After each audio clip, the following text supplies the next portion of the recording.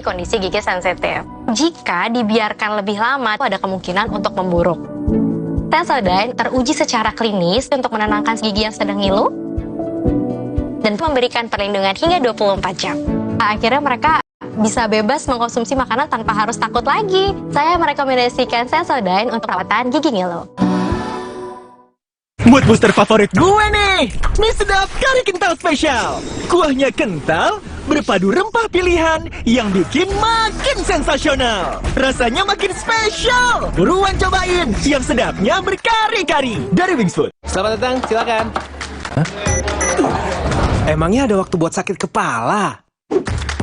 Panadol Extra, cepat redakan sakit kepala dan nyeri yang mengganggu. Panadol Extra, cepat redakan sakit kepala, dapat diminum sebelum makan. Distribusi bansos jelang Pilpres menuai polemik. Usai Menteri Perdagangan Zulkifli Hasan mengklaim bansos pemberian Presiden Jokowi bukan atas nama pemerintah. Maka ada yang minta bansos ditunda hingga pemilu usai demi netralitas. Ada juga yang minta bansos disegerakan demi kepentingan rakyat. Lantas benarkah bansos riskan dipolitisasi? Simak pembahasannya dalam Dua Arah. Jumat 5 Januari pukul 8:30 malam. Live di Kompas TV. Sesaat lagi, Anda akan menyaksikan Kompas Petang. Didukung oleh This is my way. Cobain deh.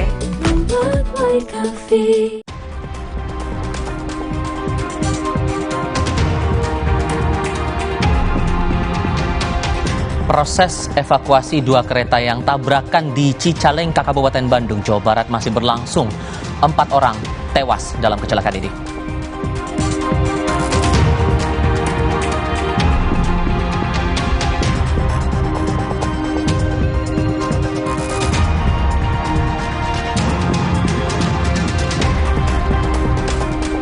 Imbas kecelakaan kereta api di Cicalengka, Bandung, Jawa Barat, penumpang kereta komuter lain Bandung Raya gagal berangkat dari stasiun Bandung.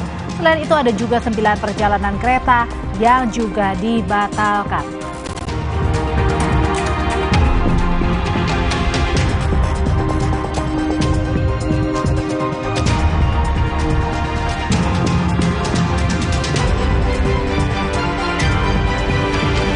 Istana merespons klaim Jokowi dukung Prabowo Gibran di Pilpres yang disampaikan Ketua Umum Golkar Erlangga Hartarto dan Ketua Umum Relawan Projo Budi Aris Setiadi. Istana menyebut Jokowi fokus bekerja.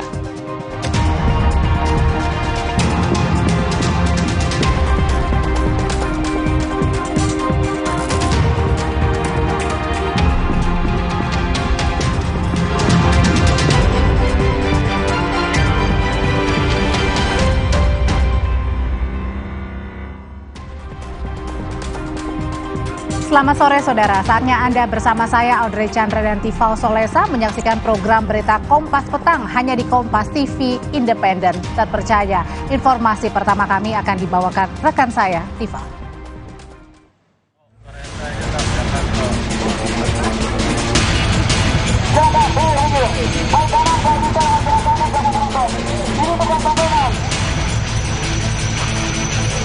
Tabrakan mah, kereta mah.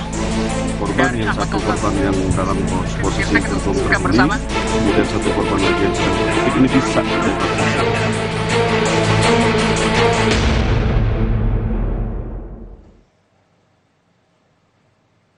Saudara, kecelakaan antara kereta jarak jauh Turangga dan kereta komuter Bandung Raya terjadi pagi tadi. Kecelakaan terjadi saat kedua kereta sedang melintas ke tujuan masing-masing di kilometer 181 atau di antara stasiun Haur Pugur dan stasiun Cicalengka. Anda melihat visual pantauan udara yang menunjukkan kerusakan gerbong usai kecelakaan antara kereta api Turangga dan komuter Bandung Raya pada Jumat pagi. PT KAI dan tim SAR masih berupaya mengevakuasi gerbong kereta yang terlibat tabrakan dengan mengerahkan alat berat. Pemindahan ini segera dilakukan agar tidak mengganggu perjalanan kereta lainnya.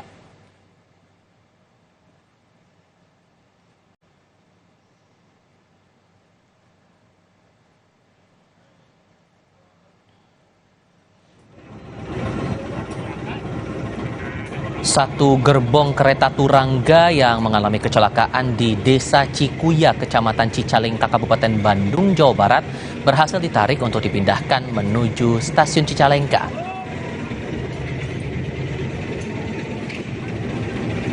Petugas kesulitan memindahkan gerbong lain karena mengalami anjlok hingga terperosok ke pematang sawah.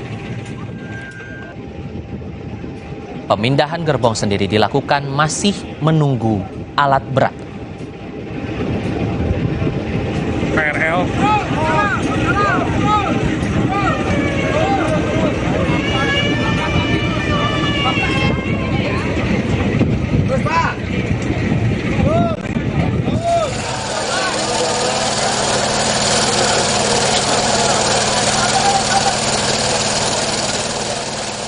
Satu jenazah korban kecelakaan kereta berhasil dievakuasi tim SAR.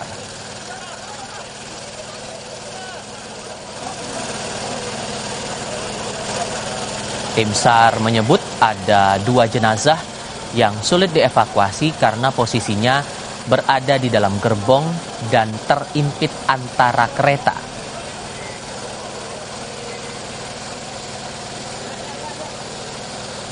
PT Kereta Api Indonesia memastikan 4 korban tewas dalam tabrakan kereta di Cicalengka, Kabupaten Bandung, Jawa Barat ini.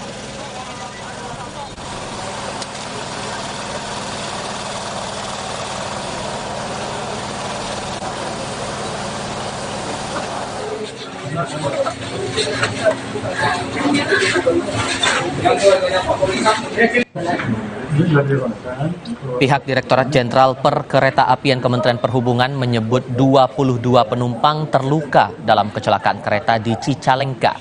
Belasan penumpang sudah diperbolehkan pulang, namun 6 penumpang masih menjalani perawatan. Penjabat Gubernur Jawa Barat B.I. Mahmudin memastikan semua korban yang terluka mendapat perawatan terbaik di RSUD Cicalengka.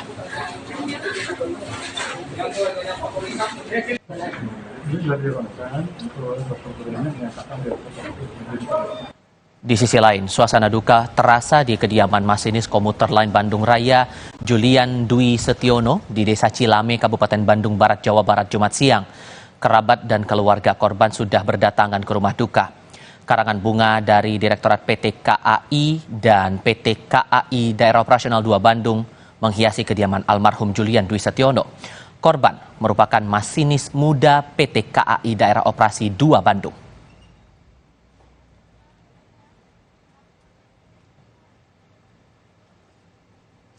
Julian Dwi Setiono memulai karir sebagai masinis sejak 2014 silam. Melalui akun Instagram @zuliands, korban beberapa kali membagikan foto menggunakan seragam masinis.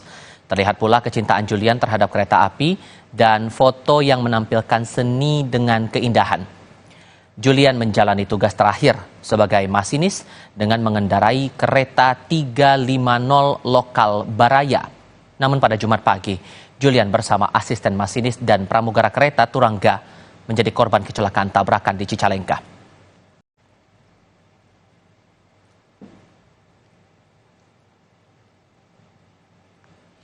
Kita tinjau informasi terbaru dari lokasi kecelakaan kereta Bandung Raya dan kereta turangga bersama dengan rekan-rekan kami. Yang pertama ada di lokasi bersama jurnalis Kompas TV Ninda Destiani, dan untuk titik lainnya kita juga pantau bersama dengan Ahmad Fadila di rumah duka masinis Julian di Bandung Barat, Jawa Barat. Saya mau ke Ninda terlebih dahulu untuk proses evakuasi korban lain dan juga gerbong kereta di lokasi kecelakaan ini, sejauh mana progresnya, Ninda?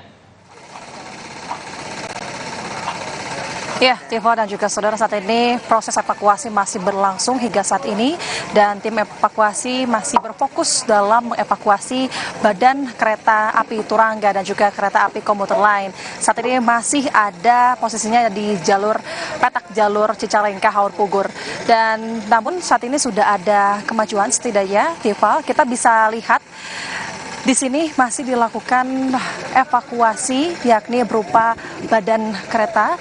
Di belakang saya masih berdirinya badan kereta komuter lain dan juga badan kereta turangga.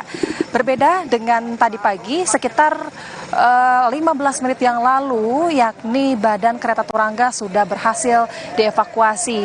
Dari awalnya sejumlah gerbong. Saat ini tinggallah tersisa 2 gerbong badan kereta api Turangga yang baru saja dilakukan penarikan, juga kemudian menggunakan alat berat berupa kren.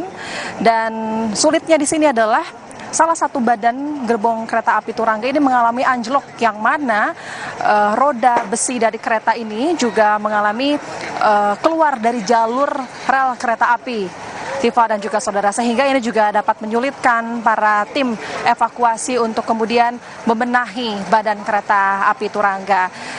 Tinggallah tersisa 2, yakni badan, kemudian juga kepala kereta api Turangga. Dan selain itu, di sisi lain, tim petugas evakuasi juga berfokus pada pemindahan kepala kereta komuter lain, yang mana Anda bisa lihat saudara di layar kaca Anda, ini merupakan kren atau alat berat yang nantinya kemudian akan digunakan untuk mencoba memindahkan kereta api Turangga dan juga komuter lain. Karena berdasarkan informasi yang kami dapatkan bahwa tim petugas saat ini melakukan beberapa metode. Ada skenario pertama, ini merupakan penarikan badan kereta api. Kemudian juga dilakukannya pengangkatan badan kereta api karena dirasa sulit jika roda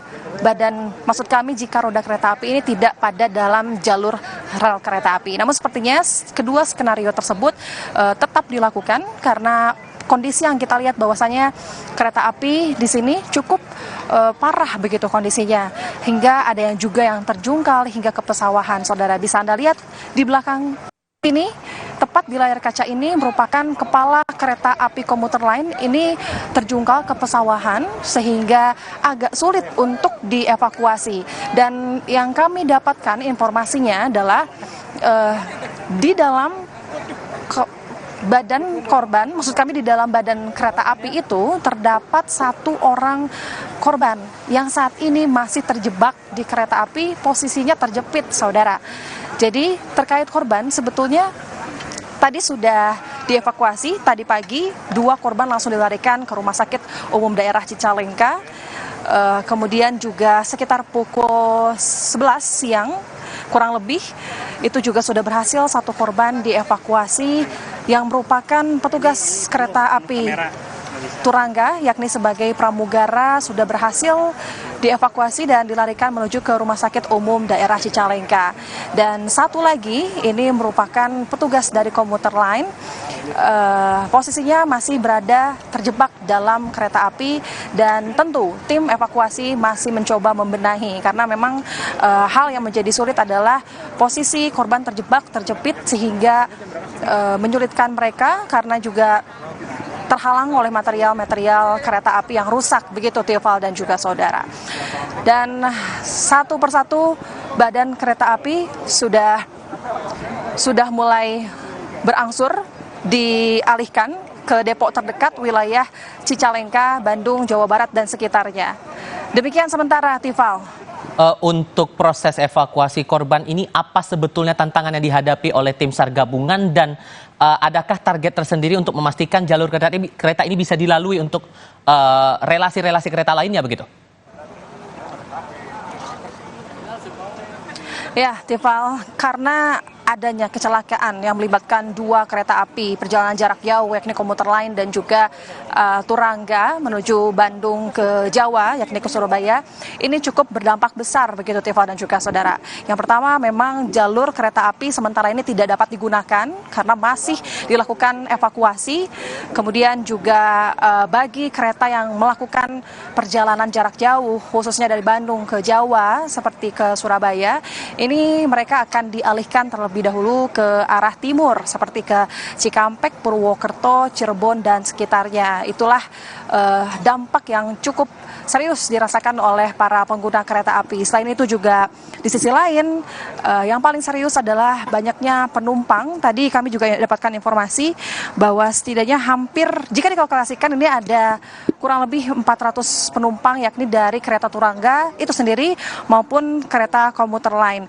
Ada sekitar 264 penumpang Turangga, kemudian juga ada 191 penumpang komuter lain, yang mana dari jumlah tersebut merupakan, maksud kami dari jumlah tersebut ada 37 penumpang yang mengalami luka ringan yang kemudian dilarikan ke Rumah Sakit Umum Daerah Cicalengka. Sisanya untuk penumpang yang lainnya sebetulnya pada sejak kejadian kecelakaan terjadi tadi pagi sudah langsung diamankan oleh petugas, mengamankan penumpang terlebih dahulu menuju ke stasiun Cicalengka dan kemudian dilarikan bagi mereka yang mengalami luka ke Rumah Sakit Umum Daerah Cicalengka. Kita balik lagi saudara ke kondisi saat ini kereta.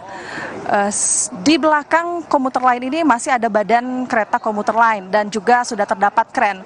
Dan pada proses evakuasi ini sebetulnya sudah menggunakan alat berat berupa kren. Total ada 3 alat berat yang kemudian nantinya digunakan untuk mengangkat badan kereta, kemudian juga menarik badan kereta.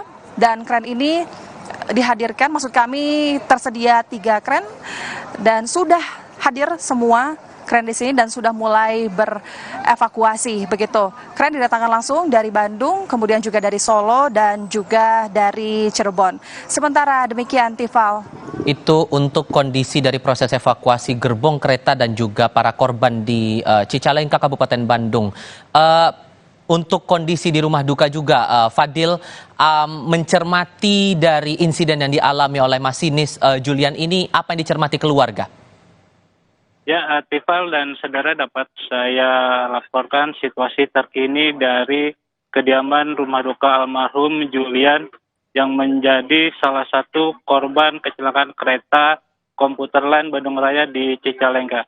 Memang hingga saat ini pihak keluarga masih menanti kedatangan jenazah, dikarenakan memang apabila pihak keluarga sendiri pun langsung ingin memakamkan almarhum di TPU Legok Astana di Desa Cilame. Tifal, memang pasca kejadian ini memang kepergian dari almarhum selain meninggalkan duka mendalam bagi pihak keluarga, almarhum sendiri disosok teman kerja di PT KAI memang merupakan sosok yang baik, sosok yang taat pada agama dan selalu sosok taat dalam bekerja, di mana memang almarhum ini diketahui bergabung di PT KAI sejak tahun 2019 hingga saat ini.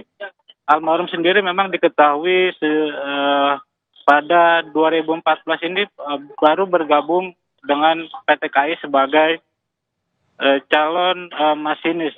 Dan kemudian 1 tahun kemudian 2015 menjadi asisten masinis, dan di 2019 upaya kerja keras dari almarhum akhirnya membuahkan hasil sehingga menjadi masinis di tahun 2019. Tifal. Iya, itu laporan dari Ahmad Fadilah langsung dari Bandung Barat. Sebelumnya Ninda Destiani dari lokasi kecelakaan di Kabupaten Bandung, Jawa Barat. Saudara, 4 orang tewas akibat kecelakaan antara kereta Turangga dan kereta komuter Bandung Raya pagi tadi. Selepas jeda, kami akan berbincang dengan salah satu penumpang kereta tentang detik-detik peristiwa kecelakaan.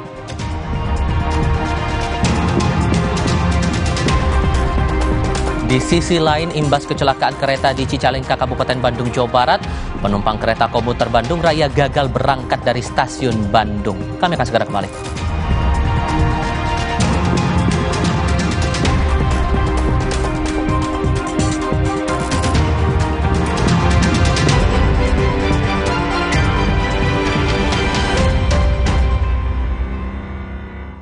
This is my way.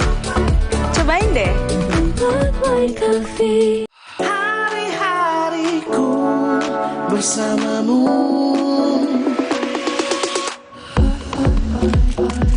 Sibuk, itu pilihan. Tapi Luwak White Coffee selalu menemaniku. Luwak White Coffee. Mau tahu? This is my way. Cobain deh. Now I'm here because of alergi jontor nih. Aku biduran, obatnya yang depannya Indal CTN. Bisa dibeli tanpa resep dokter. Indal CTN, komposisi anti alerginya Redakan alergi. Indal CTN. Luka, memar di kulit. Sakit. Pagalino nyeri sendi, butuh dipijit. Sakit. Gak usah ngeluh kalau sakit, pakai Herba Wahid. Herba Wahid, minyak herbal berkhasiat. Herba Wahid, minyak gosok, urut dan pijit. Selamat datang, silakan. Hah? Emangnya ada waktu buat sakit kepala? Panadol Extra, cepat redakan sakit kepala dan nyeri yang mengganggu. Panadol Extra, cepat redakan sakit kepala, dapat diminum sebelum makan. Pakai motor listrik Polytron Fox R. Gak capek nyetir. Gak capek ke bengkel. Gak capek antri bensin. Baru motor listrik Polytron Fox R. Aku dulu pakai deterjen bubuk. Jadi walaupun baju bersih tapi tangan aku kasar. Enggak, aku nggak mau. Deterjen itu terbuat dari tumbuhan, terus sertifikasi internasional. Cucian bersih, wangi, terus tangan tetap lembut. Udah, pindah aja ke Gentelgen. Di mana letak matahari? Nggak sampai. Kok nggak sampai ya? Nutrisi berperan penting bantu pertumbuhan. Berikan Pediasure dengan triple protein, bantu tumbuh nyata. Sampai. Pediasure Classic Milky, tersedia di Alfamart.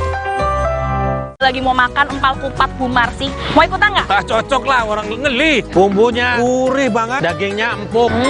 Kuanta Pepol. Ciri khasnya soto Sangka nggak pakai penyedap sama sekali. Gurihnya itu pakai kaldu ayamnya. Ringan, tapi berasa banget kaldunya. Lihat tuh lazis. Omah wedus itu menu-menunya nih resepnya dari Mbah. Ini dagingnya empuk banget. Dikerakot-kerakot tuh enak banget. Mumtaz. Cerita Rasa, Sabtu 6 Januari, pukul 10:30 siang di Kompas TV. This is my way. Cobain deh.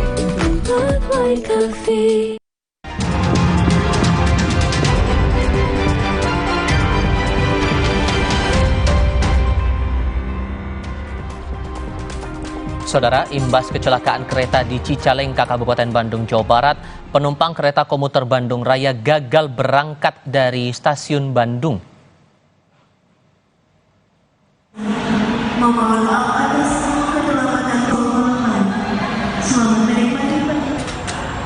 Anda sempat mendengar tadi permintaan maaf dari pihak PT KAI atas terjadinya gangguan kereta yang disampaikan kepada para penumpang di stasiun Bandung melalui pengeras suara. Para penumpang sebagian memilih tetap menunggu di stasiun, namun ada pula yang berangkat menggunakan moda transportasi lain menuju Ranca Ekek dan Cicalengka.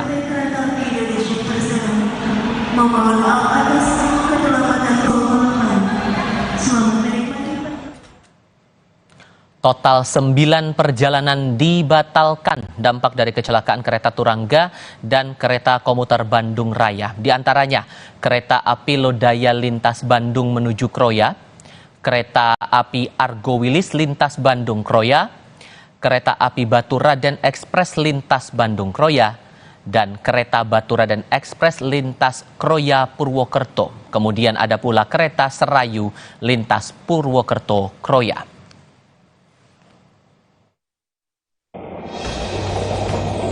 Tabrakan kereta Turangga dengan kereta Bandung Raya sempat terekam kamera pengawas milik warga. Terlihat kereta Turangga dari arah timur berhenti tiba-tiba dan bertabrakan dengan kereta Bandung Raya. Sejumlah penumpang keluar menyelamatkan diri dari gerbong kereta. Warga sekitar yang menyaksikan kejadian tersebut menyebut tabrakan itu menyebabkan bunyi ledakan seperti ban kendaraan pecah. Di 3 menit. Jam 6 pagi ya? Ya, 6 pagi. Itu gimana Bu awalnya? Pas kejadiannya, saya mah kan lagi jalan di agak depan, agak jauh lah dari rumah. Pas kejadiannya, pas gerbong yang terakhir kedengaran suara kayak ban meletus. Ya, pas udah gitu teh, langsung saya jalan terus. Dan kereta kan masih maju juga. Situasi jam berapa itu Bu? Ada jam 7:30. Oh baru ada banyak gitu sini. Itu ada Ibu lihat nggak ada korban yang luka gitu yang dibawa? Akibat tabrakan, puluhan penumpang terluka dan 2 orang masinis serta 2 pegawai PT KAI tewas dalam kecelakaan. Saat tabrakan terjadi, kereta api Turangga membawa 287 penumpang dan kereta komuter lain Bandung Raya membawa 191 penumpang. Korban, 4 orang korban di pihak kami yaitu masinis dan masinis, petugas yang masih terjepit di dalam ada 4 orang. Ada korban juga yang luka ringan sebanyak 22, namun saat ini sudah pulang, tinggal 6 masih dirawat dan selebihnya penumpang alhamdulillah sudah bisa pulang ke rumah. Tadi yang ikut di kereta kita dari pagi ini adalah dari penumpang Turangga sekitar 246 penumpang dan di kereta komuter ini sekitar 191 penumpang. Kecelakaan kereta di Cicalengka tak hanya menimbulkan korban jiwa dan korban luka. Sejumlah perjalanan kereta api harus tertunda karena proses evakuasi gerbong kereta. Tim Liputan, Kompas TV.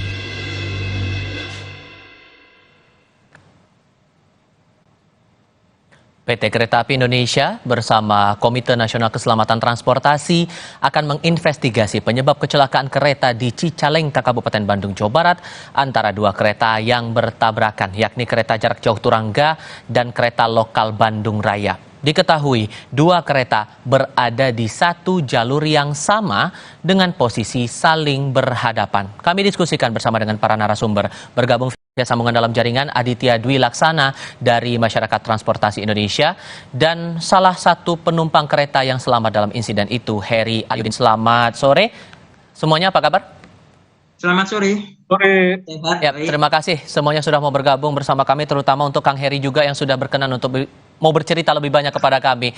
Saya mau memastikan dulu untuk kondisi secara fisik dan psikologis Anda selepas kecelakaan, gimana kondisinya Kang Heri? Ya, alhamdulillah saya dalam keadaan sehat, hanya ada luka sedikit di kaki, mungkin luka benturan, tapi ya sudah diobati tadi pagi oleh tim kesehatan dari PT KAI. Mungkin agak jalan agak sedikit nyeri lah, karena mungkin benturan itu. Oke, cerita lebih banyak Kang soal insiden atau detik-detik insiden itu. Boleh cerita lebih banyak kronologinya, waktu itu Anda di gerbong mana, terus sebelum kejadian itu apa yang Anda perhatikan di kereta itu? Oke, jadi setelah saya sholat subuh jam 5 kurang itu, ya saya tidak tidur lagi. Ya, saya lihat memang banyak sekeliling saya itu masih pada tidur. Ada juga yang bolak-balik, ada yang ke toilet, juga ada petugas dari cleaning service, ada juga dari petugas yang pramugari dia menawarkan breakfast dan sebagainya. Nah, setelah agak lama itu ada pramugara, dia menarik selimut, ya kita kan dibagi selimut secara gratis oleh pihak KAI. Petugasnya menarik selimut untuk dibereskan. Nah, tidak lama berselang dari situ, ya, saya posisi masih terjaga, tidak tidur lagi, ya. Ya, setelah itu barulah terjadi benturan yang sangat keras. Jadi saya alhamdulillah posisi dalam keadaan siap, keadaan sadar, tidak tidur artinya. Jadi saya bisa menahan dengan tangan saya ke kursi. Jadi yang saya perhatikan itu yang masih tidur itu yang tiba-tiba terlempar dari kursinya, tapi masih di gerbong itu. Itu Anda posisinya di gerbong mana, di kursi mana Kak? Saya di gerbong 3, kursi 12D. Oke, di dekat jendela ya? Jendela, betul, pinggir jendela. Saya lihat, sebelum kejadian tuh saya merasakan tuh ada rem mendadak, tiba-tiba secepat kilat langsung terdengar benturan yang sangat keras. Dan pada saat itu ya kondisi di gerbong saya terutama pada kaget itu kan, ada apa, ada yang nangis, ada yang memang mengeluh. Kemudian setelah itu ya saya pastikan diri saya tidak ada luka. Kemudian saya lihat penumpang lain juga ada yang banyak yang terlempar, ada yang tengkurap segala macam. Kemudian saya memberanikan diri membuka pintu, ya, pintu gerbong 3. Kemudian saya lihat ternyata ya lokomotif yang lokal itu sudah bertabrak, sudah ada di atas lokomotif kita. Gitu. Oke, itu saja yang Anda rasakan, hal yang dirasa ganjil atau ada sesuatu yang dirasa tidak sesuai sebelum sampai ke insiden kecelakaan di Cicalengka itu, Kang? Ya, saya merasa sih biasa-biasa aja, Pak. Biasa-biasa aja. Jadi artinya, saya kan sering memakai transportasi KAI ini ya. Kalau ada tugas itu ke Jawa Tengah, Jawa Timur, ya biasanya normal begitu aja, Pak. Normal aja sih. Oke. Saya ke Mas Adit kalau begitu. Dengan mencermati bahwa kondisinya dua kereta berada di satu jalur yang sama, posisi saling berhadapan, ditambah dengan mencermati proses evakuasi yang ada sekarang, apa yang Anda perhatikan mewakili MTI soal ini? Ya Mas Tifal, seperti yang memang sudah seharusnya bahwa kalau kondisi kereta apinya adalah jalur tunggal, maka tidak diperkenankan ada lebih dari satu kereta, baik bersamaan arahnya maupun berlawanan arah, itu ada pada satu petak jalur kereta api yang sama. Karena artinya bisa dipastikan kalau ada kereta api yang berlawanan arah bisa terjadi tumburan, bisa juga ketika bersamaan arah bisa jadi kereta api yang belakang akan berpotensi menyundul kereta api yang ada di depannya. Sedangkan untuk jalur ganda sudah jelas bahwa kereta api dimungkinkan untuk bertemu berlawanan arah karena jalurnya ada ganda, tetapi tetap tidak dimungkinkan untuk satu kereta api yang sama berada lebih dari satu kereta berada pada jalur yang sama. Nah, kemudian kita melihat pada kejadian tadi pagi di mana ada tumburan antara kereta api Turangga dengan kereta api lokal Bandung Raya pada petak antara Haur Gugur Cicalengka. Kereta api Turangga berarti sudah melintasi stasiun Cicalengka menuju ke stasiun Haur Gugur dari arah timur. Kereta api lokal Bandung Raya sudah melintasi stasiun Haur Gugur menuju stasiun Cicalengka dan bertemulah mereka di lintasan yang seharusnya adalah hanya menjadi jatah atau menjadi hak dari salah satu kereta. Nah, kalau udah begitu, kalaupun kemudian kita harus menunggu proses investigasi dari pihak KAI, mencermati efeknya sedemikian, lalu kemudian ada dua kereta masih melintas di jalur yang sama, apa yang salah kalau begitu? Pertama, berarti ada suatu prosedur operasional kereta api yang tidak dipatuhi, karena baik dari kereta api Turangga maupun dengan kereta api lokal Bandung Raya, salah satu seharusnya menunggu atau bahasa awamnya adalah mengalah di stasiun terdekat untuk menunggu kereta api lawannya masuk dulu dan bersilang di salah satu stasiun. Berarti di sini satu, ada kemungkinan prosedur pemberangkatan atau perjalanan kereta api atau operasional kereta api yang tidak dipatuhi, entah itu dari sisi pihak kereta apinya ataupun dari sisi pengatur perjalanan kereta api di stasiun. Yang kedua, potensinya adalah mungkin akan ada prasarana persinyalan yang mungkin memang mengalami malfungsi sehingga mungkin tidak bisa beroperasi dengan semestinya. Jadi kalau kita kerucutkan bisa jadi akan ada kemungkinan dua faktor penyebab, satu dari sisi sumber daya manusia, dua dari sisi prasarana. Tapi tentu saja tetap harus menunggu dipastikan dari KNKT, Mas Tifal. Oke, SOP atau teknis nanti kita akan coba elaborasi lebih lanjut. Tapi juga yang saya perlu cermati juga di sini Kang Heri, saat insiden waktu itu, singkat cerita kecelakaan terjadi, proses penyelamatan yang dilakukan oleh otoritas KAI kepada para penumpang waktu itu gimana, Kang? Ya, jadi memang pada saat kejadian itu kita rasakan cukup lama karena mungkin memang terkendala akses ke TKP. Saya lihat tuh masih internal dari kru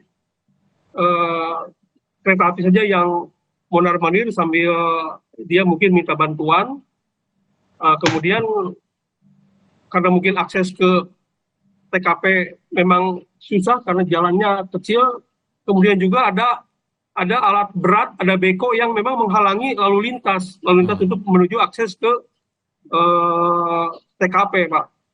Sehingga ya agak lama, kemudian setelah itu ya baru datang ambulans, beberapa ambulans untuk mencoba mengevakuasi korban-korban yang memang mungkin cedera, baik itu yang ringan ataupun yang cukup berat. Oke. Mencermati hal ini lagi, Mas Adit, terakhir untuk Anda, ditambah dengan ada kemungkinan pelanggaran SOP, kemudian ada dugaan kesalahan teknis, gampang atau sulit untuk bisa mengetahui penyebab dari kecelakaan ini, menurut Anda? Mas Adit? Iya Mas, siap. Ya, jadi menurut kalau Anda gimana? Jadi kembali lagi Mas, kalau tadi kita melihatnya secara makro dulu, bahwa kereta api, kecelakaan kereta api atau kecelakaan transportasi, faktor esensial penyebabnya itu kita bisa kategorikan menjadi 1 sarana, yaitu kereta api dan lokomotifnya, 2 prasarana, bisa jalur kereta api, rel, persinyalan, kemudian yang ketiga dari sisi sumber daya manusia, yang keempat dari sisi manajemen, dan yang kelima dari sisi cuaca atau faktor alam.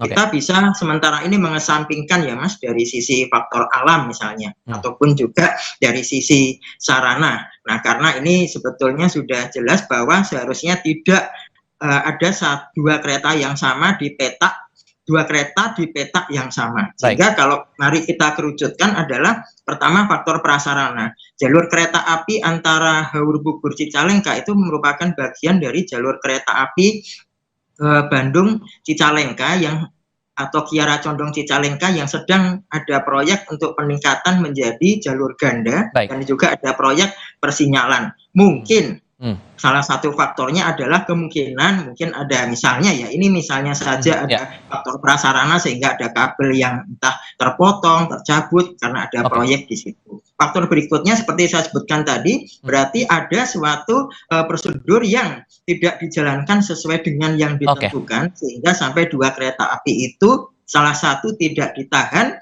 atau salah satu seharusnya tidak diberangkatkan, tapi ternyata keduanya diberangkatkan dan bertemu di satu titik. Kira-kira begitu Mas. Indikator itulah yang perlunya dicermati oleh otoritas terkait untuk bisa mengetahui apa penyebab dari kecelakaan ini. Mas Adit dari MPI, terima kasih. Kang Heri juga semoga lekas pulih untuk kondisi fisik dan psikologisnya. Selamat sore semuanya. Terima kasih, selamat sore. Akan hadir informasi lain untuk Anda sesaat lagi. Petugas saat ini turut fokus mencari korban yang diduga masih berada di dalam gerbong kereta.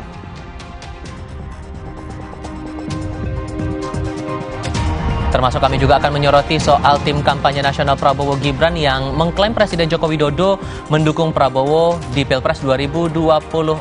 Sikap netralitas Jokowi pun diuji. Diskusinya akan hadir sebentar lagi.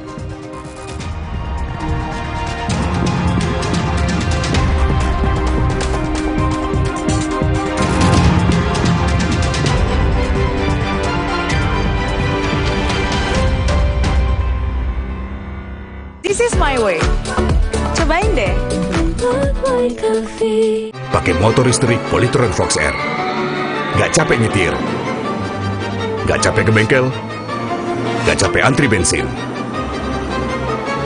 Baru motor listrik Polytron Fox R. Hari-hariku bersamamu.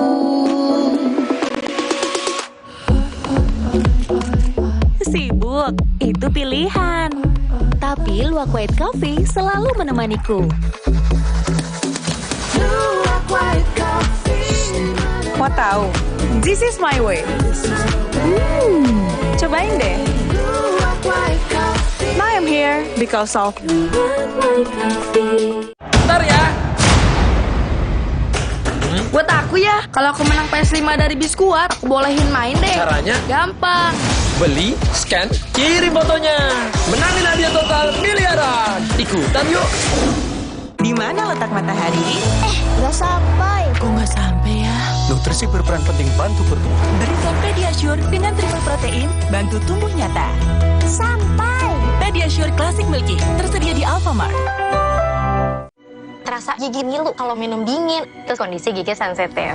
Jika dibiarkan lebih lama, ada kemungkinan untuk memburuk. Sensodyne memberikan perlindungan hingga 24 jam. Saya merekomendasikan Sensodyne untuk perawatan gigi ngilu.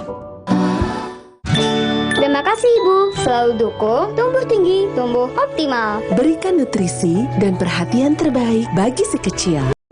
Enak. Pediasure dipercaya lebih dari 25 tahun. Distribusi bansos jelang Pilpres menuai polemik. Usai Menteri Perdagangan Zulkifli Hasan mengklaim bansos pemberian Presiden Jokowi bukan atas nama pemerintah. Maka ada yang minta bansos ditunda hingga pemilu usai demi netralitas. Ada juga yang minta bansos disegerakan demi kepentingan rakyat. Lantas benarkah bansos riskan dipolitisasi? Simak pembahasannya dalam Dua Arah. Jumat 5 Januari pukul 8:30 malam. Live di Kompas TV. This is my way. Cobain deh.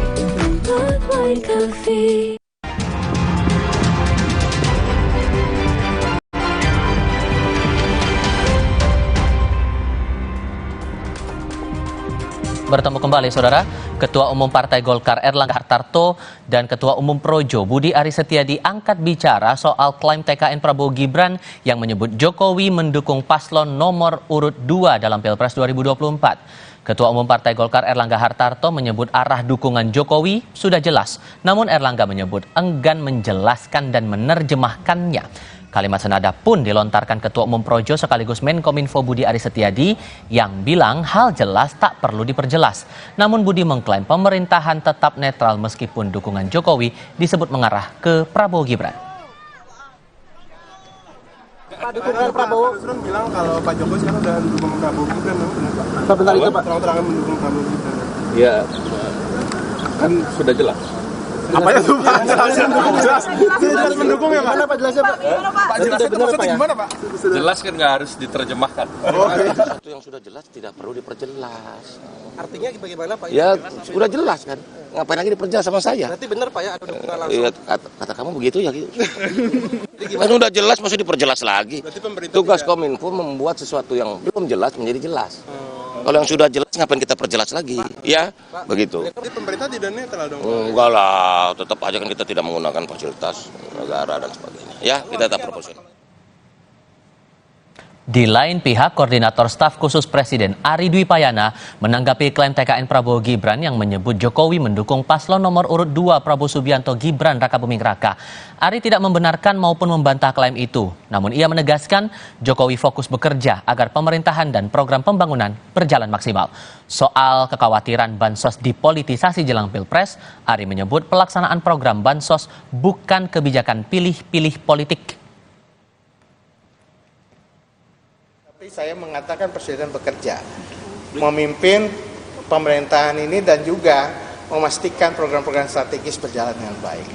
Soal klaim di luar saya tidak merespon itu ya. Ada yang khawatiran bansos itu mempengaruhi masyarakat dalam memilih di Pilpres 2024 itu gimana?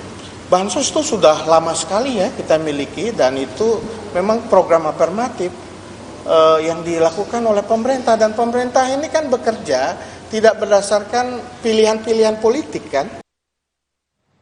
Di masa kampanye Pilpres ini netralitas aparatur sipil negara jadi sorotan publik. Sebelumnya ramai diperbincangkan ASN di Bekasi, Jawa Barat yang berfoto pamer jersey nomor punggung 2 dan video Satpol PP di Garut yang mendukung Gibran Rakabuming Raka. Netralitas ASN di Bekasi, Jawa Barat disorot setelah foto memamerkan jersey bernomor punggung 02 muncul di publik. Penjabat Wali Kota Bekasi, Raden Gani Muhammad menegaskan tidak ada unsur kesengajaan terkait foto itu. Ia memastikan ASN Pemkot Bekasi tidak mendukung salah satu paslon. Meski demikian, Pemkot Bekasi siap disanksi Bawaslu jika memang terbukti melakukan pelanggaran. Bawaslu Kota Bekasi akan melakukan rapat pleno untuk memutuskan ada atau tidaknya unsur pelanggaran dalam foto itu. Kaos yang itu pertama yang memesan secara teknis adalah yang menyiapkan BJB ya, dari BJB sebagai sponsor mendukung menggunakan jersey yang dipersiapkan. Nah, itu dikemas menurut informasi yang saya peroleh, setiap kecamatan sudah disusun ya, dari nomor 1 sampai nomor 25 tiap kecamatan. Jadi tiap kecamatan tuh berurut 1 sampai 25. Laporan dari masyarakat sudah masuk kemarin pada tanggal 2 Januari hari Selasa dan akan kami lakukan mekanisme melalui pleno tentunya bersama Komisioner Bawaslu Kota Bekasi pada hari ini. Sementara di Garut, Jawa Barat, video berdurasi 20 detik memperlihatkan 13 anggota Satpol PP yang menyerukan dukungan kepada Cawapres nomor urut 2, Gibran Rakabuming Raka. Sebagian dari mereka bahkan membawa poster bergambar wajah Gibran. Bawaslu Garut memastikan oknum Satpol PP yang membuat video dukungan untuk salah satu paslon itu bukan aparatur sipil negara, melainkan pegawai kontrak. Namun, Bawaslu sudah membentuk tim khusus untuk memeriksa dugaan pelanggaran administrasi atau pelanggaran pemilu dalam video itu.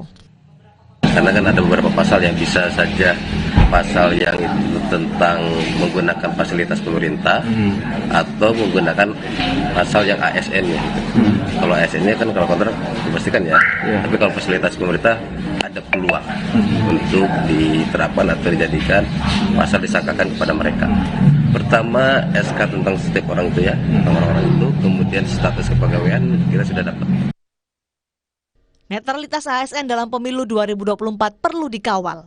Asas netralitas ASN harus diwujudkan, yakni bebas dari segala bentuk pengaruh manapun dan tidak memihak pada kepentingan siapapun untuk kelancaran demokrasi. Tim Liputan, Kompas TV. Lalu bagaimana Presiden Joko Widodo menjamin netralitas dalam pemilu dan sejauh apa publik bisa menguji janji itu? Kami diskusikan bersama dengan para narasumber. Bergabung saat ini Bivitri Susanti, dosen STHI Jentera, dan Wandi Tutroong, PLT Deputi 4 Kantor Staf Kepresidenan. Selamat sore semuanya, apa kabar? Selamat sore. Terima kasih sudah mau bergabung bersama kami kali ini. Saya ke Pak Wandi dulu kalau begitu. Ini ada yang bilang dari kubu TKN, dari tim suksesnya Paslon 02 bilang dukungan Jokowi ke Prabowo. Tapi Pak Ari Dwi Payana bilang bahwa tidak ada penjelasan spesifik Jokowi berpihak kepada paslon tertentu. Jadi posisinya sebenarnya Pak Jokowi netral atau sudah berpihak ke paslon tertentu nih, Pak Wandi? Waduh, ini saya disuruh menanggapi opini ya. Iya, karena ada dua pendapat berbeda nih. Ya, saya kira itu orang bisa berpendapat berbeda karena kan namanya juga sedang kontestasi di dalam tahun politik. Silakan saja. Kalau kami dalam konteks kerja di kantor staf presiden, tentu kita harus mendukung netralitas, mendukung agenda-agenda yang masih harus berjalan. Paling nggak kalau kami kan sampai 2024 ini, tahun ini, tanggal 20 Oktober, ya masih banyak yang harus dilakukan. Kerja-kerja termasuk mendorong bansos yang lebih efektif dan sebagainya itu adalah bagian dari pekerjaan kami. Jadi kalau soal opini, ya silakan beropini. Kalau saya kira kami tidak akan masuk ke dalam opini tersebut ya. Karena kita tetap mendukung kerja-kerja yang masuk dalam wilayah tugas pokok dan fungsi kami. Oke, jadi gimana pembuktian netralitas Pak Jokowi ini sepanjang rangkaian pemilu ini? Maksudnya gimana? Kami suruh membuktikan netralitas? Iya, jadi buktinya untuk menegaskan bahwa posisi Pak Jokowi adalah netral, tidak mendukung pada pihak-pihak tertentu begitu? Ya, yang penting kan kerjanya selama sampai saat ini dan sampai dengan 2024, kami juga di KSP sebagai kantor staf presiden, ya kita tunjukkan dengan kerja saja. Jadi apa yang sedang dilakukan saat ini, ya itu harus merupakan bentuk dari netralitas. Itu juga kami tunjukkan, misalnya di kantor kami juga kan ada beberapa yang nyalek dari semua paslon ya, yang pendukung paslon 1, 2, 3 ada semua tuh di kantor staf presiden. Nah itu juga sebagai bagian dari netralitas mereka memutuskan untuk cuti misalnya. Saya kira itu yang bisa saya sampaikan kalau dari perspektif di kami ya. Oke. Kalau dari Mbak Bivit sendiri melihat ini yang klaim disampaikan oleh TKN itu sebatas kode saja atau memang bicara kenyataannya? Ini kan memang masalahnya kalau kita punya mungkin kita bisa bilang istilahnya petahana dalam selimut gitu ya, alias incumbent in disguise gitu. Karena memang Pak Jokowinya tentu saja secara konstitusional tidak bisa nyalon lagi, tapi kita semua paham bahwa ada hubungan keluarga dengan Gibran ya, anak sama bapak ya. Jadi saya paham posisi Pak Wandi memang tidak bisa berkomentar di luar kewenangannya, tapi logika dasar kita saja, instinctively pun begitu, kalau saya punya anak saya mau maju dalam sebuah kontestasi, pasti saya akan mendukung anak saya, gitu. Jadi kalau buat saya sih diisyaratkan atau tidak oleh TKN, sebenarnya situasinya cukup jelas.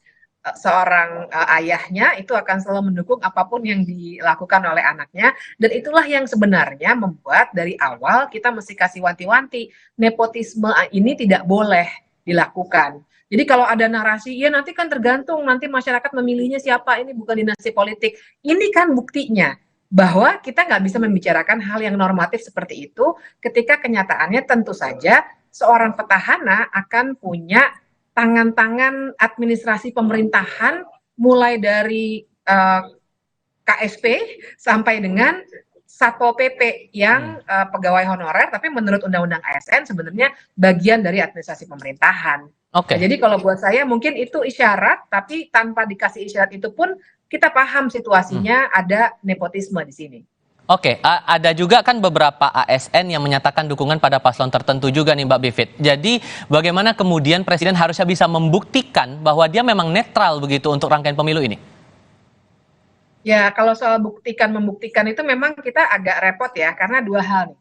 Pertama, pembuktiannya sebenarnya ada di siapa, gitu. Apakah ya orang yang dituduhkan atau orang yang menuduh, gitu. Tapi yang kedua juga, nanti kita akan berbicara soal aspek hukumnya. Ya, seperti kita bisa lihat dari pernyataan Pak Wandi tadi, kalau bicara aspek hukumnya ya nggak ada yang bisa dikomentari. Karena secara hukum seakan-akan tidak ada yang dilanggar. Karena kalau kita bicara hukum kan nanti definisinya, kemudian wewenangnya siapa, dan seterusnya. Jadi saya kira yang bisa kita lakukan adalah mengawasi langsung di lapangan nanti seperti apa. Misalnya saya setuju bansos, dari dulu kita punya bansos. Tapi yang kita harus perhatikan kemudian adalah waktu bansos diberikan, apakah, dan itu sudah ada yang membuktikan juga ya melalui video-video yang sudah beredar, apakah ada yang bilang bansos ini untuk siapa? Atau misalnya ada kunjungan katanya sebagai kapasitas menteri, tapi apakah ada upaya lain yang dilakukan? Itu semua sebenarnya hanya bisa dibuktikan di lapangan. Kalau levelnya pernyataan memang akan sangat sulit untuk kita perdebatkan. Oke, dengan banyak kasus ASN diduga berpihak pada paslon tertentu nih Pak Wandi, ditambah ada dugaan bansos ini muatannya politisasi begitu, apakah hal-hal semacam ini tidak jadi presiden buruk buat pemerintah begitu di masa rangkaian pemilu serentak seperti ini, Pak Wandi? Ya, ini kan lagi-lagi pendapat kemudian harus ditanggapi lagi. Jadi opini dilawan dengan opini. Nah, kalau saya memang saat ini dalam kondisi tahun politik, dalam situasi kampanye seperti ini kan sekarang pihak yang berwenangnya sudah ada, Bawaslu. Saya kira itu saja kita serahkan mereka untuk membuktikan jika memang terjadi pelanggaran, daripada saya beropini, ternyata di lapangan situasinya macam-macam, nah itu serahkan pada Bawaslu. Kalau dari sisi kami ya soal ke bansos ya tentu kita akan bela, karena itu sesuatu yang sudah dari dulu sudah masuk dalam RAPBN, dalam APBN, dan juga kita menghadapi La Nina, El Nino, dan sebagainya. Justru aneh kalau kemudian gara-gara tahun politik kemudian itu di stop. Nah, dari sisi kebijakan itu semua harus dijalankan. Tetapi bahwa di bawah itu kan semuanya yang berkampanye ini kan kalau misalnya dalam konteks Pilpres, semua hampir semua pejabat, menteri juga tidak di satu sisi, tidak satu pihak kan. Semuanya juga bisa melakukan hal yang mungkin ada potensi pelanggaran. Nah, itu yang harus diserahkan kepada Bawaslu untuk menilai. Kalau hanya mengomentari dari opini, ada pendapat seperti ini, bagaimana pendapat istana, ya susah, opini dilapis dengan opini. Saya kira itu tidak akan terlalu banyak manfaatnya gitu untuk di ruang publik. Tapi kemudian untuk komitmen menjaga bahwa netralitas itu bisa dijaga dan akan ada tindakan tegas bagi mereka yang tidak mengindahkan netralitas ASN itu sudah ada dipegang oleh pemerintah, begitu ya Pak? Ya, saya kira itu kan lagi-lagi ke Bawaslu. Itu yang dalam konteks pemilu itu kan pengadilnya di Bawaslu. Nah, kita mengusahakan, kita tahu, saya juga pernah ikut mendirikan komite pemantau pemilu ya di tahun 90-an. Ada banyak juga pelanggaran terjadi dari sejarah, kita tidak menutup mata. Tetapi itu sebabnya kita harus mendorong kalau di pemerintah itu kan imparsialitas. Nah, netralitas kalau di Eropa atau Inggris misalnya sulit, tidak ada kata netralitas untuk ASN. Sebab kalau orang nyoblos di sana kan disebut tidak netral. Tetapi imparsial, melayani semua pihak. Nah, itu semangat itu, filosofi tidak pilih kasih itu yang harus kita dorong. Harus menjadi lebih baik, tidak pernah sempurna tapi harus terus menjadi lebih baik. Oke, penindakan atas adanya pelanggaran netralitas ini juga menjadi menarik, Mbak Bivit. Dari kasus-kasus yang ada, bentuk penindakannya sejauh ini menurut Anda sudah cukup tegas atau masih akan jadi PR besar sampai rangkaian-rangkaian pilkada bahkan untuk di bagian akhir, di paruh akhir tahun 2024 ini? Ya, jadi sebenarnya tadi kata kuncinya sudah diberikan tuh, penindakan. Jadi salah satu cara untuk membuktikan memang inkonsistensi atau maksud saya konsistensi penindakan. Dan itu sebenarnya ada di salah satunya di tangan Bawaslu. Tapi kita juga jangan lupa kalau kita berbicara netralitas ASN, kita sebenarnya berbicara di dua rezim atau kerangka hukum. Yang pertama kerangka hukum pemilu yang memang wewenangnya Bawaslu, tapi ada kerangka hukum kedua yaitu kerangka hukum ASN dan administrasi pemerintahan. Nah, jadi saya kira oke, Bawaslu kita bisa dorong terus saja ya karena itu lembaga independen.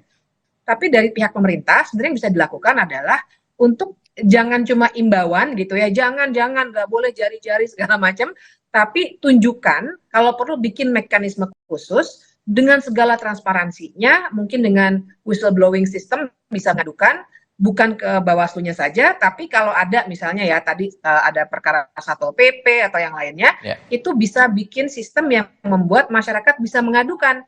Nah, paling tidak itu salah satu caranya untuk membuktikan dalam tanda kutip ya, kalau main kata-kata bener Pak Wandi, kita nggak bisa berdebat di situ. Makanya cara pemerintah untuk menunjukkan mereka netral harusnya membuat sistem di mana semua hal yang seperti itu terjadi bisa langsung ditindaklanjuti, termasuk kalau misalnya menteri menyalahgunakan wewenangnya untuk kepentingan siapapun, dia harus segera memberikan penjelasan kepada publik apa yang tengah dilakukan dan untuk kepentingan siapa. Oke, baik. Terima kasih Mbak Bivitri Susanti dan Pak Wadi untuk perspektif yang dibagikan bersama kami kali ini. Selamat sore semuanya.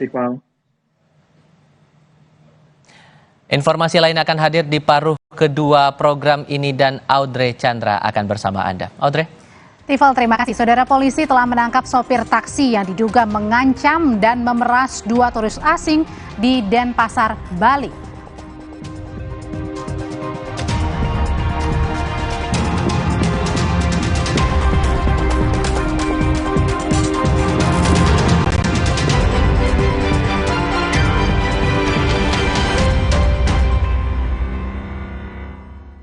This is my way.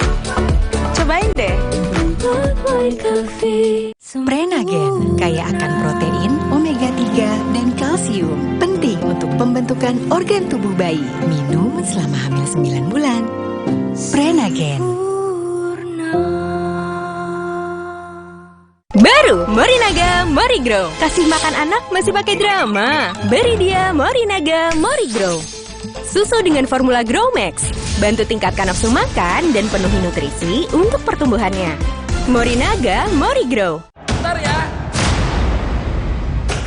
Buat aku ya, kalau aku menang PS5 dari Biskuat, aku bolehin main deh. Caranya? Gampang.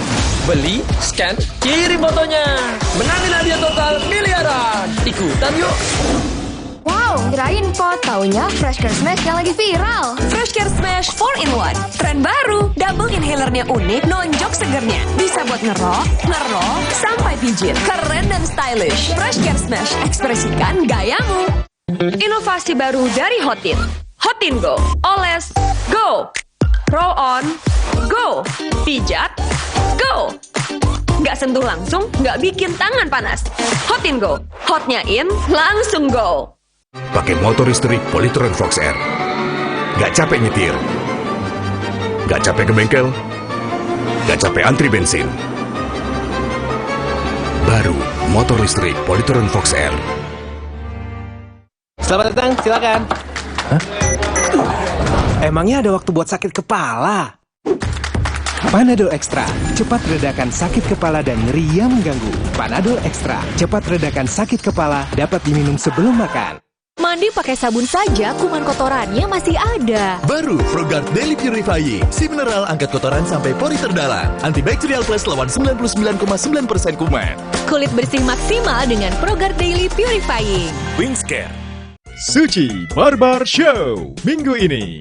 Perbedaan umur di antara Hifzi, Komeng, dan Abdel menimbulkan masalah dalam komunikasi. Mau nangis mau kagak sama aja.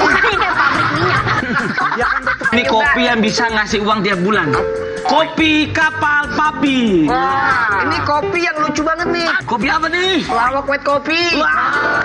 Suci Barbar Show, Sabtu 6 Januari pukul 3 sore di Kompas TV. Hari-hariku bersamamu.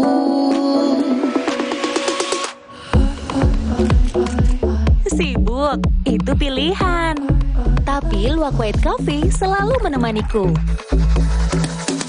Luwak White Coffee. Mau tahu? This is my way. Cobain deh. Luwak White Coffee. Now I'm here because of Luwak White Coffee. This is my way. Cobain deh. Luwak White Coffee.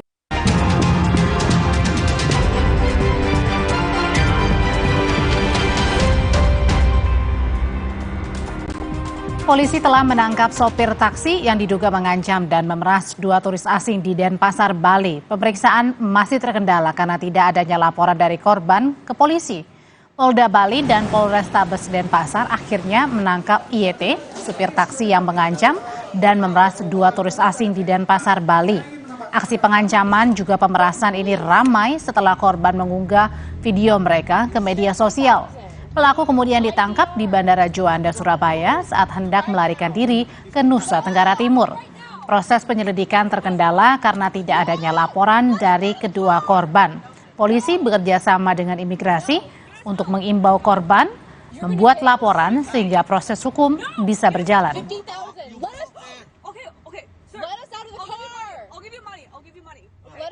Jadi pada saat yang bersangkutan hendak menaiki pesawat, ya, diduga akan keluar dari Surabaya, ya, kemudian diamankan, ya, pelaku bernama Januarius Topke, ya, asal Timur Tengah Utara Nusa Tenggara Timur tersebut. Akhirnya diamankan, kemudian dari teman-teman aspek menyerahkan ke Polda Jatim dan saat ini sedang dalam perjalanan dari Jawa Timur, ya, akan dibawa ke Polresta Denpasar untuk dilakukan proses hukum lebih lanjut. Go to the police. Okay, go police. 50,000. Beredar sebuah video di media sosial. Seorang sopir taksi keliling ini diduga melakukan pemerasan pada 2 penumpang yang merupakan warga negara asing di Denpasar, Bali. Di awal video terjadi cekcok sopir yang meminta bayaran sebesar $50, namun 2 WNA ini hanya bersedia membayar Rp50.000. Karena korban mengancam akan melaporkan pada polisi, sang sopir emosi dan mengeluarkan senjata lalu memeras kedua korban. Give him the 50,000. Okay. Let us out, please. $50. Berita dari Bawaslu Pamekasan yang berencana memanggil Miftah Maulana Habibur Rahman alias Gus Miftah terkait video bagi-bagi uang yang viral di media sosial. Gus Miftah mengaku siap diperiksa Bawaslu atas dugaan pelanggaran pemilu.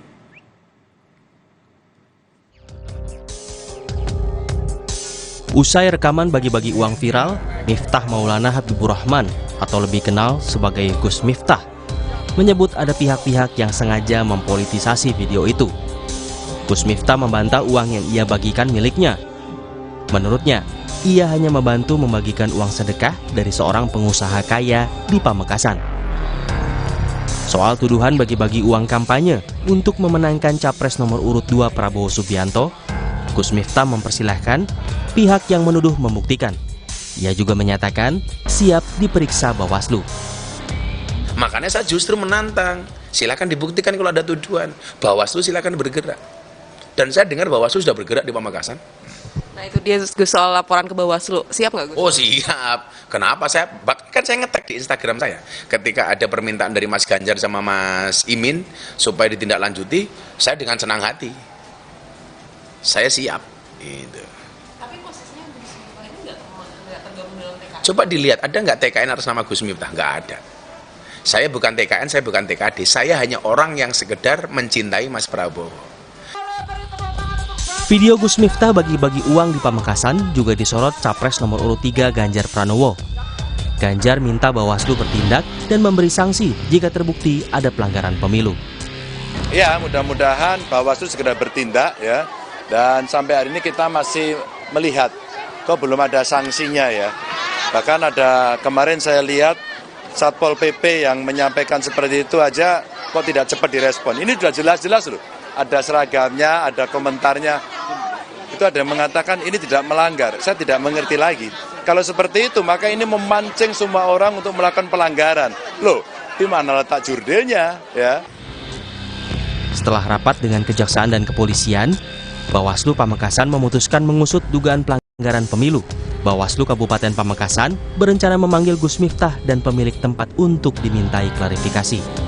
Itu patut diduga melanggar ketentuan pasal 523. Langkah-langkah selanjutnya besok kita akan rencanakan untuk menyusun siapa-siapa yang akan kita undang untuk klarifikasi di Bawaslu.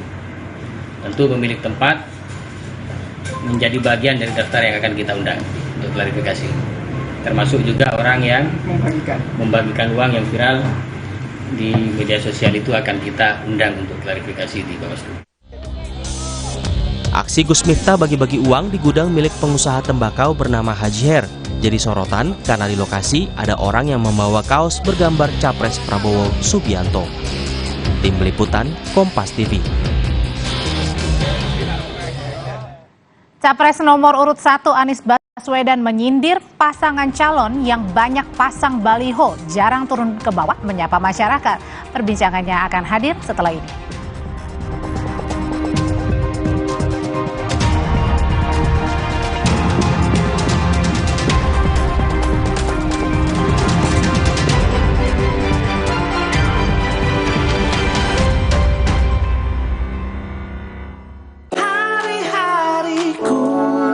Bersamamu.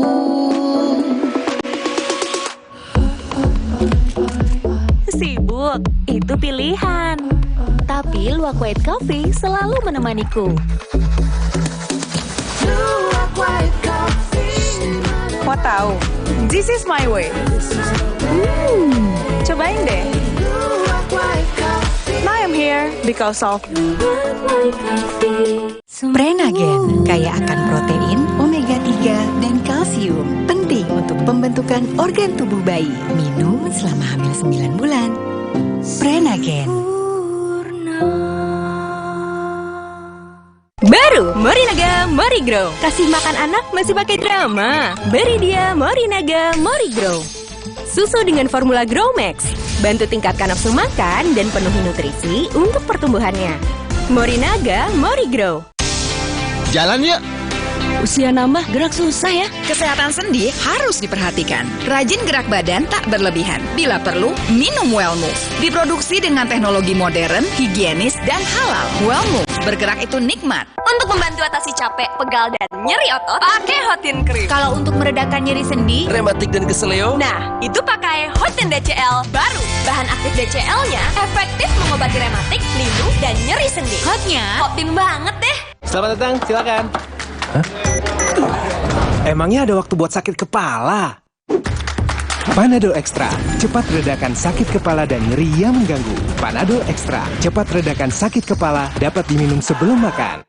Pakai motor listrik Polytron Fox R. Gak capek nyetir. Gak capek ke bengkel. Gak capek antri bensin. Baru motor listrik Polytron Fox R. Distribusi bansos jelang Pilpres menuai polemik. Usai Menteri Perdagangan Zulkifli Hasan mengklaim bansos pemberian Presiden Jokowi bukan atas nama pemerintah. Maka ada yang minta bansos ditunda hingga pemilu usai demi netralitas. Ada juga yang minta bansos disegerakan demi kepentingan rakyat. Lantas benarkah bansos riskan dipolitisasi? Simak pembahasannya dalam Dua Arah. Jumat 5 Januari pukul 8:30 malam. Live di Kompas TV.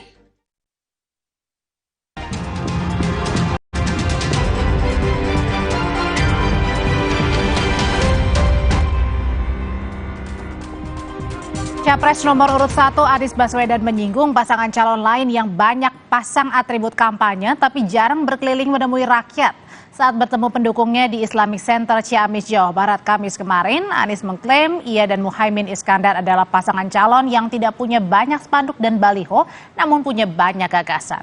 Anies lalu menyindir pasangan calon yang punya banyak baliho justru jarang turun ke bawah menyapa masyarakat. Kami ini posternya sedikit, balihonya sedikit, tapi insya Allah gagasannya banyak dan hati yang bekerja bersama adalah hati orang-orang yang ya.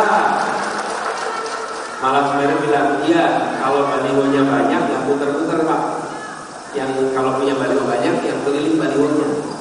Kalau calon yang punya baliho, calonnya yang keliling kemana-mana. Muter-muter tuh.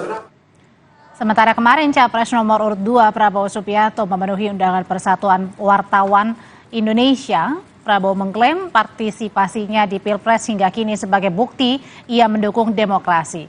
Prabowo bilang adanya pemilu dan kebebasan pers jadi bukti demokrasi berjalan baik di Indonesia. Percaya dengan demokrasi. Iya. Saya kira saya sudah buktikan komitmen saya sama demokrasi. Iya kan? Iya. Saya dulu tentara, dulu banyak menuduh saya ini itu mau kudeta, ya kan? Ya, tapi saya tidak kudeta, ya kan? Berkali-kali, nggak tahu muka saya muka kudeta kali ini. Tapi tidak, saya percaya demokrasi. Saya ikut proses demokrasi sekian puluh tahun. Men dari demokrasi pertama adalah pemilihan umum, ya. Rakyat harus bisa memilih pemimpin. Yang kedua adalah kebebasan pers. Kebebasan pers itu adalah check and balance. Itu untuk mengendalikan si penguasa.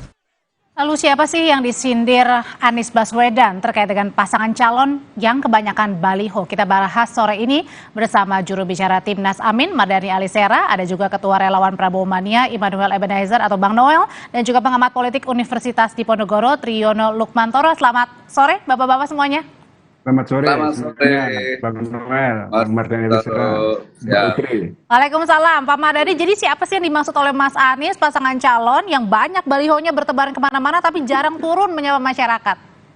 Ayo jujur.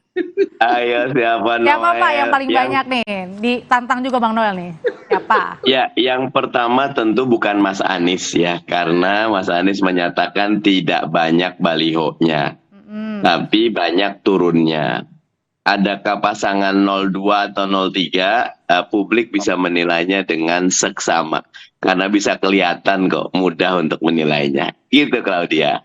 Oke, kalau gitu, kalau dari Pak Prabowo ataupun Mas Ganjar, yang paling banyak balihonya sebenarnya dilihat di mana nih? Di mana-mana kalau menurut Pak Mardhani sendiri? Kalau 02 saya banyak lihat. 03 agak jarang. Jadi bisa dibilang 02 yang dimaksud. Kelihatan gitu. Jadi bisa dibilang 02 yang dimaksud, Mas Anies. Enggak, itu kan saya ya. Nah, kalau survei kan harus menyeluruh ya itu. Begitu. Oke, kalau gitu saya langsung nanya ke Mas Triyono deh. Kalau menurut pandangan Mas Triyono nih sebagai pengamat dan juga masyarakat, siapa sih yang disasar Mas Anies? Bahkan Mas Anies pernah bilang juga loh, jika orang punya banyak duit nggak pergi-pergi, yang pergi balihonya. Ya itu sudah jelas. Tapi karena ini kan di Indonesia tidak mungkin menyampaikan kritik, menyampaikan tudingan secara eksplisit. Dan kita tahu yang namanya Pak Prabowo, Gibran Raka Buming Raka itu kan masih dinas, artinya masih aktif, jadi menteri, jadi wali kota, sehingga terbatas keleluasaan untuk bergerak. Nah, juga dana kampanye, ini kan berkaitan dengan dana kampanye yang disebutkan oleh Pak Anies Baswedan. Kalau semakin banyak dana kampanye, otomatis poster, baliho, APK, apapun namanya lebih banyak. Gitu. Jadi udah jelas ke 02 ini ya maksudnya ya, tujuannya ya? Kalau menurut saya preferensinya ke sana. Cuma sekali lagi supaya orang berteka-teki. Kalau tadi Pak Mardhani menyampaikan, kan nggak mungkin dong Pak Anies yang menyampaikan ini bahwa sering turun ke bawah dan sebagainya. Tapi ini adalah persoalan teknik kampanye sekali lagi ya. Bahwa masyarakat pasti senang kalau bertemu secara langsung dengan calon presiden, calon wakil presidennya. Kita lihat ya, bahwa mereka lebih antusias, lebih bisa berdialog, berdiskusi, menyampaikan keluhan secara langsung.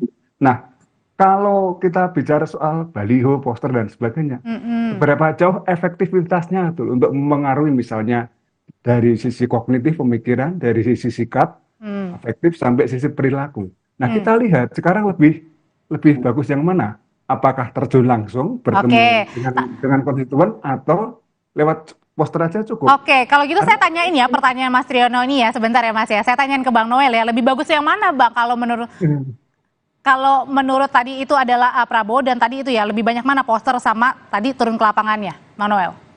Kalau ditanya Pak Prabowo turun ke lapangan, saya rasa jelas hari ini rakyat suka sekali dengan pemimpin yang beradaptasi dengan rakyatnya langsung. Kalau ditanya posternya mana lebih dulu, justru Pak Prabowo ini baru-baru ini.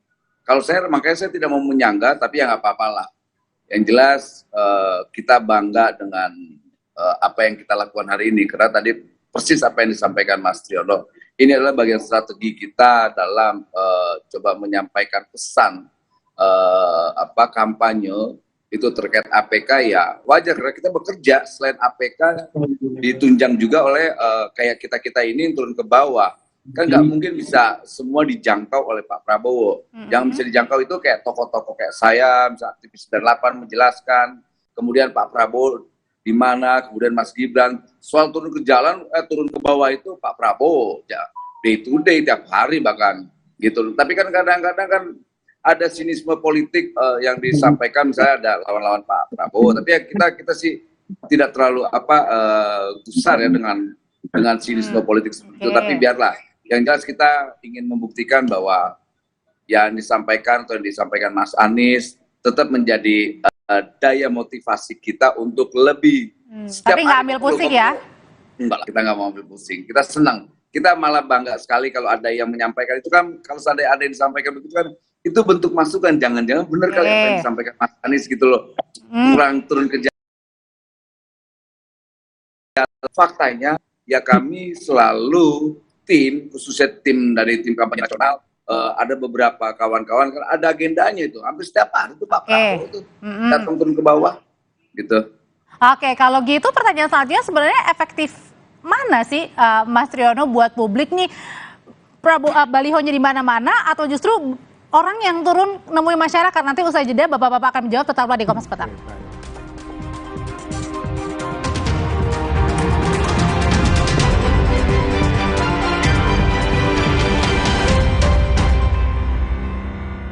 Kompas TV menyiarkan secara langsung debat Capres-Cawapres 2024. Ikuti dialog dengan tim sukses dan perwakilan generasi muda, live report dari titik-titik nobar dan markas kemenangan para kontestan, hingga pembahasan pasca debat dengan tema pertahanan, keamanan, hubungan internasional, dan geopolitik.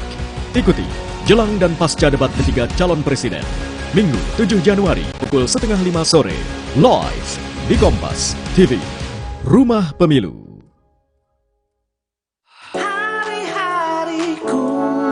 Bersamamu.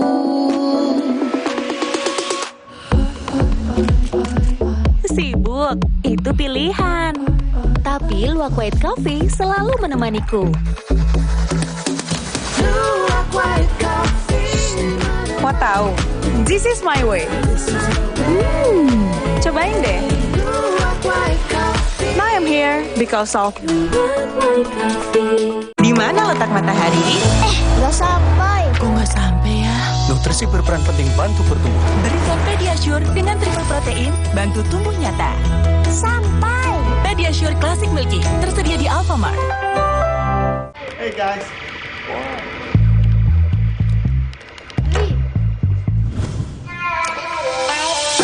Hey, lihat aku. Putar celup jadi seru. Hey, lihat aku.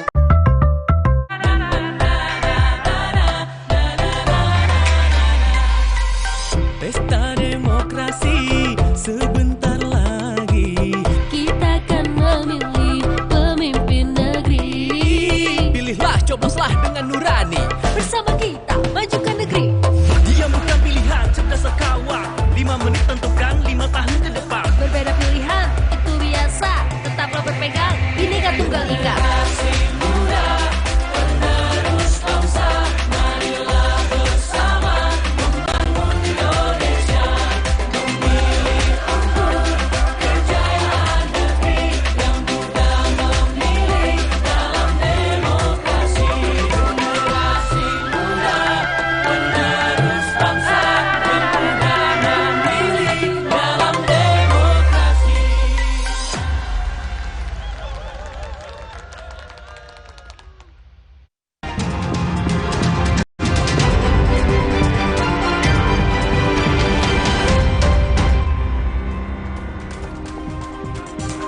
Jadi Pak Mardhani kan ini Mas Anies sempat bilang ya, modal kita dengkul plus, dengkul modalnya jalan keliling kemana-mana. Jadi yang dimaksud lebih efektifan jalan kemana-mana daripada pasang baliho banyak-banyak nih.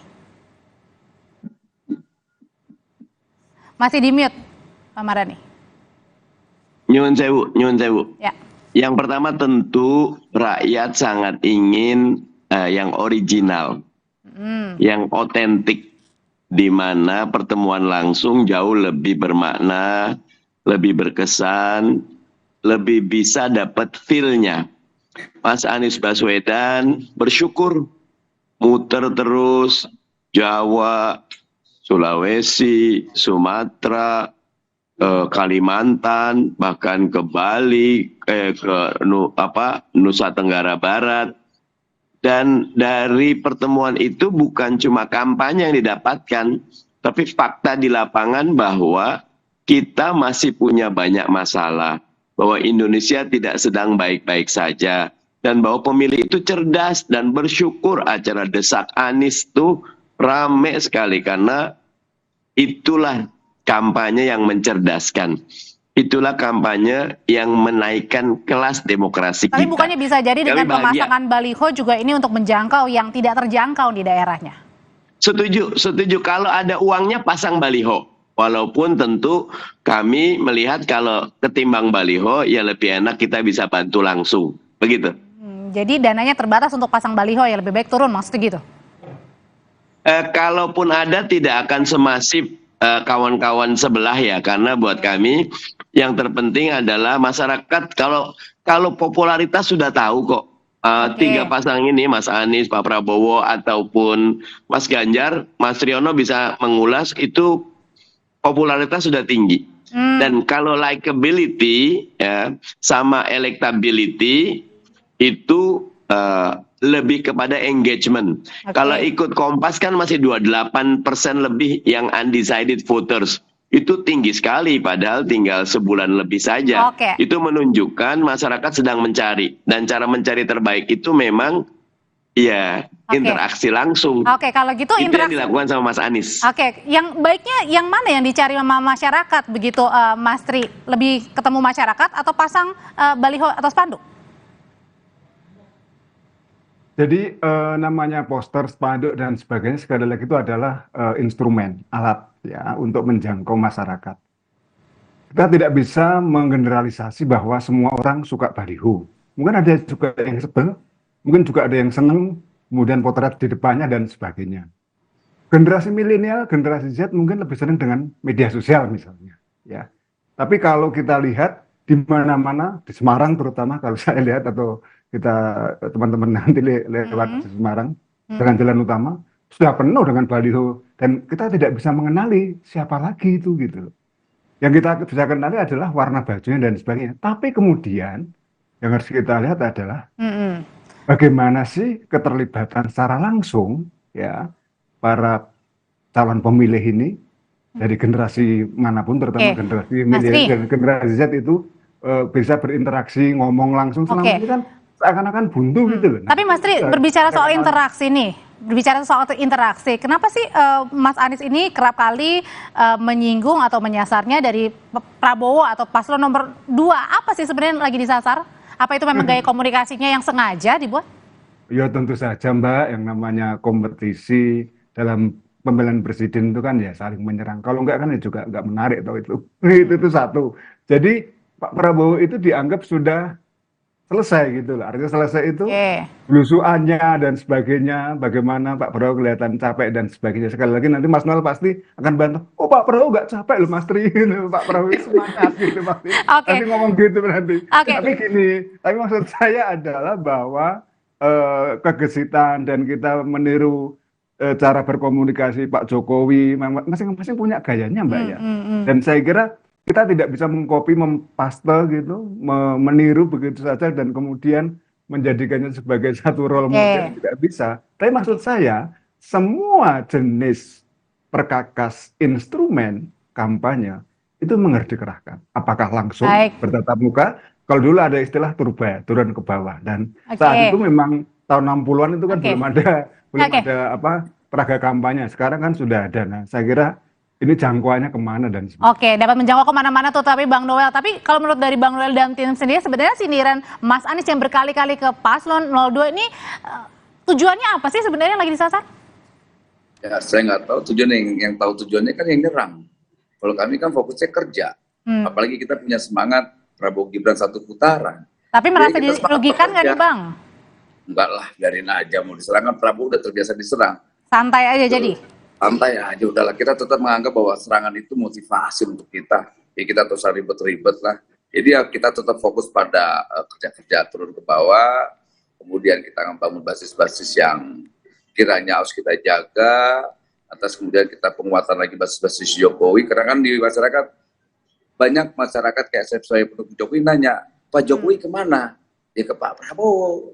Apalagi di kawan-kawan misalnya kayak saya, kemudian hari ini ada di Kalimantan Utara, banyak tuh masyarakat, apalagi kalangan Bugis yang susah menyebut Prabowo, dia bilang Praroro katanya, dia bilang Praroro. Jadi ya kita menjelaskan nih, anaknya Pak Jokowi itu ada Pak Prabowo sebagai wapresnya, makanya mereka semakin semangat nih mendukung Pak Prabowo. Gitu. Tapi masing-masing intinya punya gaya masing-masing ya untuk berkomunikasi ya ke bawah ya. Iya, Pak. Baik, terima kasih Bang Noel, terima kasih Pak Mardhani, terima kasih Mas Tri, sehat selalu semuanya. Ya, semuanya. Tanpa di Kompas Petang, aktor lawas era 90-an Ibra Azari kembali ditangkap polisi atas kasus dugaan kepemilikan narkoba.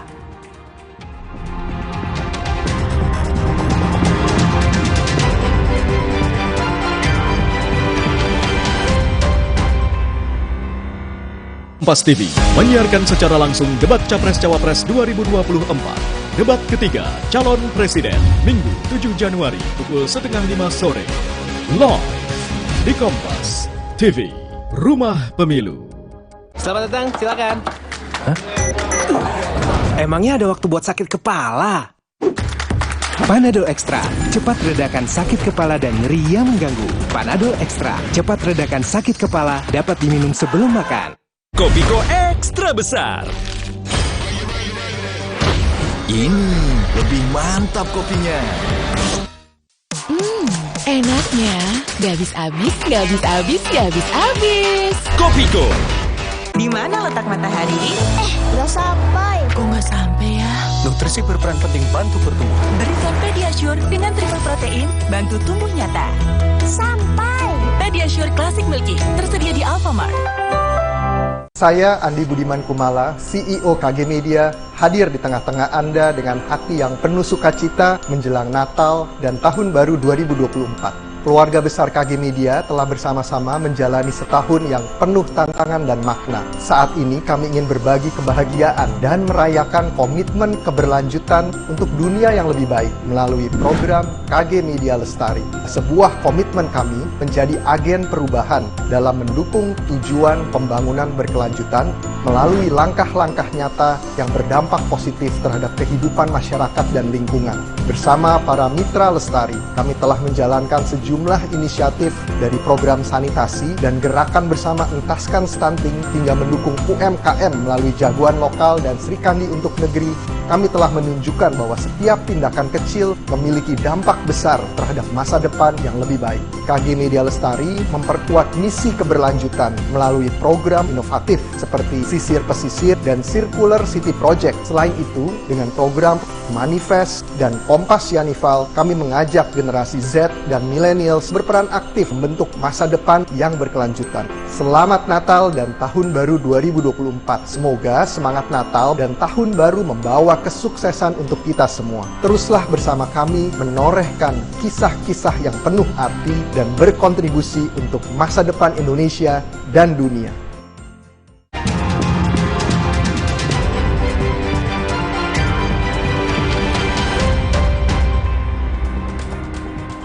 Aktor lawas era 90-an Ibra Azari saudara kembali ditangkap polisi atas kasus dugaan kepemilikan narkoba. Polisi mengamankan seorang aktris perempuan saat menangkap Ibra Azari. Ibra ditangkap di salah satu apartemen di wilayah Tangerang Selatan. Saat ditangkap polisi menemukan barang bukti 1 paket sabu beserta alat isap. Penangkapan adalah ke-6 kalinya Ibra Azari terjerat dalam kasus hukum yang sama.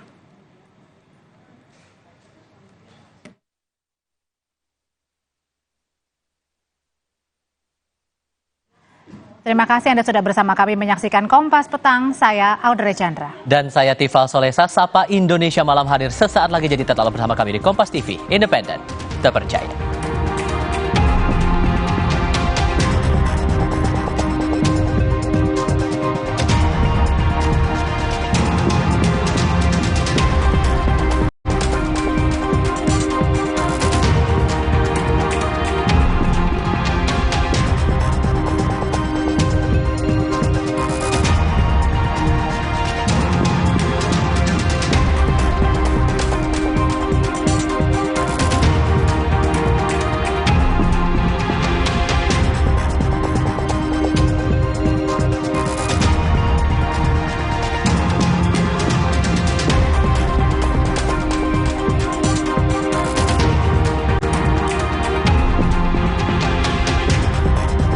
Terima kasih Anda telah menyaksikan Kompas Petang.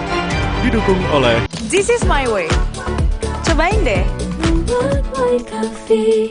Distribusi Bansos jelang Pilpres menuai polemik. Usai Menteri Perdagangan Zulkifli Hasan mengklaim Bansos pemberian Presiden Jokowi bukan atas nama pemerintah. Maka ada yang minta Bansos ditunda hingga pemilu usai demi netralitas. Ada juga yang minta Bansos disegerakan demi kepentingan rakyat. Lantas benarkah Bansos riskan dipolitisasi? Simak pembahasannya dalam Dua Arah. Jumat 5 Januari pukul 8:30 malam. Live di Kompas TV.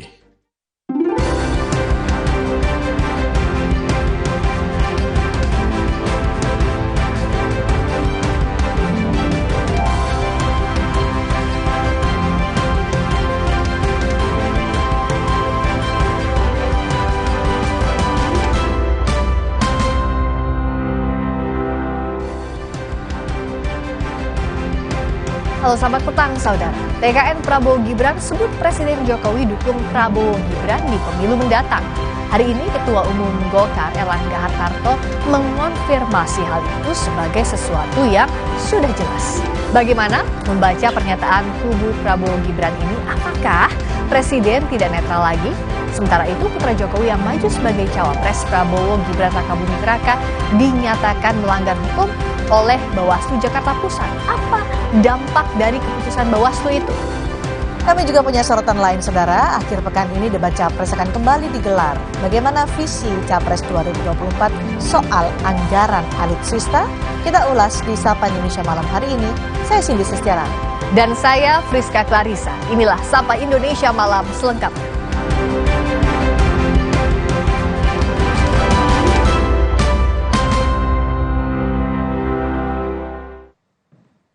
Informasi pertama saudara, Ketua Umum Partai Golkar Erlangga Hartarto angkat bicara soal pernyataan Sekretaris TKN Prabowo Gibran, Nusron Wahid, yang menyebut Presiden Jokowi mendukung Capres-Cawapres nomor urut 2 Prabowo Gibran. Erlangga menyebut secara yakin atas hal tersebut sebagai sesuatu yang sudah jelas. Erlangga menyatakan dukungan Jokowi terhadap Prabowo Gibran sudah jelas. Saat didesak terkait maksud pernyataannya, Erlangga menekankan hal yang sudah jelas tidak perlu diterjemahkan lagi.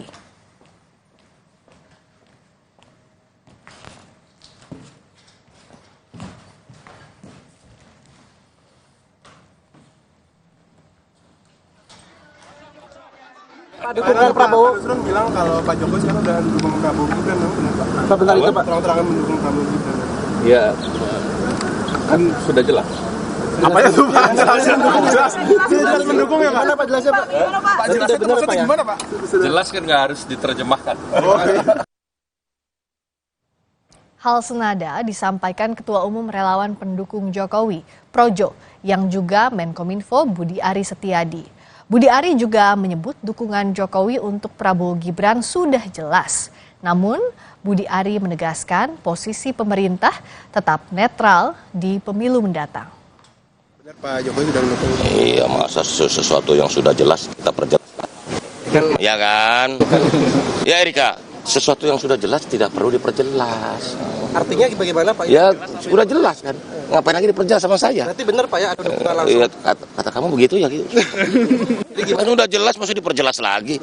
Tugas Kominfo membuat sesuatu yang belum jelas menjadi jelas. Kalau yang sudah jelas ngapain kita perjelas lagi? Ya, begitu. Mereka masih kader PDIP. Berarti nggak dukung Pak Ganjar dong? Siapa? Pak Jokowi. Ya, masa yang begituan ditanyain udah jelas-jelas ya. Gimana Pak? Ditanya Bapak lah, Pak Jokowi. Berarti pemerintah tidak netral dong? Enggak lah, tetap aja kan kita tidak menggunakan fasilitas negara dan sebagainya. Ya, kita tetap proporsional. Kalau itu kan netral Pak? Apa? Netral dong. Kan kita nggak menggunakan fasilitas negara. Ya, tanya Pak Bung. Sementara, Koordinator Staf Khusus Presiden Ari Dwi Payana menegaskan menjelang pemilu, Presiden Jokowi tetap fokus bekerja memimpin pemerintahan. Ari Dwi Payana enggan mengomentari klaim tim kampanye nasional Prabowo Gibran yang menyebut Presiden Jokowi mendukung Prabowo Gibran. Ari menekankan, jelang pemilu agenda Presiden sangat padat. Antara lain tetap memimpin rapat kabinet, belusukan ke berbagai daerah, menerima tamu kenegaraan, serta melakukan kunjungan ke luar negeri. Di Kabupaten Brebes, 2, Kota Semarang, Kabupaten Demak. Kan sudah condong ke satu paslon, sudah tidak netral begitu. Saya tidak komentar itu, tapi saya mengatakan Presiden bekerja, memimpin pemerintahan ini dan juga memastikan program-program strategis berjalan dengan baik. Soal klaim di luar, saya tidak merespon itu. Menteri Hukum dan HAM Yasona Laoli membantah pernyataan advokat Alvin Lim yang menyebut terpidana kasus pembunuhan Brigadir Yosua Ferdi Sambo tidak pernah tidur dalam sel di Lapas Salemba. Yasona menyebut Alvin Lim sebagai orang gila yang asal bicara. Di rumah sakit, Sarbo itu cuma 5 hari di Cipinang, kemudian dikirim ke Cilegon, asal ngomong aja. Sebelumnya, pengacara bernama Alvin Lim menyebut Sambo tidak pernah ditahan di Lapas Salemba. Dikutip dari Kompas.com, Alvin Lim mengatakan Sambo bilangnya di Lapas Salemba kan, dia tidak pernah ditahan di Lapas Salemba. Namanya doang di situ.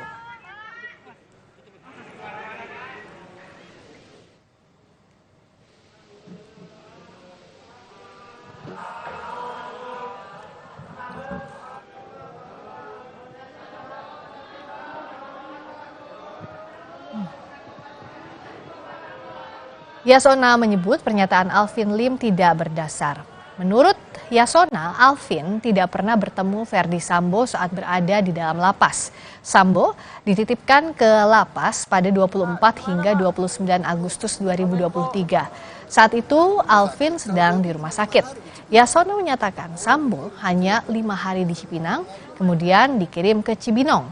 Yasona menegaskan pernyataan Alvin Lim merupakan informasi yang tidak benar atau hoax.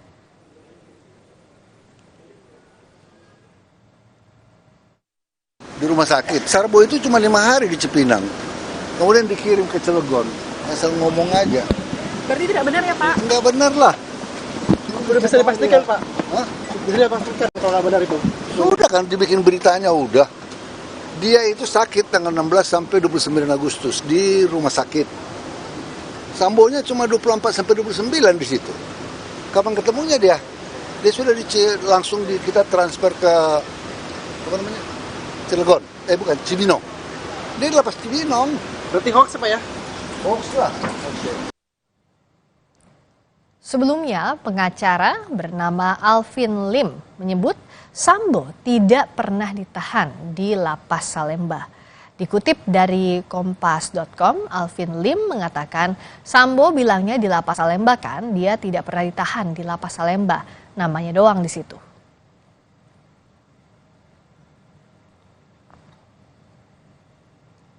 Ia juga menyatakan Sambo tidak pernah tidur di dalam penjara. Itu Sambo tidak pernah tidur di dalam penjara di kantor KPLP di atas, gedung ruang ada AC, namanya doang di situ.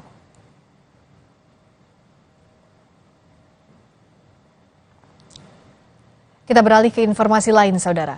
Upaya evakuasi korban ataupun pemindahan rangkaian gerbong masih dilakukan pasca tabrakan antara kereta Turangga dan kereta Bandung Raya di Cicalengka, Kabupaten Bandung, Jawa Barat.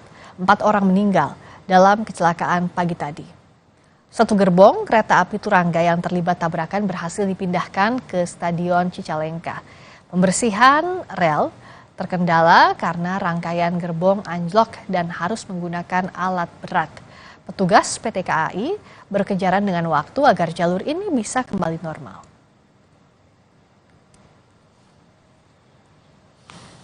Kita sekarang melakukan pengangkatan kereta-kereta, baik itu yang kereta dari Turangga maupun KRD. Moga-moga dalam waktu yang mungkin berapa jam ya, sekitar ya mungkin nanti kita akan sampaikan ya. Ini akan makan waktu karena cukup banyak kereta yang anjlok ya. Namun kita akan upayakan secepatnya dengan mendatangkan crane baik dari Bandung maupun dari Solo dan juga dari Cirebon. 37 orang terluka dalam kecelakaan kereta di Cicalengka. Mayoritas sudah diperbolehkan pulang, namun 6 penumpang masih menjalani perawatan. PJ Gubernur Jawa Barat B. Mahmudin memastikan semua korban yang terluka mendapat perawatan terbaik di RSUD Cicalengka.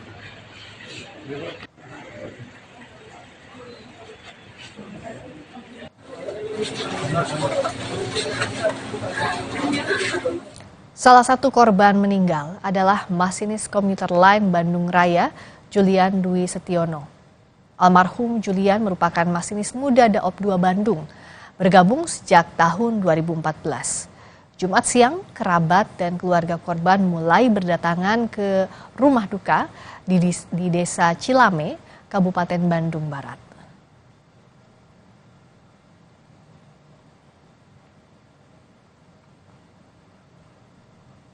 Dari data yang kami peroleh dari Vice President PT Kereta Api Indonesia, Joni Martinus, kecelakaan terjadi antara kereta Turangga relasi Surabaya-Gubeng, Bandung dengan komuter lain Bandung Raya tujuan Padalarang. Kecelakaan terjadi pukul 6:03 waktu Indonesia Barat.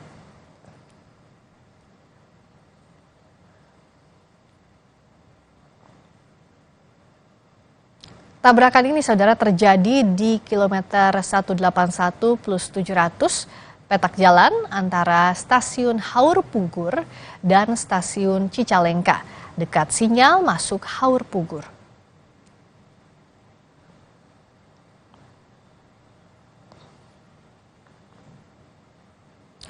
Total 3 gerbong komuter lain Bandung Raya yang anjlok dan 8 gerbong kereta Turangga anjlok. Hingga kini pihak PT KAI masih memindahkan kereta dari lokasi.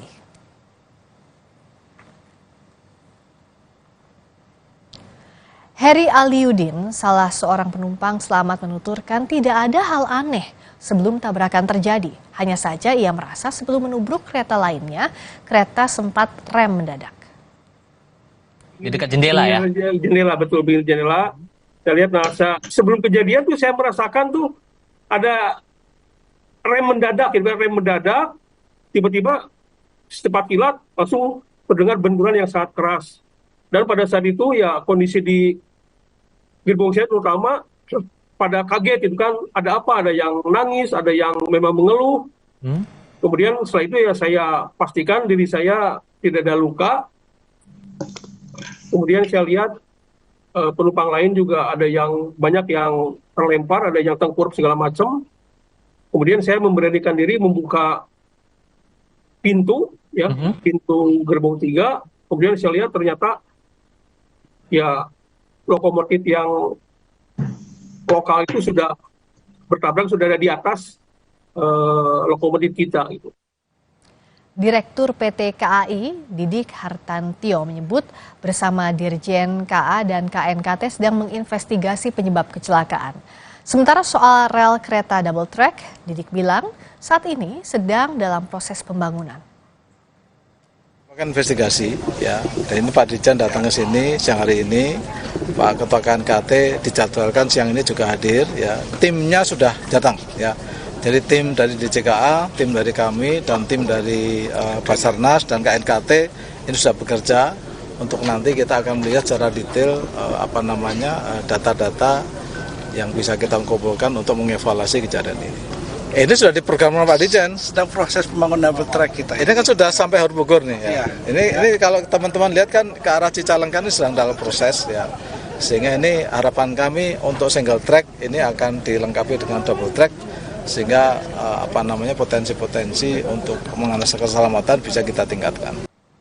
Kereta Turangga dan kereta Bandung Raya terlibat kecelakaan dalam satu jalur dengan posisi saling berhadapan. Mengapa hal itu bisa terjadi?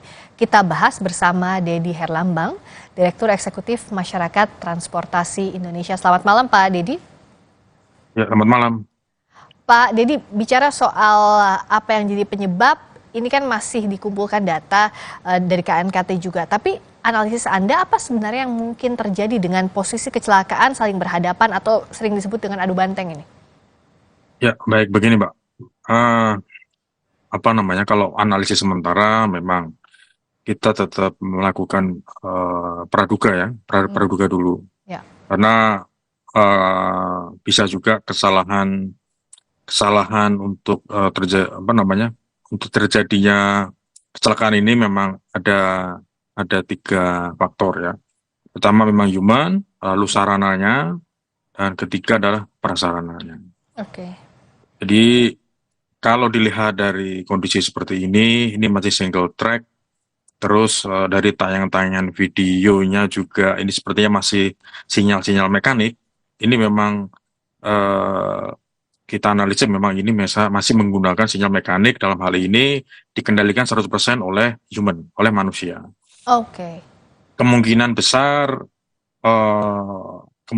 ya, ini memang praduga, ini memang human factor. Ya. Karena bisa juga human factor itu ada dua juga ya. Mungkin masinisnya juga bisa human error, karena bisa juga melanggar sinyal.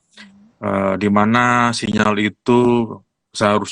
itu berwarna merah harusnya berhenti, tetapi mungkin kondisi human juga, manusia capek, mungkin ngantuk misalnya, tidak melihat.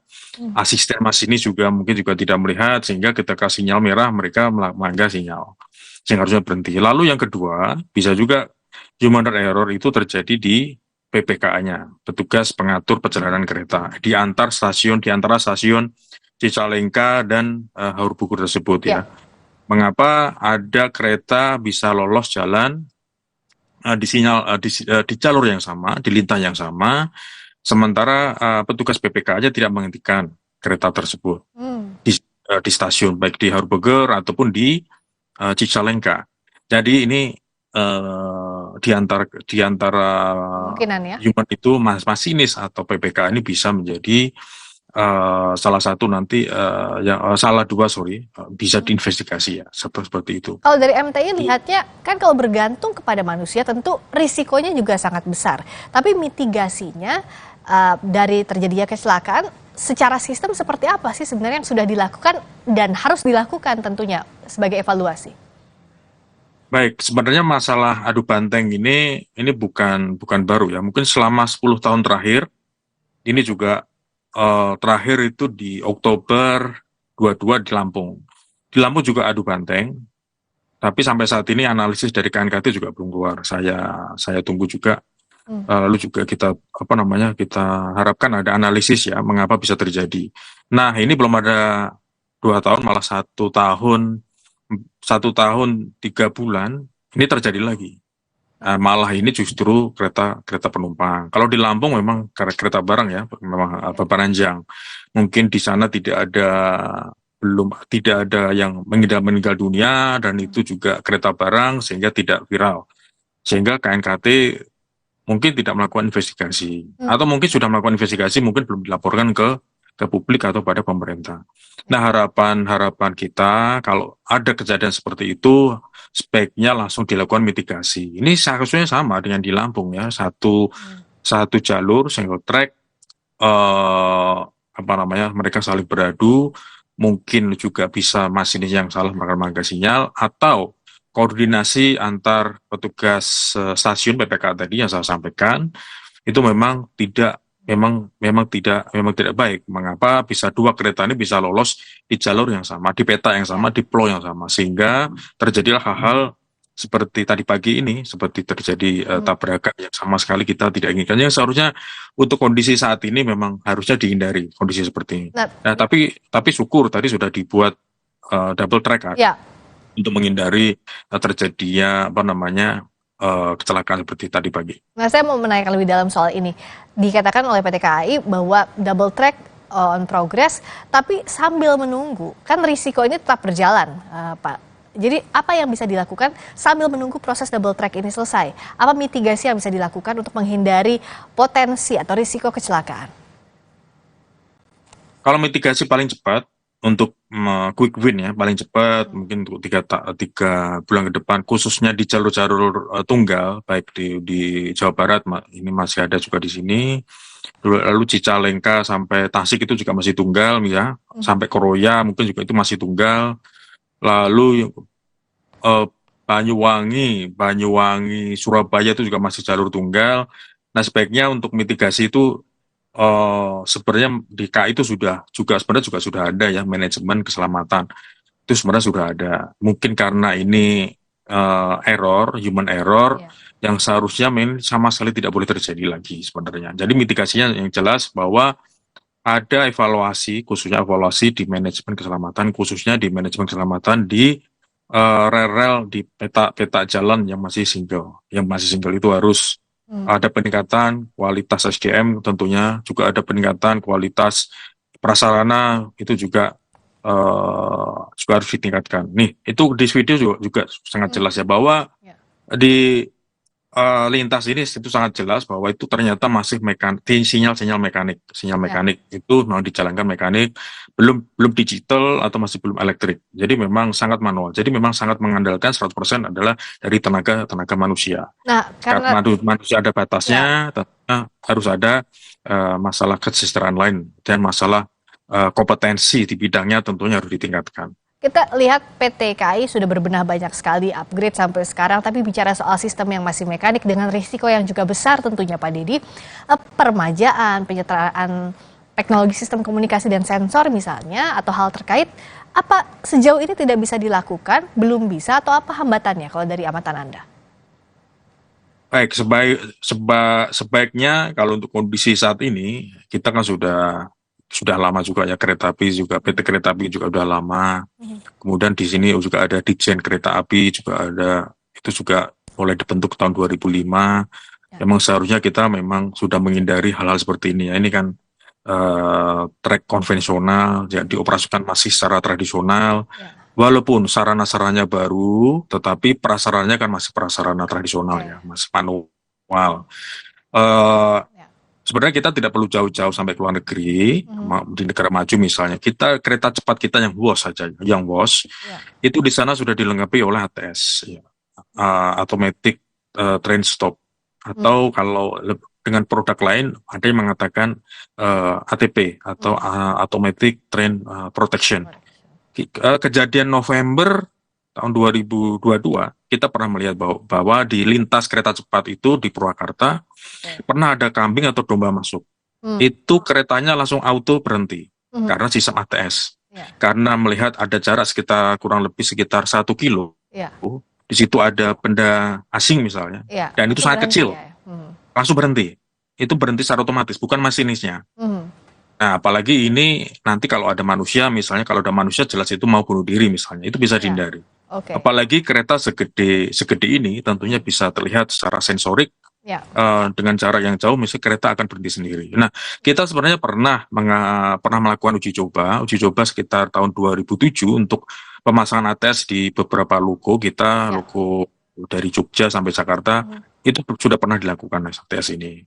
Tapi ternyata tidak dilanjutkan ya. Entah mungkin masalah pendanaan atau masalah sistem yang lain mungkin yang masih belum klop, atau masalah regulasinya yang belum siap. Jadi harapan kita memang untuk ke depan memang pemerintah bersama PT KAI, pemerintah dalam ini DJK, Kementerian Perhubungan harus mempersiapkan untuk mitigasinya, terutama mitigasi resiko di pelintasan yang satu jalur. Single track. Ya, kita berharap ini jadi evaluasi dan tidak terulang lagi di kemudian hari. Terima kasih Pak Dedy Herlambang, Direktur Eksekutif Masyarakat Transportasi Indonesia, atas waktunya di Sapa Indonesia Malam. Baik, terima kasih Mbak. Selamat malam. Berikutnya saudara, kami kembali dengan informasi lainnya. Bagaimana visi Capres-Cawapres 2024 terkait alutsista? Kita akan ulas sesaat lagi. Dedi, terima kasih. Terima kasih.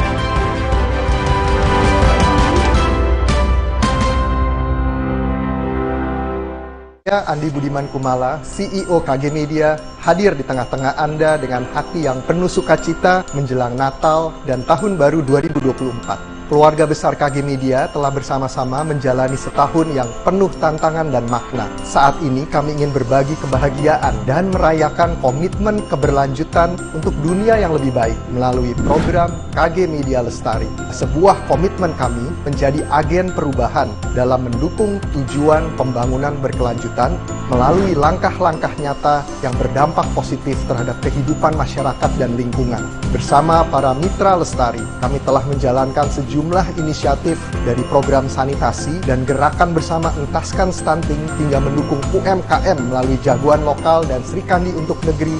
Kami telah menunjukkan bahwa setiap tindakan kecil memiliki dampak besar terhadap masa depan yang lebih baik. KG Media Lestari memperkuat misi keberlanjutan melalui program inovatif seperti Sisir Pesisir dan Circular City Project. Selain itu, dengan program Manifest dan Kompas Yanival, kami mengajak generasi Z dan millennials berperan aktif membentuk masa depan yang berkelanjutan. Selamat Natal dan Tahun Baru 2024. Semoga semangat Natal dan Tahun Baru membawa kesuksesan untuk kita semua. Teruslah bersama kami menorehkan kisah-kisah yang penuh arti dan berkontribusi untuk masa depan Indonesia dan dunia.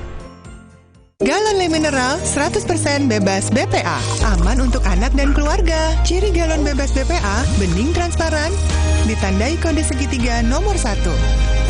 Galon Le Mineral, untuk sehatnya keluarga. Bentar ya. Buat aku ya, kalau aku menang PS5 dari Biskuat, aku bolehin main deh. Caranya? Gampang. Beli, scan, kirim fotonya. Menangin hadiah total miliaran. Ikutan yuk. Selamat datang, silakan. Hah? Emangnya ada waktu buat sakit kepala? Panadol Extra, cepat redakan sakit kepala dan nyeri yang mengganggu. Panadol Extra, cepat redakan sakit kepala, dapat diminum sebelum makan. Hey guys.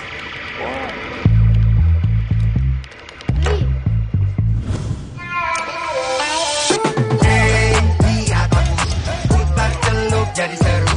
Hey, lihat aku. Distribusi bansos jelang Pilpres menuai polemik. Usai Menteri Perdagangan Zulkifli Hasan mengklaim bansos pemberian Presiden Jokowi bukan atas nama pemerintah. Maka ada yang minta bansos ditunda hingga pemilu usai demi netralitas. Ada juga yang minta bansos disegerakan demi kepentingan rakyat. Lantas benarkah bansos riskan dipolitisasi? Simak pembahasannya dalam Dua Arah. Jumat 5 Januari pukul 8:30 malam.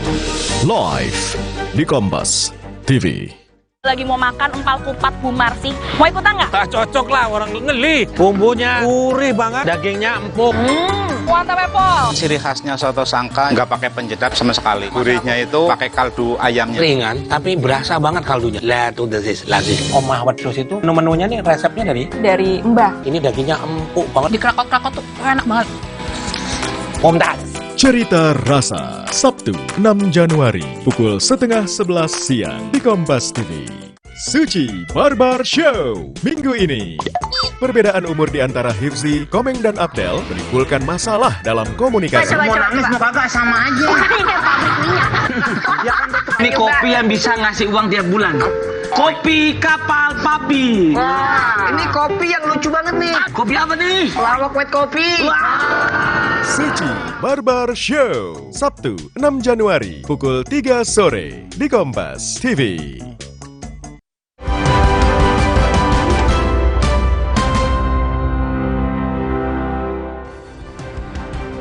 Masih di Sapa Indonesia Malam. Salah satu tema debat ketiga Pilpres Minggu 7 Januari mendatang adalah mengenai pertahanan dan keamanan. Namun saling kritik antara Capres-Cawapres serta tim kampanye mengenai kebijakan anggaran pertahanan sudah muncul. Anggaran pertahanan di APBN tahun 2020 mencapai 136,9 triliun rupiah. Pada 2021 sebesar 125,8 triliun dan pada 2022 naik mencapai 150 triliun. Pada 2023, anggaran mencapai 144,7 triliun dan untuk 2024, 135,3 triliun. Dalam alokasi APBN 2024, anggaran pertahanan mencapai 135,3 triliun, sementara anggaran kesehatan 97,1 triliun dan anggaran pendidikan 202,8 triliun. Dalam debat ketiga Pilpres 7 Januari mendatang, salah satu tema yang akan dibahas adalah mengenai pertahanan. Bagaimana pandangan para capres-cawapres mengenai anggaran pertahanan khusus pembiayaan alutsista? Kita akan lihat cawapres nomor urut 1 Muhaimin Iskandar mengkritik kebijakan pemerintah yang terlalu banyak berutang untuk membeli alat perang. Kritikan ini disampaikan Muhaimin Iskandar saat berdialog bersama petani di Bandung, Jawa Barat. Caimin menegaskan pemerintah lebih baik berutang untuk alat pertanian yang menurutnya berdampak nyata.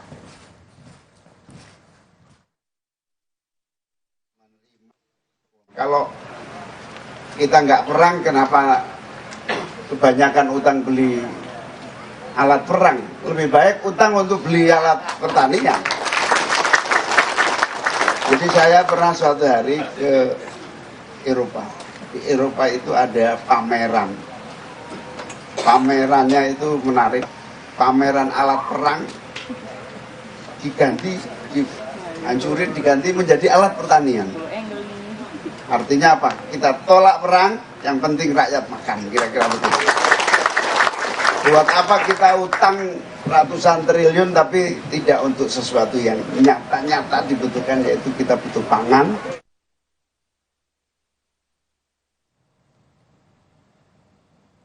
Kementerian Pertahanan menunda rencana pembelian 12 unit pesawat tempur Mirage bekas Qatar. Juru bicara Menteri Pertahanan Republik Indonesia, Daniel Anzar Simanjuntak menyebut Kementerian Pertahanan dan Kementerian Keuangan sepakat menunda rencana pembelian 12 pesawat tempur Mirage bekas Qatar karena alasan keterbatasan fiskal. Sebagai gantinya akan dilakukan program retrofit pesawat tempur yang sudah dimiliki TNI AU.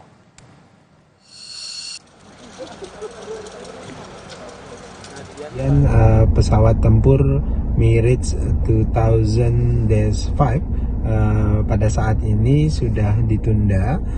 Mengapa ditunda? Karena Kementerian Keuangan dan Kementerian Pertahanan sudah mendiskusikan ternyata ada keterbatasan fiskal kita.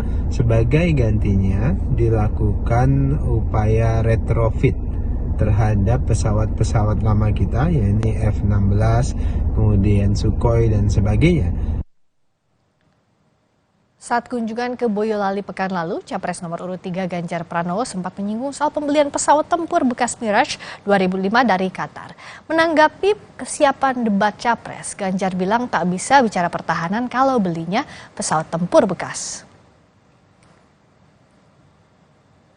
Kita bertemu dengan tim terus-menerus, jadi banyak sekali masukan dari Komisi 1, ada problem pertahanan, ya, ada problem alutsista, ada problem organisasi dunia yang kita ikuti, mungkin ASEAN, PBB, terus kemudian kita di G20, G7 gitu ya. Saya sangat optimis kan, kalau soal menguasai debat keputusannya sesuai enggak gitu aja. Ya, kan kita tidak bisa lagi berbicara pertahanan kita tapi belinya pesawat bekas, nggak ada. Bagaimana pandangan para capres-cawapres mengenai anggaran pertahanan khusus pembiayaan alutsista? Kita akan bahas bersama tim pemenangan Anies Muhaimin, M. Farhan, juga ada Herzaki Mahendra Putra dari TKN Prabowo Gibran, dan Todung Mulya Lubis dari TPN Ganjar Mahfud. Selamat malam, Bapak-Bapak. Terima kasih sudah hadir. Ya, selamat malam semuanya. Assalamualaikum. Waalaikumsalam warahmatullahi wabarakatuh. Terima kasih sudah hadir. Kita akan berdiskusi, mohon lebih ringkas biar kita bisa lebih banyak lagi untuk bertukar pikiran, dari mulai Kang Farhan dulu. Caimin terakhir bilang ketimbang alutsista lebih baik meningkatkan alat pertanian. Ini bagaimana dasarnya dan apakah artinya alutsista tidak jadi prioritas atau seperti apa? Prioritas, tapi kita lihat dulu sebetulnya ada banyak hal yang perlu lebih diprioritaskan, bahwa alutsista itu harus dibelikan berdasarkan MEF, sebuah pola pembangunan alutsista kita yang sudah dibangun sejak 2012 dan targetnya 2024. Pertanyaannya sudah terpenuhi atau belum? Itu satu. Kedua, bicara soal Miras 2000 versi 5, maka pertanyaannya adalah, kan dibilangnya ditunda. Ditunda atau dibatalkan? Karena beda. Kalau ditunda, artinya tetap siap sedia untuk dibeli dengan cara utang. Dan artinya juga melihat dari proses yang sudah ada, pasti sudah banyak keluar biaya marketing itu. Mulai dari biaya perjalanan, biaya brokerage, sampai biaya-biaya komitmen lainnya. Nah, itu saja belum selesai itu diaudit. Harus diaudit dulu, baru bicara pembelian alutsista yang lain. Sedangkan untuk prioritas anggaran sekarang ini, saya ada di Komisi 1 bisa melihat langsung bahwa ternyata prioritas untuk anggaran pertahanan kita adalah untuk hal-hal yang membingungkan. Karena sebetulnya ada satu prioritas yang terlupakan, yaitu uang, lauk pauk harian prajurit yang hanya Rp75.000 per hari. Sehingga Panglima TNI yang baru, Jenderal Agus Subianto, meminta agar uang lauk pauk harian untuk prajurit TNI disamakan dengan uang harian anggota Polri, yaitu senilai Rp250.000. Ini artinya kita tidak punya cukup dana untuk bisa melakukan deployment massal terhadap pasukan kita. Belum bicara alutsista. Kalau dari Bang Zaki kan dapat kritikannya soal alutsista, pengadaan, anggaran. Kalau dari timnya Pak Prabowo, apa yang meyakinkan bahwa sekarang itu sudah on the track? Ya jelas gitu loh Mbak, kalau kita bicara berbagai indikator, bicara kekuatan militer misalnya Indonesia ini.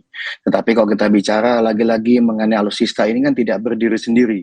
Dan bagi kami, apalagi Bang Farhan kan di Komisi 1 tentunya lebih memahami gitu. Sangat tidak pas misalnya pada saat membandingkan antara alutsista dan juga bicara mengenai lauk pauk. Ini kan dua hal yang berbeda yang bisa berjalan beriringan gitu. Kalau konteksnya kita bicara mengenai alutsista. Kalau alutsistanya bagus tapi orang yang nggak bisa makan, lemes juga nemaknya Mas. Oke, gantian lagi Bang Zaki. Nah ini benar. Inilah kalau kita bicara mengenai masalah lauk pauk, kalau kita bicara makanya satu sisi kita ada bicara mengenai ketahanan pangan juga ya, sedang dilakukan melalui food estate tadi gitu. Itu kan upaya ketahanan pangan jangka panjang. Tapi kita bicara kembali lagi nih, kita bicara mengenai prioritas mengenai alutsista, ya kan? Kalau bicara mengenai gini nih, banyak sekali upaya-upaya masuk ke udara kita, satu, ya kan, masuk sekali di air kita, misalnya nelayan dan macam-macam gitu. Ini kenapa mereka berani melakukan itu? Saya mau nanya ke Bang Farhan, apakah kita punya kemampuan untuk melakukan intercept tidak? Ketika ada pesawat asing masuk ke wilayah kita, seharusnya Komisi 1 memahami, kita tidak memiliki kemampuan untuk intercept. Sehingga mohon maaf, dianggap bahwa kita jago hebat, enggak juga, kita dianggap remeh. Jadi mohon maaf kalau ada pencurian ikan dan macam-macam, lalu kemudian banyak pesawat dari luar bisa masuk, ya itu tadi tidak punya kemampuan, itu satu hal. Nah yang kedua kita bicara mengenai alutsista. Janganlah kemudian sibuk, mohon maaf, ini kan bicara hutang. Hutang itu bukan Kemhan gitu loh. Kemhan itu tidak mampu dan tidak boleh berhutang. Nggak tahu saya Komisi 1 apakah tidak memahami itu gitu. Hutang itu ya itu di Kemenq. Nah, kalau kita bicara di postur apa? Enggak, makanya dibaca itu udah jelas, nggak usah disinggung. Makanya APBN itu kan ada yang namanya penerimaan, ada namanya pembelanjaan. Kalau misalnya ada yang selisih, ada namanya pembiayaan, kan begitu. Kalau misalnya kita bicara mengenai anggaran, lagi-lagi seakan-akan tadi besar sekali 130 miliar, jangan 130 triliun. Mohon maaf itu dibagi 5 gitu loh, dibagi 5. Dan itu pun sudah untuk operasional pegawai sendiri ya, untuk penggajian pegawai dan macam-macam itu udah kira-kira hampir 50%-an sendiri. Kalau kita bicara mengenai alutsista itu sangat kecil sebenarnya porsinya. Nah, apakah kita ingin misalnya nih, mohon maaf gitu ya, kita masih ingat tragedi kapal selam. Waktu itu yang Pak Prabowo 3 kali menyampaikan jangan dipakai. Itu membahayakan prajurit. Tapi ya gimana? Nggak ada alat lain, ya kan? Untuk latihan, kemudian akibatnya timbullah korban jiwa. Jadi bicara mengenai korban jiwa, Pak Prabowo itu berupaya betul bagaimana agar prajurit itu benar diperhatikan. Apalagi kita bicara mengenai kesejahteraan. Baik. Jadi dianggap sekarang sudah on the track begitu ya Bang Zaki ya? Iya, kalau bagi kami itu on the track. Kalau kita bicara misalnya ada yang namanya MF minimum essential force yang kita sedang penuhi. Ya kita tahu situasi COVID, keuangan negara juga. Kita nggak bisa memenuhi sepenuh itu, kan ada refocusing. Oke. Kan begitu. Ditangkap sampai situ, artinya kalau dari Pak Prabowo Gibran menganggap ini sudah di tracknya, sudah berjalan beriringan. Kalau dari saya ke Bang Todung sekarang kasih kesempatan. Kalau dari timnya Ganjar Mahfud, apa sih sebenarnya yang masih nggak serak dengan kebijakan sekarang dan apa yang jadi pembeda? Kalau ditanyakan mengenai kebijakan sekarang, kita bicara secara holistik ya. Kita sangat concern dengan korupsi di Indonesia. Bung Mahfud MD sebagai cawapres bicara mengenai pemberantasan korupsi dengan sangat gigih ya, dan dia sudah melakukan itu selama dia menjadi Menko Polhukam. Dalam hal alutsista? Nah, dalam konteks ini saya ingin kaitkan dengan alutsista. Saya tidak menolak ya bahwa Indonesia sebagai negara besar yang terdiri dari 117.000 kepulauan ya, pulau-pulau itu punya interest, punya kepentingan untuk memiliki persenjataan yang modern. Itu tidak bisa dibantah. Ancaman-ancaman geopolitik ya. Kalau kita bicara mengenai ASEAN saja, bicara mengenai Laut Cina Selatan, kemudian kita bicara mengenai treaty ya antara Australia, India dan Inggris kalau saya tidak salah, AUKUS ya. Ini kan semua menunjukkan bahwa kita berada dalam posisi yang sangat strategis dan kita harus punya kemampuan defense ya yang cukup prima. Nah, tapi apakah kita mampu ya membeli alutsista dengan resources yang kita punya? Ya, saya tidak bicara mengenai utang itu Departemen Keuangan, itu utang negara, ya, negara. Dephan itu bagian dari negara. Jadi kita menambah utang. Nah, kita harus bisa membeli ya alutsista sesuai dengan kemampuan kita. Tapi kita juga mesti menjamin ada transparansi, ya, ada akuntabilitas. Tadi Saudara Farhan bicara mengenai audit. Saya setuju ada audit ya terhadap semua transaksi alutsista yang terjadi. Karena kita ya yang tahu dalam dunia perdagangan, apalagi orang seperti saya yang pernah menjadi diplomat, saya tahu betul bahwa banyak sekali liku-liku, banyak sekali celah yang bisa kita lihat dalam transaksi alutsista, ya, transaksi internasional. Nah, ini kita tidak ingin terjadi karena kita tidak ingin merugikan rakyat Indonesia, karena itu uang rakyat Indonesia. Jadi pada satu sisi saya setuju kita mempunyai kemampuan militer, ya, pertahanan yang prima, yang modern, yang sophisticated, tapi pada sisi lain kita juga harus menjamin itu transparan, itu akuntabel. Jadi kita tidak ya memberi peluang untuk kebocoran. Baik. Ya. Nah, singkat saja dari masing-masing. Jadi kalau prioritas postur anggaran pertahanan dari masing-masing capres nomor 1, 2, 3 apa dalam poin per poin, Kang Farhan?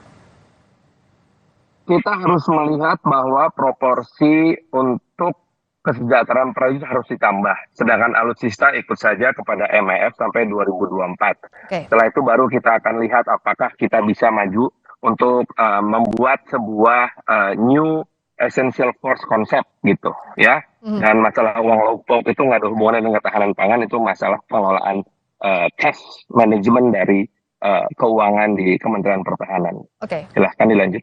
Baik, kalau Kang Zaki, Bang Zaki silakan. Ya, kalau dari kami sih jelas gitu. Pertama, kita akan terus lanjutkan apa yang sudah kita lakukan saat ini, Mbak. Bicara mengenai industri pertahanan, kait tadi dengan masalah alutsista. Kita juga mendorong industri dalam negeri.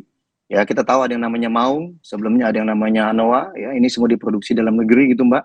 Ya, nah ini juga kita dorong betul. Lalu bagaimana kita modernisasi alutsista tadi modern ya, beberapa hal ada Ranpur, ada kanan dan macam-macam, termasuk kapal offshore ya untuk water vessel ya.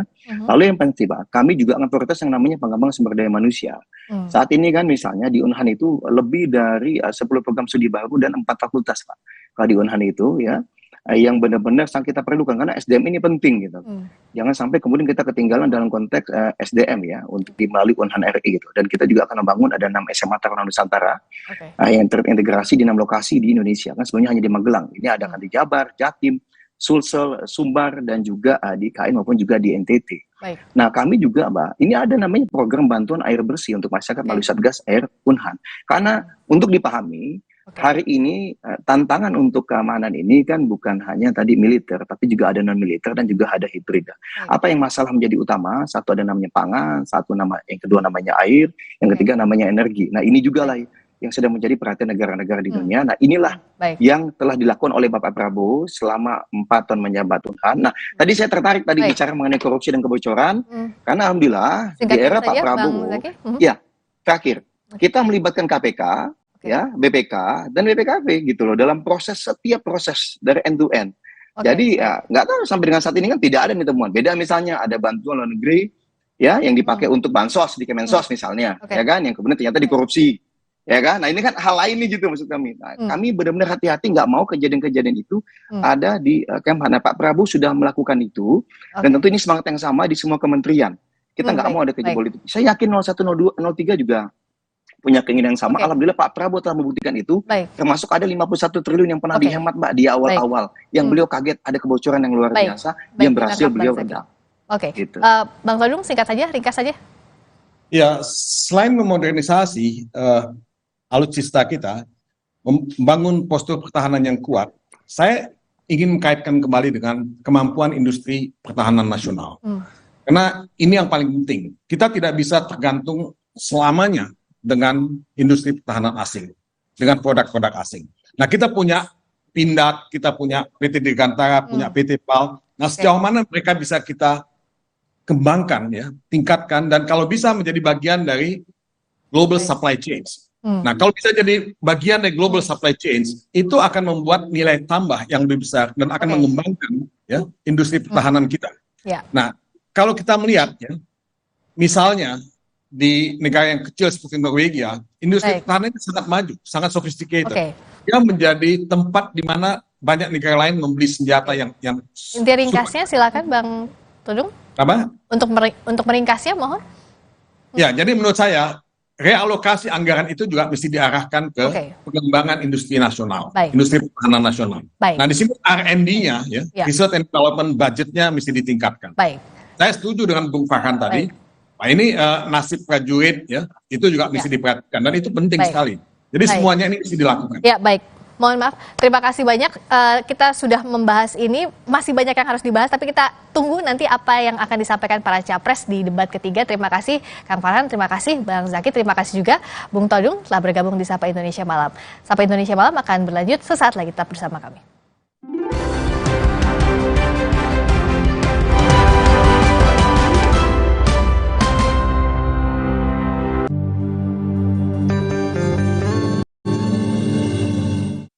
Allahu Akbar, Allahu Akbar, Allahu Akbar,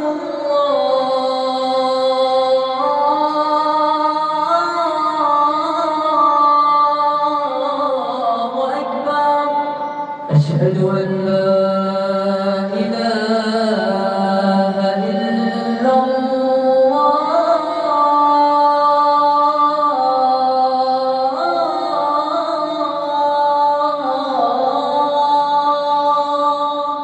أشهد أن لا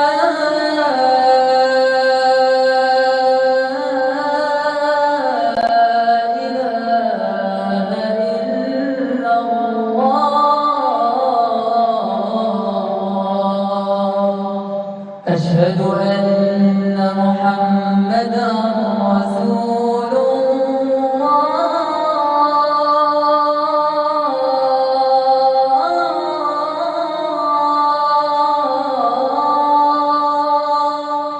أشهد أن محمدا رسول الله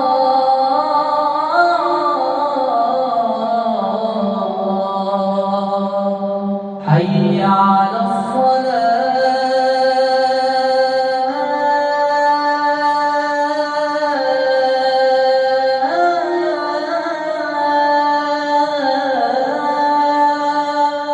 حي على الصلاة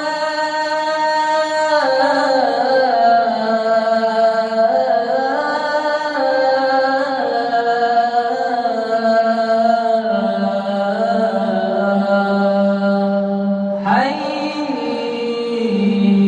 على الفلاح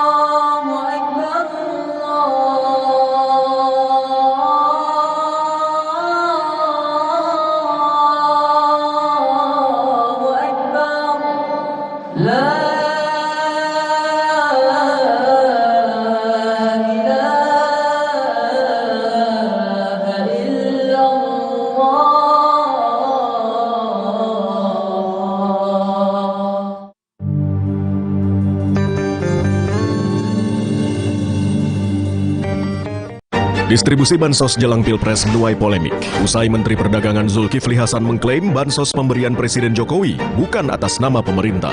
Maka ada yang minta bansos ditunda hingga pemilu usai demi netralitas. Ada juga yang minta bansos disegerakan demi kepentingan rakyat. Lantas benarkah bansos riskan dipolitisasi? Simak pembahasannya dalam Dua Arah. Jumat 5 Januari pukul 8:30 malam. Live di Kompas TV. Pakai motor listrik Polytron Fox R. Gak capek nyetir. Gak capek ke bengkel. Gak capek antri bensin. Baru motor listrik Polytron Fox R. Le Mineral beda banget, lebih smooth, lebih segar. Le Mineral memang berbeda. Setiap tetesnya mengandung mineral esensial seimbang yang penting untuk tubuh dan juga membuat rasa airnya lebih segar. Dan lebih enteng. Le Mineral. Tiba-tiba tembok rembes, plafon netes. Nippon Elastex 3-in-1 siap beresin dengan teknologi Hydroplex. Pasti beres pakai Nippon Elastex. Kompas TV menyiarkan secara langsung debat Capres-Cawapres 2024. Debat ketiga calon presiden Minggu 7 Januari pukul 4:30 sore. Live di Kompas TV, Rumah Pemilu. Lagi mau makan empal kupat Bu Marsi. Mau ikutan nggak? Tak cocok lah, orang ngeli. Bumbunya gurih banget, dagingnya empuk. Mantap Pol. Ciri khasnya soto Sangka nggak pakai penyedap sama sekali. Gurihnya itu pakai kaldu ayamnya. Ringan, tapi berasa banget kaldunya. Lihat udah lazim. Omah Awad Sos itu menu-menunya nih resepnya Dari Mbah. ini dagingnya empuk banget. Dikerakot-kerakot tuh enak banget. Omdat. Cerita Rasa, Sabtu 6 Januari pukul 10:30 siang di Kompas TV.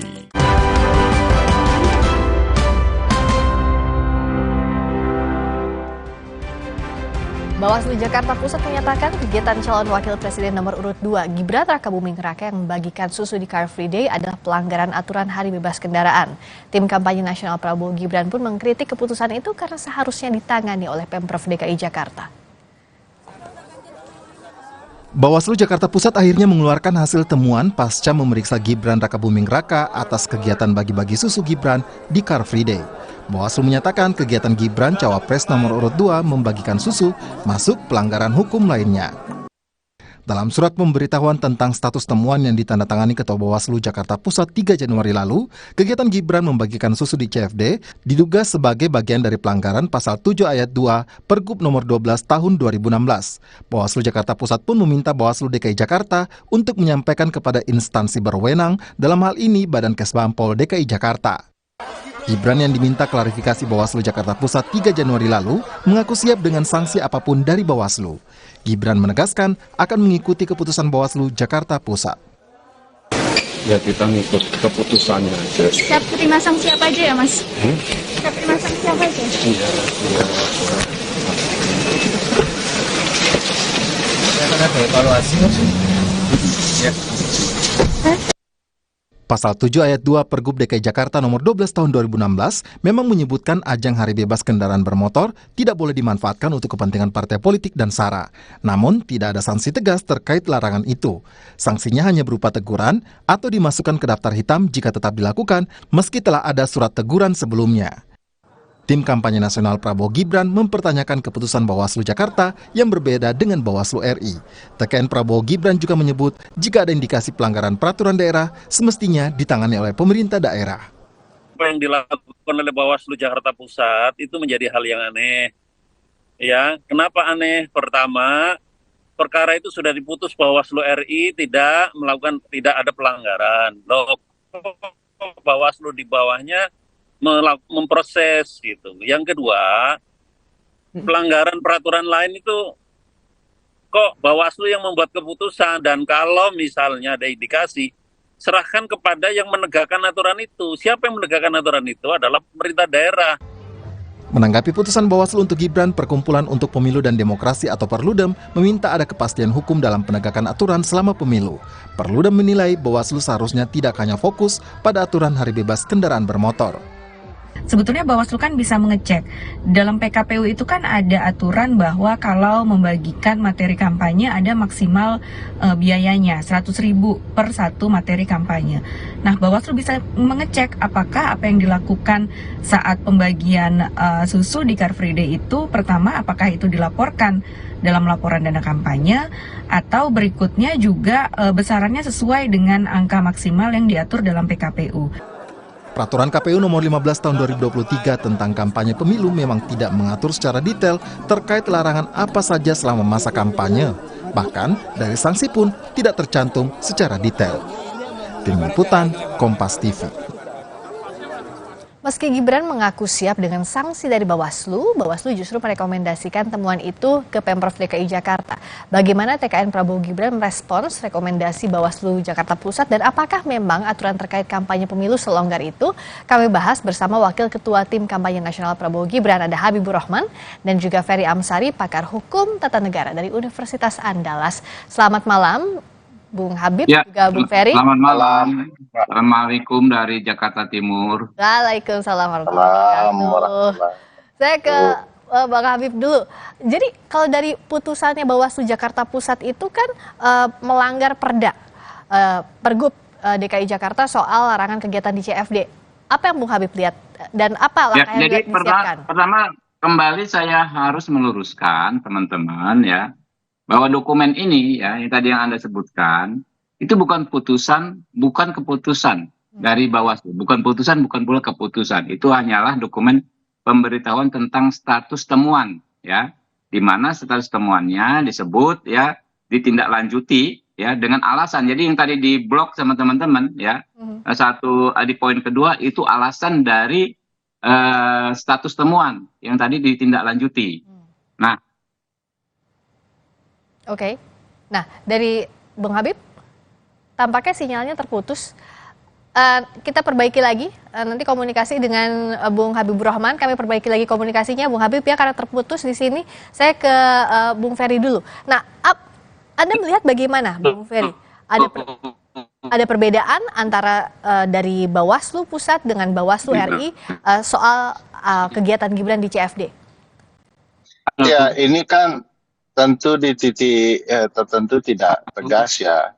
Apakah ini merupakan pelanggaran kampanye sebagaimana ditentukan di Undang-Undang Pemilu dan PKPU. Misalnya menyangkut hal yang kemudian kita sebut sebagai katakanlah ya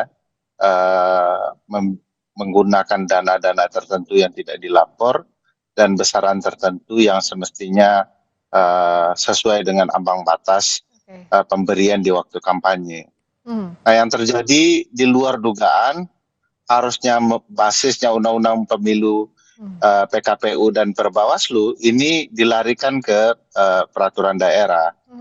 Mungkin ada titik singgungnya, tetapi sudah bisa dipastikan bukan kerja Bawaslu. Nah, bagi saya memang harus dipahami bahwa tekanan besar bagi Bawaslu untuk menegakkan aturan kampanye terhadap putra mahkota presiden ya, yang tentu ini bisa memperlihatkan bagaimana keberanian Bawaslu yang diharapkan untuk menegakkan peraturan undang-undang itu tidak terlihat tegas. Saya misalnya mengindikasikan apakah ini misalnya berdampak di ketentuan pasal 317, 318 Undang-Undang Pemilu atau tidak, misalnya soal mereka melakukan pelanggaran administrasi atau pidana pemilu. Nah, harusnya itu ada ketegasan supaya tidak hanya untuk menegakkan peraturan pemilu, tetapi juga menghormati pasangan yang sedang berkampanye. Ini kan diributkan berulang-ulang, ya, tetapi ujung-ujungnya jauh dari panggang daripada api, begitu ya. Ketentuan pasal yang digunakan, peraturan yang digunakan tidak terlalu tepat dengan tujuan yang semestinya dilakukan. Baik. Kalau saya melihat ini tidak tegas bagi siapapun ya. Oke. Saya ke Bung Habib lagi, sudah terhubung. Bung Habib bisa mendengar suara saya sekarang? Tadi bisa, tapi putus ya. Iya, putus. Bisa nggak? Putus. Nah, sekarang terdengar suara Bung Habib. Silakan dijelaskan yang tadi, plus juga tadi Bung Ferry bilang bahwa nggak tegas sanksinya dari Bawaslu. Iya, ya. Jadi saya kembali meluruskan apa yang berulang kali disampaikan menurut kami secara tidak tepat oleh beberapa pihak. Yang disampaikan, dokumen yang disampaikan oleh Bawaslu Kota Administrasi Jakarta Pusat kemarin itu bukan putusan. Bukan pula keputusan, ya. Itu adalah pemberitahuan tentang status temuan, ya. Kalau tadi yang dikatakan di dugaan dan lain sebagainya itu merupakan bagian dari alasan dari status temuan yang ditindaklanjuti. Nah, soalnya kan gini, Mbak. Pertama ada dua masalah menurut saya. Pertama kan Bawaslu RI, ya, telah menyelesaikan tugasnya, ya, memeriksa perkara ini dengan menyatakan bahwa tidak memenuhi unsur-unsur pelanggaran pidana Undang-Undang Pemilu. Ya. Dasarnya Bawaslu RI itu adalah pasal 321 Undang-Undang Nomor 7 Tahun 2017. Ya.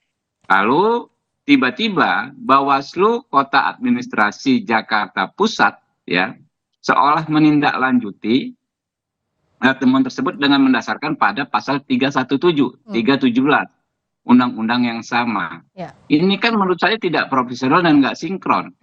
Lawang yang kerja sejak awal adalah Bawaslu RI, tiba-tiba di tengah, ya, diambil alih oleh Bawaslu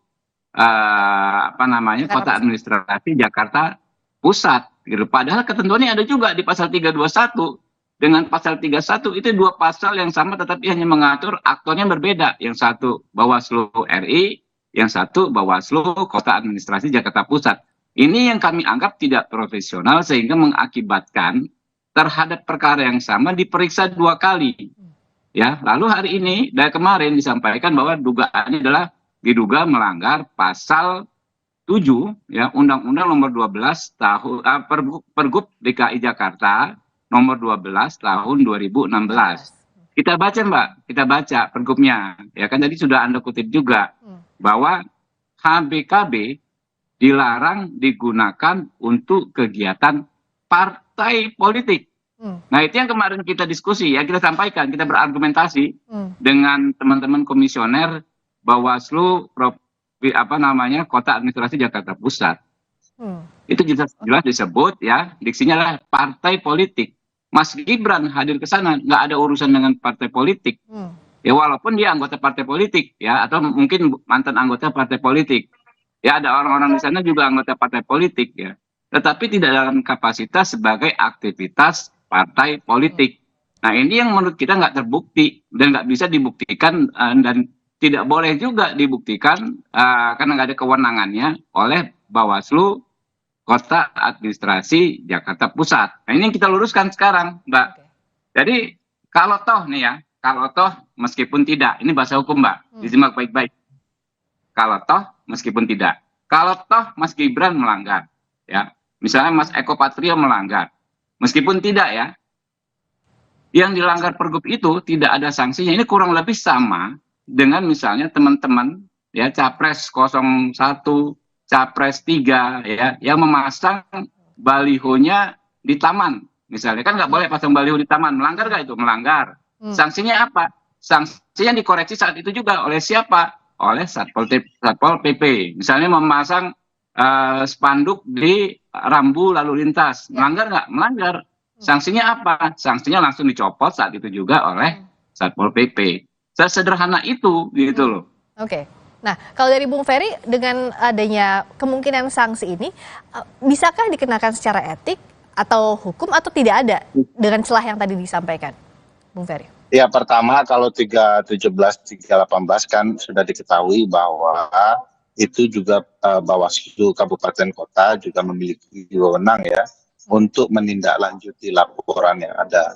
Sepanjang Bawaslu Kota Jakarta Pusat mendapatkan limpahan laporan, ya dia wajib melakukan prosesnya.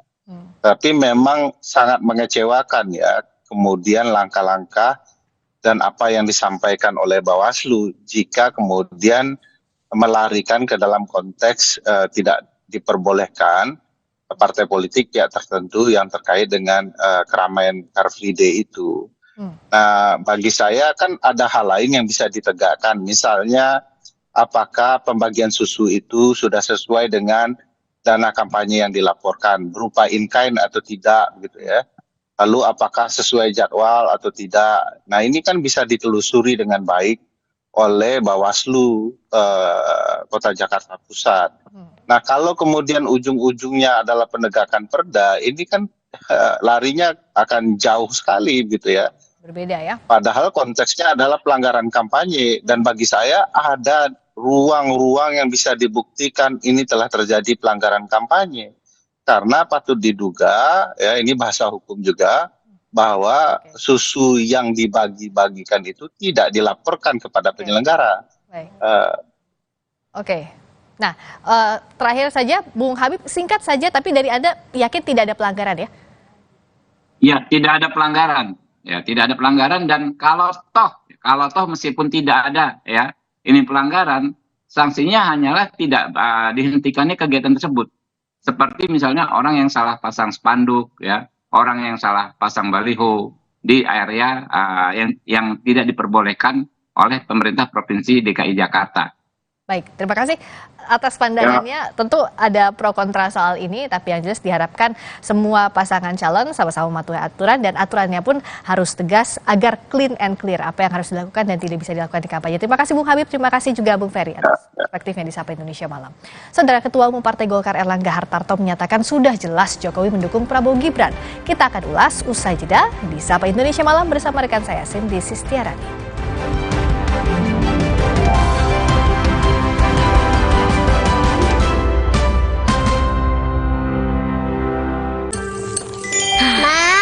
Minum dulu biar nggak capek. Senang kan melihat anak tumbuh dengan baik bersama Morinaga Cilgo, nutrisi berkualitas untuk dukung daya tahan tubuh, bantu tumbuh kembangnya. Morinaga Cilgo. Wah, makan. Udah nggak takut kolesterol naik nih. Kan habis makan langsung Benecol. Lanstan esternya hajar kolesterol dari makanan yang habis kita makan. Nutri Benecol. Morinaga Cilgo, nutrisi berkualitas, harganya terjangkau. Cilgo.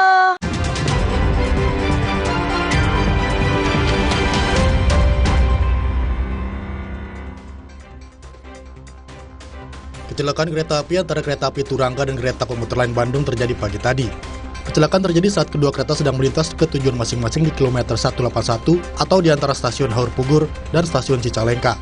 Tim SAR menyebut ada 2 jenazah yang sulit dievakuasi karena posisinya berada dalam gerbong dan juga terimpit di antara kereta. PT KAI memastikan ada 4 korban tewas dalam tabrakan kereta di Cicalengka. Sebuah truk nyaris tenggelam ke dalam saluran air setelah tertabrak truk pengangkut kontainer di Jalan Cakung, Cilincing, Jakarta Utara. Kerasahan taman truk membuat salah satu truk terperosok ke dalam saluran air. Sejumlah petugas kepolisian dan Sudin Perhubungan mengerahkan mobil derek berukuran besar untuk mengangkat dan menarik kendaraan dari dalam saluran. Seorang sopir truk terluka akibat kejadian ini. Polisi kembali menangkap aktor era 90-an Ibra Azari atas kasus dugaan kepemilikan narkoba. Ia ditangkap di salah satu apartemen wilayah Tangerang Selatan, Banten. Polisi juga menangkap seorang artis perempuan era tahun 90-an, NN. Polisi menemukan barang bukti 1 paket sabu beserta alat hisap. Penangkapan ini merupakan ke-6 kalinya Ibra Azari terjerat hukum dalam kasus yang sama.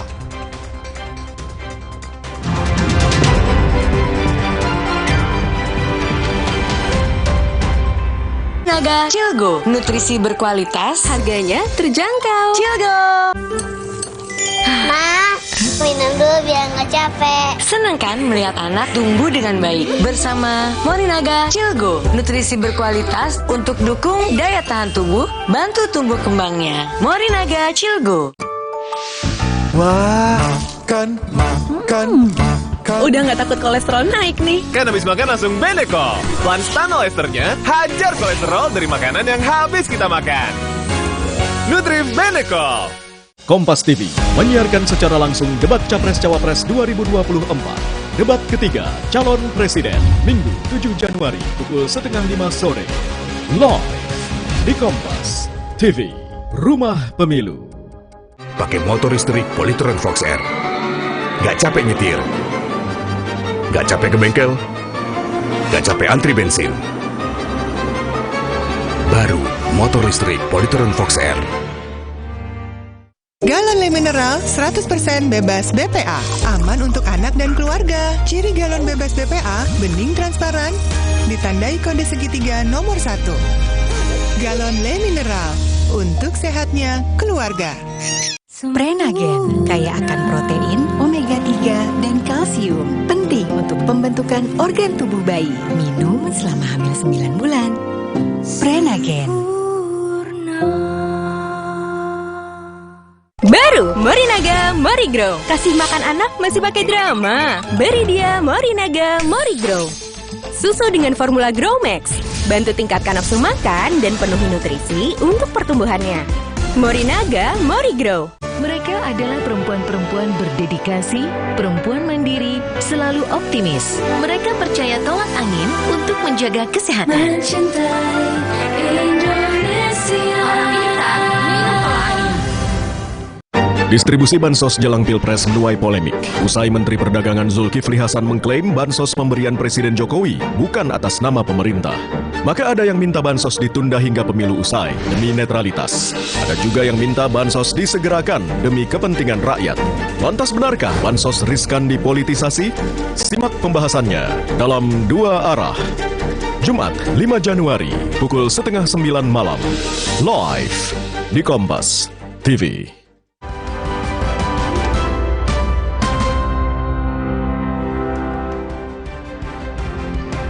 Kembali di Sapa Indonesia Malam, saya Cindy Sistiarani. Saudara Ketua Umum Partai Golkar Erlangga Hartarto angkat bicara soal pernyataan Sekretaris TKN Prabowo Gibran Nusron Wahid yang menyebut Presiden Jokowi mendukung Capres-Cawapres nomor urut 2 Prabowo Gibran. Erlangga menyebut secara yakin atas hal itu sebagai sesuatu yang sudah jelas. Erlangga menyatakan dukungan Jokowi terhadap Prabowo Gibran sudah jelas. Ketika didesak terkait maksud pernyataannya, Erlangga menekankan hal yang sudah jelas tidak perlu diterjemahkan lagi.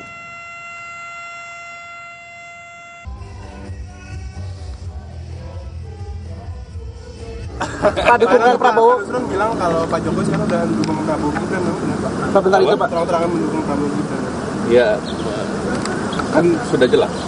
Apa itu Pak? Jelas mendukung ya Pak? Gimana Pak jelasnya Pak? Pak jelasnya itu maksudnya gimana Pak? Jelas kan nggak harus diterjemahkan.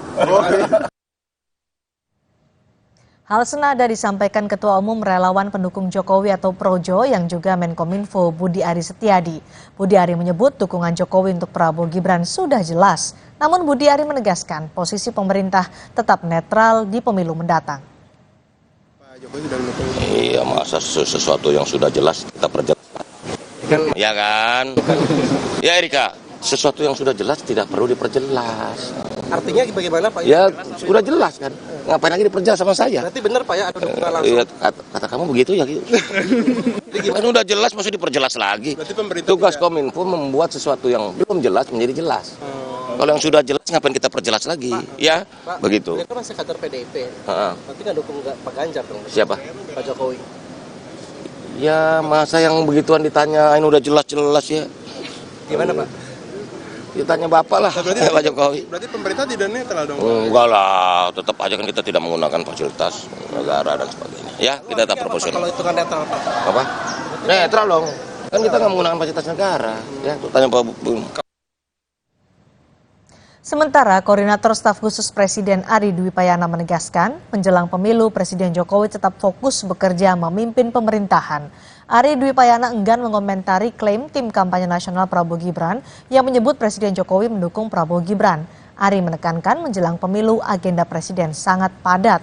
Antara lain tetap memimpin rapat kabinet, belusukan ke berbagai daerah, menerima tamu kenegaraan, serta melakukan kunjungan ke luar negeri. Lintas utara Jawa Tengah yang sekarang dikatakan sudah condong ke satu paslon, sudah tidak netral begitu. Saya tidak komentar itu, tapi saya mengatakan Presiden bekerja memimpin pemerintahan ini dan juga memastikan program-program strategis berjalan dengan baik.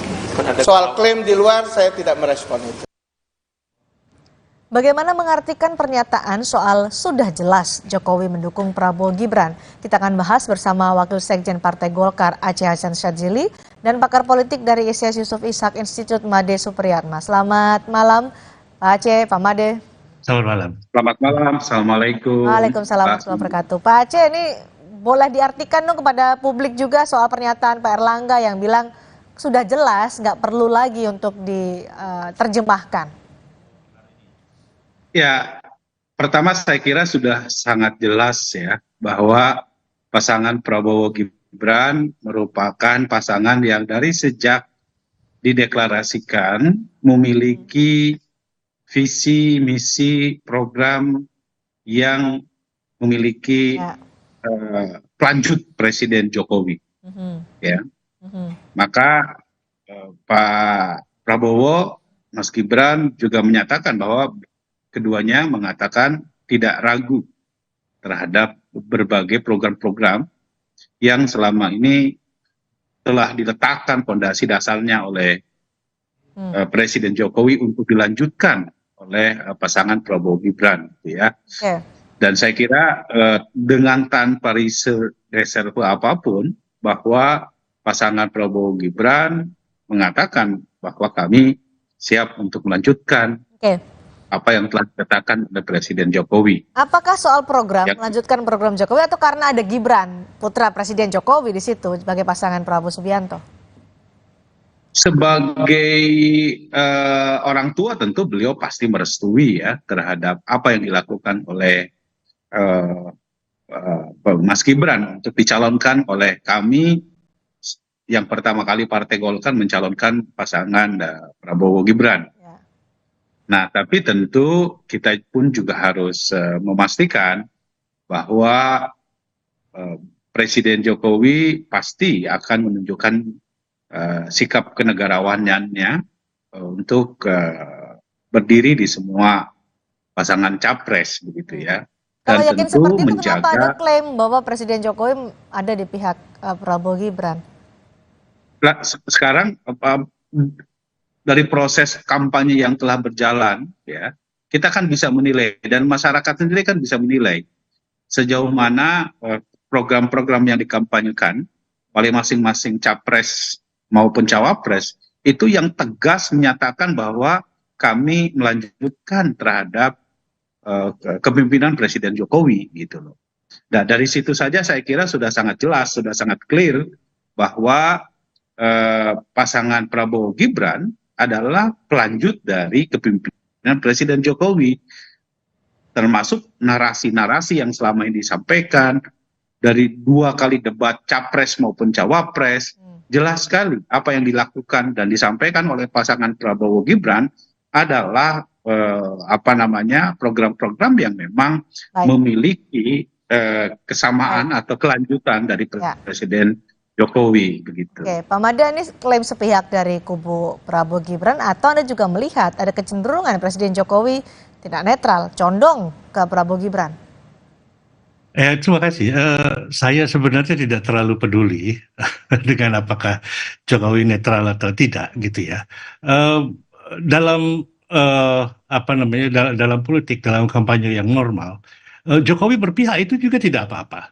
Ya, menurut saya jauh lebih baik kalau beliau mengatakan secara tegas bahwa ya saya mendukung Prabowo Gibran. Tidak menjadi beban untuk Jokowi yang diharapkan sama sekali tidak menjadi beban. Saya tidak mengharapkan beliau untuk netral. Ya, karena yang dalam kampanye yang harus dilakukan adalah menarik kontras. Saya berharap 2 paslon lain itu menarik kontras dengan kebijakan Jokowi selama ini. Ya, itu bukan sesuatu yang kalau itu dianggap yang jelek, tugas mereka untuk menunjukkan bahwa kebijakan seperti ini itu tidak baik untuk rakyat. Seperti misalnya harga batu bara di pasar internasional naik 157%. Ya, sejak pasca Covid, sejak 2020. Kenapa pertumbuhan ekonomi kita hanya 5%? Ya, itu pertanyaan yang dari seorang ekonom yang saya dengar, gitu ya. Ya, begitu caranya berkampanye, menarik kontras, mempertanyakan, mengadu ide, memberikan informasi kepada pemilih, ya mana yang harus didukung, mana yang harus tidak didukung. Dan kalau bisa meyakinkan para pemilih, nah itulah yang namanya kampanye yang baik. Ya, bukan seperti sekarang kita mempertanyakan bahwa kita mengharap bahwa beliau akan netral dan itu semua. Untuk saya tidak masalah. Ya, menurut saya lebih bagus Pak Jokowi langsung mendeklarasikan saya mendukung Pak Prabowo dan saya harap bila perlu ikut dalam kampanyenya Pak Prabowo. Nah, supaya lebih mudah bagi kedua calon lain untuk menarik kontras. Jika Pak Made, jika Jokowi menyatakan dukungannya pada paslon tertentu, bukankah itu nanti akan kemudian membebani Presiden? Ada kekhawatiran karena Presiden punya source yang besar ya, ada perangkat-perangkat negara yang masyarakat pasti akan khawatir jika Presiden berpihak pada salah satu paslon akan ada penyalahgunaan wewenang, penyalahgunaan source sebagai Presiden. Sama sekali tidak. Konsepnya adalah aparatur negara yang harus netral. Presiden boleh tidak netral. Kalau menurut saya sih ya, Presiden boleh tidak netral. Dia tidak boleh mempergunakan alat-alat negara. Nah, kalau alat negara yang sudah menjadi tidak netral itu salah. Tetapi kalau Presiden dia mau menyatakan dukungannya, asalkan dia jujur. Obama berkampanye untuk Hillary, itu hal yang wajar, hal yang biasa. Ya, tapi aparatnya netral. Aparatnya tidak melakukan mobilisasi. Tidak ada babinsa yang dikerahkan di bawah. Itu yang benar. Yang menurut saya, kampanye adalah alat untuk mengadu gagasan, alat untuk mengadu ide. Ya, kalau Pak Jokowi mau secara terang-terangan aja, daripada seperti sekarang bersembunyi di balik netralitas dan lain sebagainya, terang-terangan aja mengatakan bahwa saya memang mendukung pasangan Prabowo dan Gibran adalah anak saya di situ. Itu jauh lebih baik. Kalau memang demikian, Presiden tidak netral tapi aparaturnya yang harus netral. Sementara kita tahu untuk kontestan Pilpres ada Menteri Pertahanan, ada Wali Kota Solo. Bagaimana bisa memastikan bahwa ASN itu netral, tidak seperti yang Anda sebutkan, tidak hanya Jokowi saja yang berpihak, tapi ASN harus netral atau aparatur negara harus netral. Ya, saya kira sekarang di sini dibutuhkan benar-benar kedewasaan ya, bahwa setiap aparatur negara dan rakyat yang akan menilai. Ya, saya kira bangsa Indonesia itu bukan bangsa yang bodoh. Ya, rakyat pemilih itu tahu persis. Kalau semakin mereka disuruh-suruh, semakin mereka nggak mau. Itu kejadian di mana-mana. Tidak hanya di Indonesia, di banyak negara. Ya, semakin mereka disuruh-suruh, semakin popularitasnya anjlok. Dan saya tidak percaya bahwa aparat yang terus kemudian secara terang-terangan mendukung begitu. Saya benar-benar anti dengan kampanye murahan, ya, bagi-bagi susu dan lain sebagainya. Adu ide, adu gagasan, ya berani ngomong kepada pemilih. Itu yang jauh lebih baik. Oke, soal aparat yang Anda harapkan netral kan kemarin sudah banyak ada beberapa di daerah di Garut, kemudian ada Satpol PP menyatakan dukungannya ke paslon tertentu, kemudian ASN di Bekasi yang kemudian disorot karena pamer jersey dengan nomor-nomor kita belum tahu karena ini masih dalam proses Bawaslu ya, tapi ini kan jadi sorotan publik soal netralitas ASN yang kemudian dipertanyakan karena ada video-video yang viral itu. Ya silahkan saja kalau mereka mau netral, ya mau tidak netral ya, orang juga akan mendukung, orang juga akan mengerti gitu ya.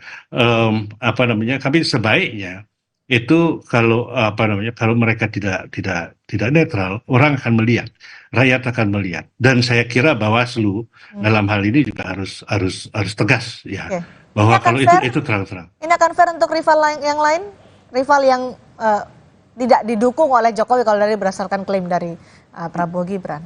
Mau tidak mau, Mbak, mau tidak mau bahwa mereka melawan incumbent. 02 itu adalah pasangan incumbent, ya. Mau tidak mau, dan mereka mendudukan di sana, dan mereka harus diserang. Semua polisinya sudah kelihatan jelas. Tugas mereka adalah menarik kontras. Kalau mereka pasangan 01, 03 tidak mampu menarik kontras dari pemerintahan Jokowi, ini bukan kampanye. Ya, ini Indonesian Idol Contest. Kita di sini mengadu gagasan. Kita benar-benar mengadu gagasan. Apakah IKN itu perlu diteruskan atau tidak? Ada banyak isu dari bangsa ini. Ya, kalau menurut saya tidak perlulah kita berbicara tentang netral atau tidaknya Presiden Jokowi. Kalau beliau mau mengatakan bahwa saya mendukung satu paslon tertentu, silahkan. Di situ.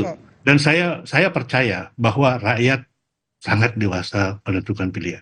Oke, nanti kita akan bahas lebih dalam, tapi sebelumnya ke Pak Aceh lagi. Kalau ada klaim sepihak atau klaim dari Pak Erlangga Hartarto dari Projo Menkominfo bilang bahwa sudah jelas nih, nggak perlu diperjelas lah, Presiden ada di sisi Prabowo Gibran akan turun kampanye. Tadi kalau Pak Made bilang bisa saja, boleh saja Presiden akan ikut berkampanye. Akankah itu terjadi? Ya kalau Presiden kampanye saya kira secara langsung tidak lah ya, karena kan yang namanya kampanye harus terdaftar sebagai bagian dari tim sukses ya atau tim pemenangan dan juga menjadi bagian dari partai politik pendukung gitu ya. Saya kira kalau itu dalam hal-hal tertentu saya kira memang ada aturan-aturan. Tapi saya setuju dengan yang disampaikan oleh Pak Made ya, bahwa memang harus ada garis diferensiasi untuk bisa menentukan mana policy yang tegas menjadi bagian dari sebuah pemerintahan yang petahana atau memang ya berhadap-hadapan pada tingkat konseptual, pada tingkat gagasan, pada tingkat program.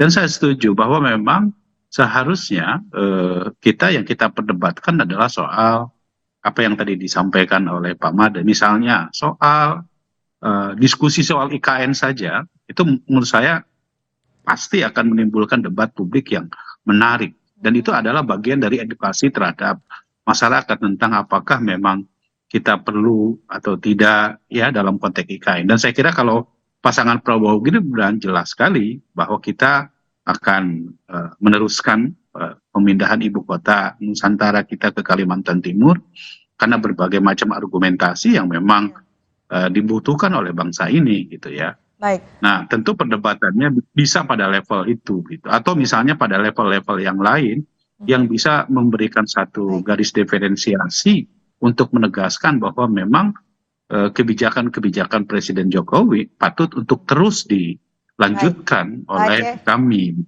Pak Aceh, tapi kan dari TKN Prabowo Gibran mengklaim lah bahwa Jokowi ada di pihak Prabowo Gibran, tapi kan staf khusus Presiden beberapa kali kami mewawancarai bahwa menegaskan Presiden tetap fokus bekerja memimpin pemerintahan. Sepertinya Presiden juga melalui KSP tidak mau ditarik-tarik bahwa akan berpihak pada paslon tertentu.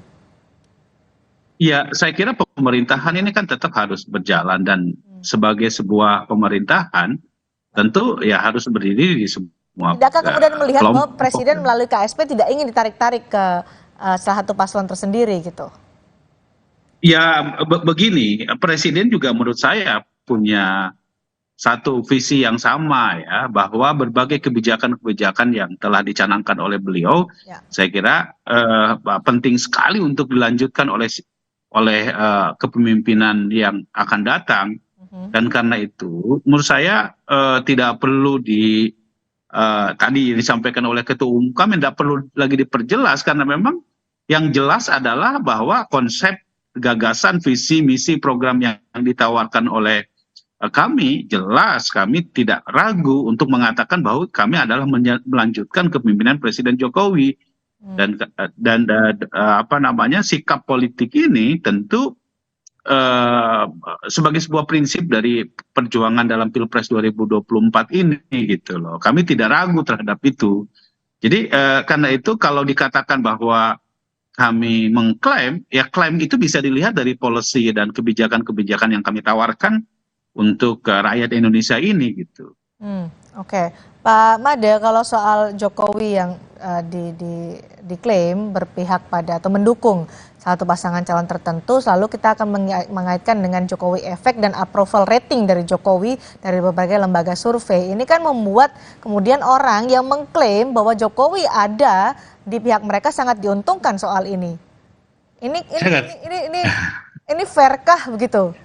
Menurut saya fair-fair saja. Pertanyaannya kemudian kepada para pemilih yang harus ditanyakan adalah apakah Anda setuju dengan periode bahwa Prabowo Gibran adalah periode ketiga Jokowi? Katakanlah begitu dengan jujur gitu ya. Dan kemudian Presiden juga menurut saya berikanlah beliau itu lepas dari kekangan ya. dikritik. Bahwa kalau kemudian approval rating, saya tidak terlalu yakin bahwa approval ratingnya itu setinggi itu gitu ya. Ada banyak lubang, ada banyak cara untuk memperlihatkan bahwa pemerintahan ini tidak seperti pemerintahan surgawi gitu ya. Bahwa ini baiknya 100%. Ada banyak lubang yang bisa dipakai. Dari situ kita berdebat.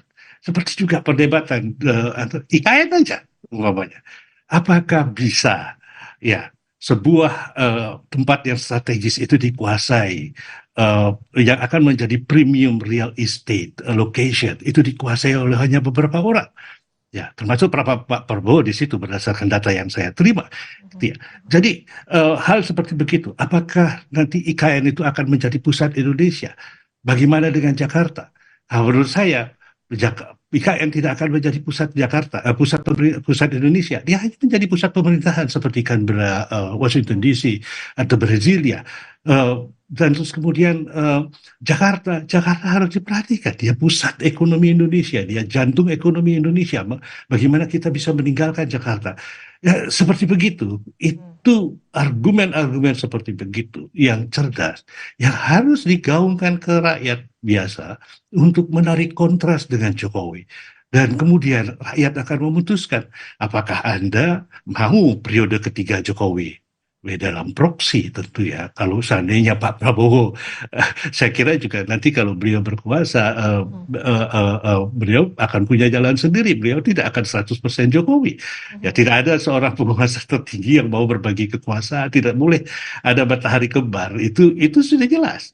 Ya, jadi itu juga bisa menjadi bahan kampanye. Oke, sekarang Anda memilih Pak Prabowo, tetapi Anda sekarang berpikir bahwa Anda memilih Pak Jokowi, tapi nanti akan berkuasa yang menjadi presiden Pak Prabowo.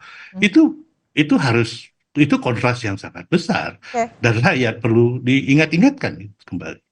Tapi juga kita seperti yang saya tanyakan kepada Pak Asyid tadi bahwa dari pihak istana, dari KSP, juru bicara juga menyatakan berusaha dengan pernyataan-pernyataannya, statement-statementnya bahwa Presiden fokus untuk mengerjakan pemerintahan netral. Kenapa Pak Made geleng-geleng soal itu? Karena ini kan seakan-akan mereka ingin meyakinkan kepada masyarakat bahwa Presiden netral. Tidak Presiden bekerja. Saya kira wajar saja ya jika KSP atau pemerintah, karena kan kita tahu bahwa yang namanya proses pelaksanaan pemilu tentu ada barang-barang publik atau fasilitas-fasilitas pemerintahan yang memang tidak boleh digunakan untuk kepentingan elektoral tertentu begitu ya. Dan saya kira itu sesuatu yang sangat wajar gitu. Kan saya kira enggak elok misalnya kita menggunakan berbagai fasilitas negara untuk kepentingan elektoral, dan saya kira Pak Jokowi akan fokus gitu ya untuk bagaimana memastikan agar jalannya pemerintahan ini tetap berjalan sebagaimana mestinya gitu. Baik, Pak Made terakhir silakan.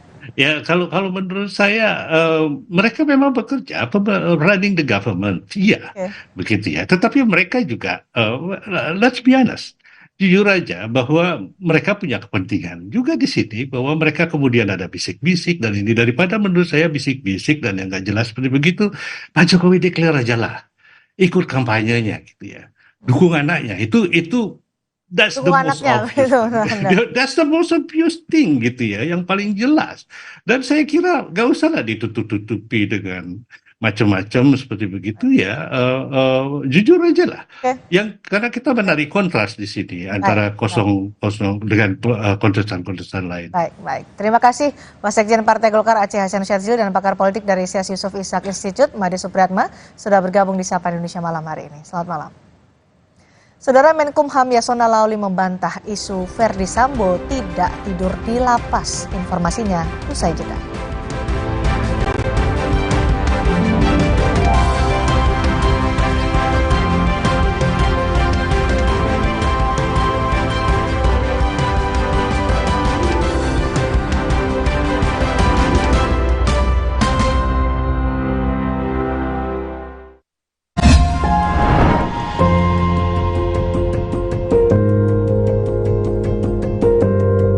Kompas TV, Rumah Pemilu.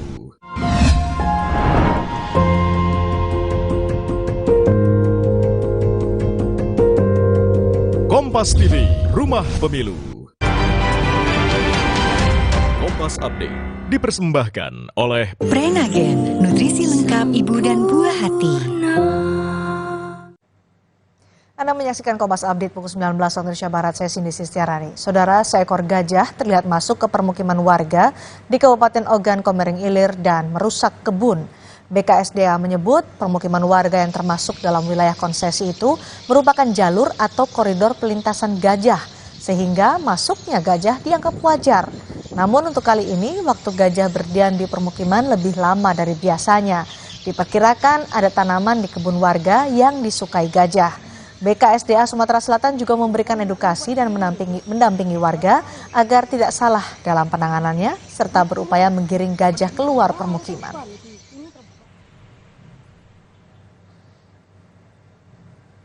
Demikian Kompas Update, Kompas Servis selanjutnya akan hadir 1 jam mendatang. Sampai jumpa.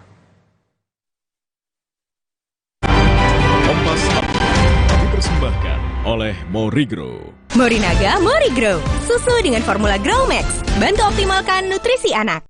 Prenagen, kaya akan protein, omega 3, dan kalsium. Penting untuk pembentukan organ tubuh bayi. Minum selama hamil 9 bulan. Prenagen. Baru Morinaga Morigrow, kasih makan anak masih pakai drama. Beri dia Morinaga Morigrow. Susu dengan formula Grow Max, bantu tingkatkan nafsu makan dan penuhi nutrisi untuk pertumbuhannya. Morinaga Morigrow. Suci Barbar Show minggu ini.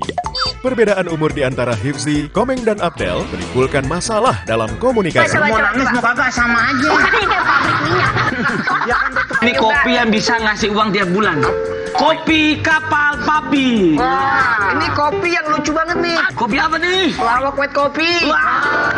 Suci Barbar Show, Sabtu 6 Januari pukul 3 sore di Kompas TV.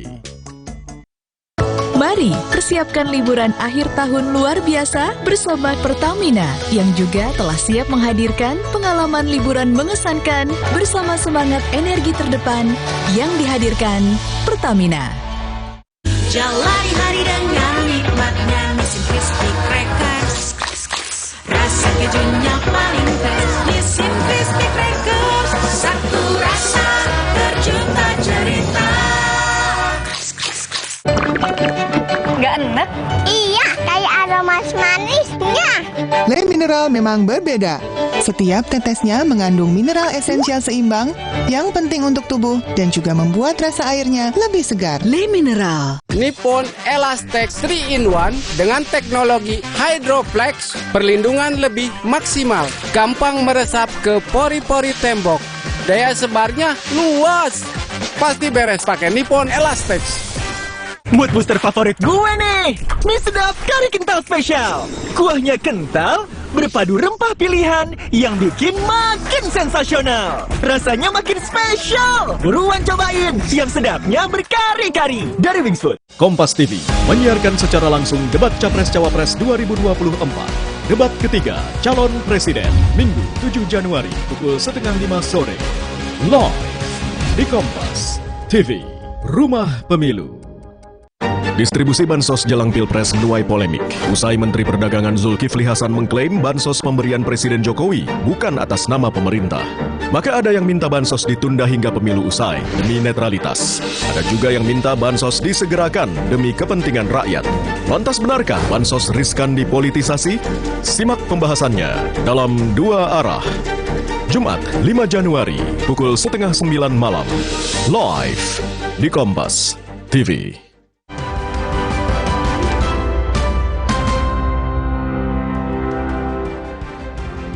Saudara, upaya evakuasi korban ataupun pemindahan rangkaian gerbong masih dilakukan pasca tabrakan antara kereta Turangga dan kereta Bandung Raya di Cicalengka, Kabupaten Bandung, Jawa Barat. 4 orang meninggal dalam kecelakaan pagi tadi. 1 gerbong kereta api Turangga yang terlibat tabrakan berhasil dipindahkan ke Stadion Cicalengka. Pembersihan rel terkendala karena rangkaian gerbong anjlok dan harus menggunakan alat berat. Petugas PT KAI berkejaran dengan waktu agar jalur ini bisa kembali normal. Kita sekarang melakukan pengangkatan kereta-kereta baik itu yang kereta dari Turangga maupun KRD. Moga-moga dalam waktu yang mungkin berapa jam ya, sekitar ya mungkin nanti kita akan sampaikan ya. Ini akan makan waktu karena cukup banyak kereta yang anjlok ya. Namun kita akan upayakan secepatnya dengan mendatangkan krain baik dari Bandung maupun dari Solo dan juga dari Cirebon. 37 orang terluka dalam kecelakaan kereta di Cicalengka. Mayoritas sudah diperbolehkan pulang, namun 6 penumpang masih dirawat. PJ Gubernur Jawa Barat B.I. Mahmudin memastikan semua korban yang terluka mendapat perawatan terbaik di RSUD Cicalengka.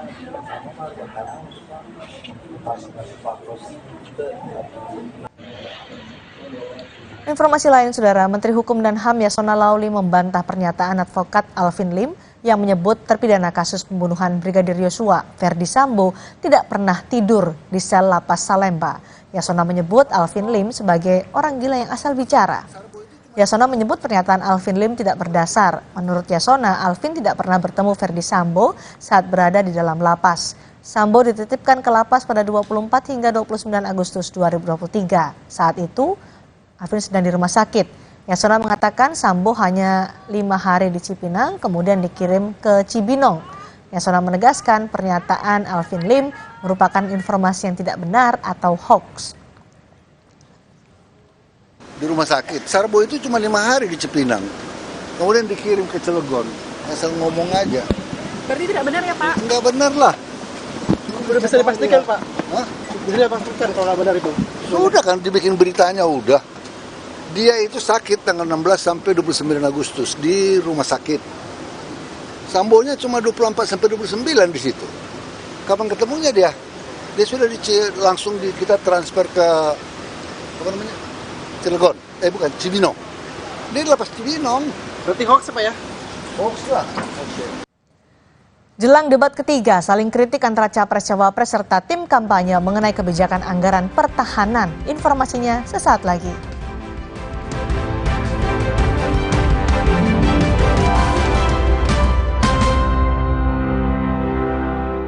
Kompas TV menyiarkan secara langsung debat Capres-Cawapres 2024.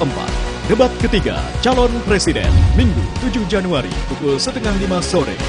Live di Kompas TV, Rumah Pemilu. Wow, kirain pot, taunya Fresh Care Smash yang lagi viral. Fresh Care Smash 4-in-1, tren baru. Double inhalernya unik, nonjok segernya. Bisa buat ngerok, sampai pijit. Keren dan stylish. Fresh Care Smash, ekspresikan gayamu. Inovasi baru dari Hotin. Hotin Go. Oles, go. Roll on, go. Pijat, go. Nggak sentuh langsung, nggak bikin tangan panas. Hotin Go. Hotnya in, langsung go. Jalani hari dengan nikmatnya Nissin Crispy Crackers. Rasa kejunya paling fresh. Nissin Crispy Crackers. Satu rasa berjuta cerita. Pakai motor listrik Polytron Fox R. Gak capek nyetir. Gak capek ke bengkel. Gak capek antri bensin. Baru motor listrik Polytron Fox R. Di tanganmu, botol plastik bekas bisa jadi baru lagi. Seperti tas, baju, hingga sepatu ini. Bersama Gerakan Ekonomi Sirkular Nasional Le Mineral, mari mulai kebiasaan baru memilah sampah plastik dari rumah, menyalurkan lewat aplikasi, pemulung, ataupun bank sampah. Sampah plastikmu memberi nilai tambah untukmu dan juga untuk mereka. Dengan langkah sederhana, pisahkan sampah sesuai jenisnya, sampah organik, plastik termasuk PET, kertas, dan kaleng, lalu salurkan. Sampah plastik yang terpilah bisa didaur ulang. Mulai kebiasaan baru dan buat botol plastik bekasmu jadi baru lagi.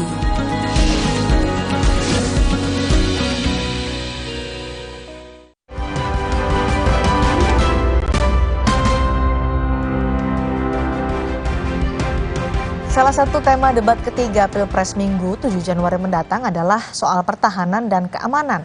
Tapi saling kritik antara capres-cawapres dan tim kampanye mengenai kebijakan anggaran pertahanan sudah muncul. Komisi Pemilihan Umum akan menggelar debat ketiga Pilpres 2024 pada Minggu 7 Januari 2024. Tema debat ketiga ialah menyangkut pertahanan, keamanan, geopolitik, dan hubungan internasional. Menyangkut pertahanan, isu anggaran pertahanan termasuk pembelian alutsista menjadi sorotan. Calon Wakil Presiden nomor urut 1 Muhaimin Iskandar menyebut pembelian alutsista saat ini bukanlah prioritas untuk pasangan Anies Muhaimin. Sebab tidak ada situasi perang saat ini. Dia pun mengkritik pembelian alutsista pemerintah dengan cara berhutang. Menurutnya, ketimbang untuk alat perang, lebih baik untuk pertanian. Kalau kita nggak perang, kenapa kebanyakan utang beli alat perang? Lebih baik utang untuk beli alat pertanian. Jadi saya pernah suatu hari ke Eropa. Di Eropa itu ada pameran. Pamerannya itu menarik. Pameran alat perang dihancurin, diganti menjadi alat pertanian. Artinya apa? Kita tolak perang, yang penting rakyat makan, kira-kira begitu. Buat apa kita utang ratusan triliun tapi tidak untuk sesuatu yang nyata-nyata dibutuhkan, yaitu kita butuh pangan. Sekretaris TKN Prabowo Gibran, Nusron Wahid menegaskan, kritikan soal kebijakan pembelian alutsista kepada Prabowo salah alamat.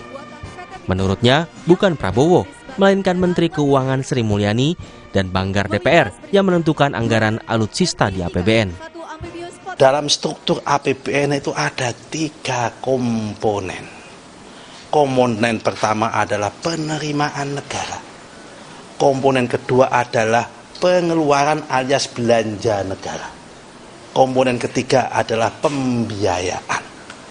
Soal posturnya belanja alutsista itu dimasukkan ke dalam penerimaan, belanja atau pembiayaan, itu murni kewenangannya Ibu Menkyu bersama dengan Ketua Banggar. Sampaikan salam saya, kalau tanya jangan salah alamat. Sekretaris TPN Ganjar Mahfud, Hasto Kristianto menyinggung kebijakan impor alutsista di era Menhan Prabowo mencapai hingga 386 triliun rupiah. Sebaliknya Hasto menegaskan, Ganjar Mahfud akan lebih mengutamakan kemampuan anak bangsa dalam membangun alutsista. Itu nanti akan disampaikan berbeda dengan Pak Prabowo yang untuk pengadaan alutsista pun itu harus membentuk suatu PT Teknologi Militer Indonesia yang diisi oleh sahabat-sahabat dekatnya. Nah, ini yang membedakan antara kekuatan pergerakan rakyat membangun kekuatan pertahanan ditinjau dari kemampuan anak bangsa di dalam mengembangkan industri alutsista nasional daripada sekedar beli, bahkan pakai pinjaman luar negeri yang meningkat hingga mencapai 386 triliun rupiah. Ketika rakyat menghadapi kenaikan harga kebutuhan pokok bagi kehidupan seharian, Pak Prabowo justru malah menambah hutang luar negeri sebesar 386 triliun untuk beli alutsista. Pengamat militer Anton Ali Abbas menyebut beberapa masalah yang harus dijelaskan para capres pada saat debat nanti adalah visi mereka mengenai pengembangan alutsista dan transparansi anggaran pertahanan. Menurut Anton, ke depan penggunaan anggaran pertahanan harus bisa dijelaskan lebih detail.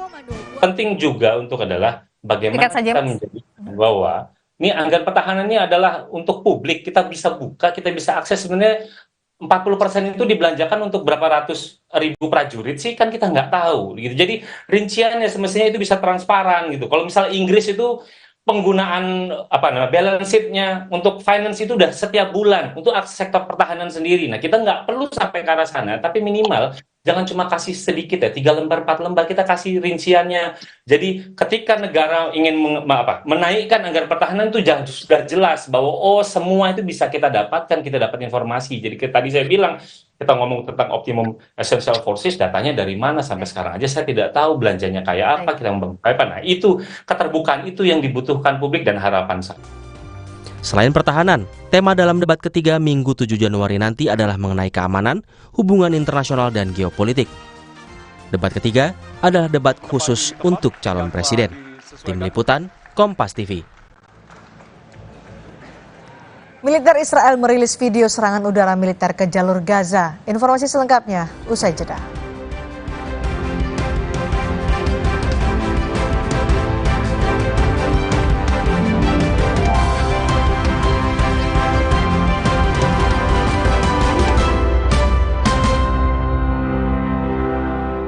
Pemilu 2024 diikuti oleh 24 partai politik.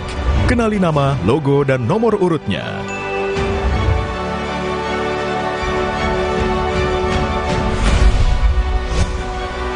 Jadilah bagian dari perhelatan akbar demokrasi negeri ini untuk Indonesia damai sejahtera. Ikuti perkembangan dan informasi terkini seputar Pemilu 2024 bersama teman memilih. Kompas TV, Rumah Pemilu. Pakai motor listrik Polytron Fox R. Gak capek nyetir. Gak capek ke bengkel. Gak capek antri bensin. Baru motor listrik Polytron Fox R. Aku pikir semua air mineral itu sama. Le mineral itu beda. Le mineral memang berbeda. Setiap tetesnya mengandung mineral esensial seimbang yang penting untuk tubuh dan juga membuat rasa airnya lebih segar. Segernya. Le mineral. Mandi pakai sabun saja, kuman kotorannya masih ada. Baru ProGuard Daily Purifying. Si mineral angkat kotoran sampai pori terdalam. Antibacterial Plus lawan 99,9% kuman. Kulit bersih maksimal dengan ProGuard Daily Purifying. Wingscare. Kompas TV menyiarkan secara langsung debat Capres-Cawapres 2024. Ikuti dialog dengan tim sukses dan perwakilan generasi muda. Live report dari titik-titik nobar dan markas kemenangan para kontestan hingga pembahasan pasca debat dengan tema pertahanan, keamanan, hubungan internasional, dan geopolitik. Ikuti jelang dan pasca debat ketiga calon presiden. Minggu 7 Januari pukul 4:30 sore. Live di Kompas TV. Rumah Pemilu. Aku dulu pakai deterjen bubuk. Jadi walaupun baju bersih tapi tangan aku kasar. Enggak, aku nggak mau. Deterjen itu terbuat dari tumbuhan, terus sertifikasi internasional. Cucian bersih, wangi, terus tangan tetap lembut. Udah, pindah aja ke Gentle-Gen.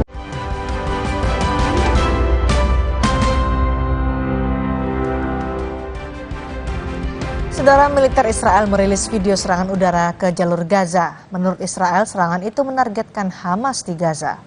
Dalam rekaman, Israel menargetkan sasaran manusia yang bergerak di antara bangunan.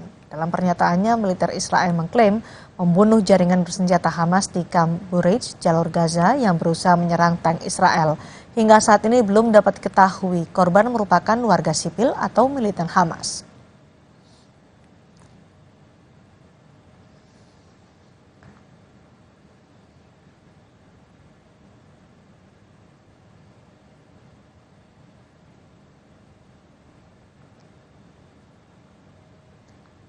Kementerian Kesehatan Palestina menyebut warga Palestina yang tewas akibat serangan Israel meningkat menjadi 22.438 jiwa. Dalam 24 jam terakhir, tentara Israel membunuh 125 warga Palestina dan melukai 318 orang.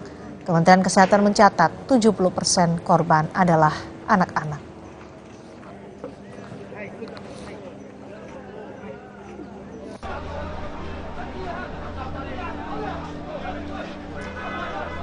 Saudara, jika Anda penggemar Jurassic Park, Anda bisa mengunjungi Museum Paleozoologi di Tiongkok untuk melihat ribuan fosil prasejarah. Museum ini diklaim sebagai museum pengetahuan alam terbesar di Asia.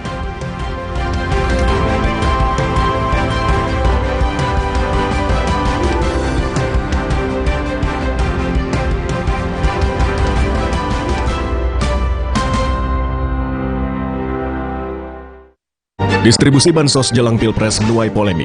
Usai Menteri Perdagangan Zulkifli Hasan mengklaim bansos pemberian Presiden Jokowi bukan atas nama pemerintah. Maka ada yang minta bansos ditunda hingga pemilu usai demi netralitas. Ada juga yang minta bansos disegerakan demi kepentingan rakyat. Lantas benarkah bansos riskan dipolitisasi? Simak pembahasannya dalam Dua Arah. Jumat 5 Januari pukul 8:30 malam. Live di Kompas TV. Imajinasi dimulai dari Java Pay. Terbukti untuk gedung tinggi, resort, dan rumah Anda. Java Pay, primer, cat eksterior, dan super interior. Kini dengan mesin tinting dan teknologi insulated emulsion, 2 derajat lebih sejuk. Java Pay melindungi semua yang Anda cintai. Dari Atlantic Ocean Pay, Colors of the World brought home. Prenagen, kaya akan protein, omega 3, dan kalsium. Penting untuk pembentukan organ tubuh bayi. Minum selama hamil 9 bulan. Prenagen. Baru Morinaga Morigrow. Kasih makan anak masih pakai drama? Beri dia Morinaga Morigrow. Susu dengan formula Grow Max. Bantu tingkatkan nafsu makan dan penuhi nutrisi untuk pertumbuhannya. Morinaga Morigrow. Mood booster favorit gue nih, mie sedap kari kental spesial. Kuahnya kental, berpadu rempah pilihan yang bikin makin sensasional. Rasanya makin spesial. Buruan cobain, yang sedapnya berkari-kari dari Wings Food. Aku dulu pakai deterjen bubuk. Jadi walaupun baju bersih tapi tangan aku kasar. Enggak, aku nggak mau. Deterjen itu terbuat dari tumbuhan, terus sertifikasi internasional. Cucian bersih, wangi, terus tangan tetap lembut. Udah, pindah aja ke Deterjen. Selamat datang, silakan. Hah? Emangnya ada waktu buat sakit kepala? Panadol Extra, cepat redakan sakit kepala dan nyeri yang mengganggu. Panadol Extra, cepat redakan sakit kepala, dapat diminum sebelum makan.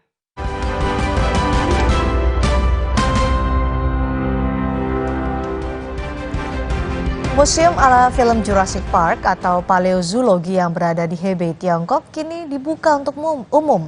Tidak hanya menampilkan replika fosil-fosil, museum ini diklaim sebagai museum ilmu pengetahuan alam terbesar di Asia.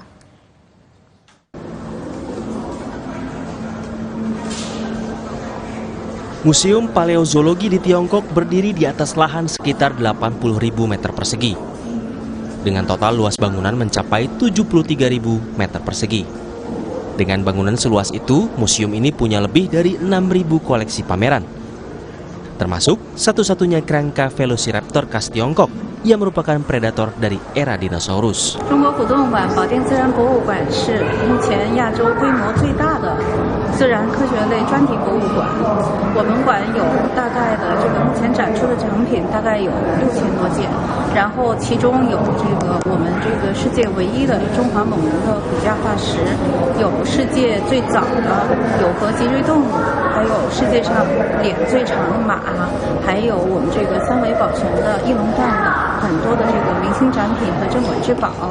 Museum di Tiongkok ini bertemakan alam, kehidupan, dan kemanusiaan, di mana proses evolusi menjadi alur cerita utamanya. Museum ini juga memberi gambaran yang sistematis tentang paleontologi, evolusi biologi, hingga kisah sejarah alam. Di mana dalam konsep alami, manusia dan alam adalah komunitas kehidupan. Informasi tadi menutup Sapa Indonesia malam hari ini. Jangan lupa saudara untuk memperbarui informasi atau perkembangan pemilu terkini hanya di Kompas TV Independen Terpercaya. Saya Cindy Sistiarani. Dan saya Friska Clarissa. Terima kasih. Sampai jumpa.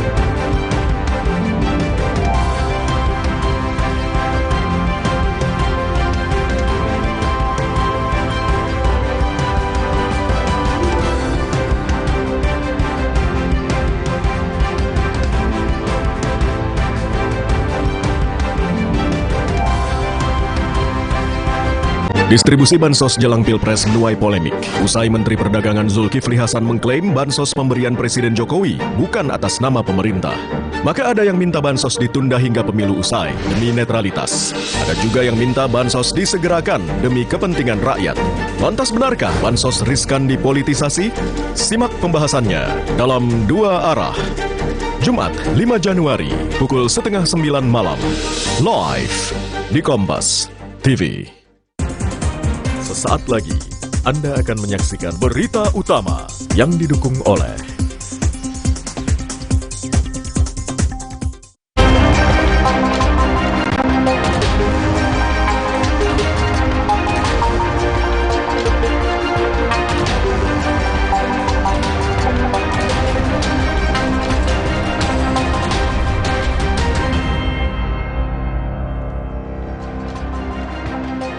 Halo saudara, bagaimana kabarnya Anda hari ini? Selama 1 jam ke depan, Berita Utama akan menyajikan sejumlah informasi menarik. Bersama saya, Elgin Fridianto. Dan saya masih tertarikan. Saudara, aktor lawas era 90-an Ibra Azari kembali ditangkap polisi atas kasus dugaan kepemilikan narkoba. Informasi dan ulasan lengkapnya akan kami hadirkan bersama berita pilihan yang sudah kami siapkan untuk Anda. Dan berita lain yang aktual untuk Anda simak, antara lain.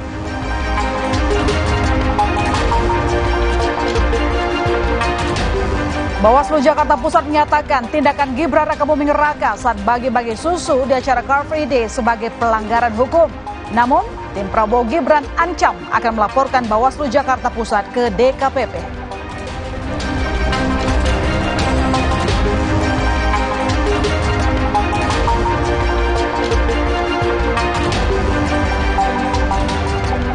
Seorang sopir taksi nekat memeras 2 turis warga negara asing di Bali.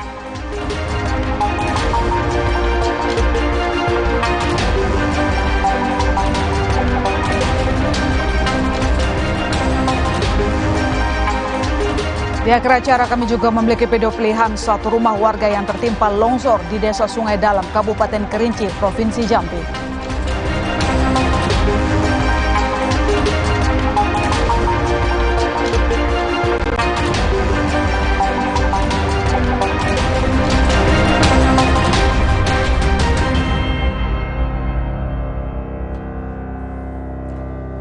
Saudara, kita ke informasi yang pertama di berita utama hari ini. Polisi meringkus pelaku pencurian di sebuah rumah di Kota Makassar, Sulawesi Selatan. Aksi pengejaran sempat terjadi, bahkan pelaku sempat bersembunyi di atas atap rumah.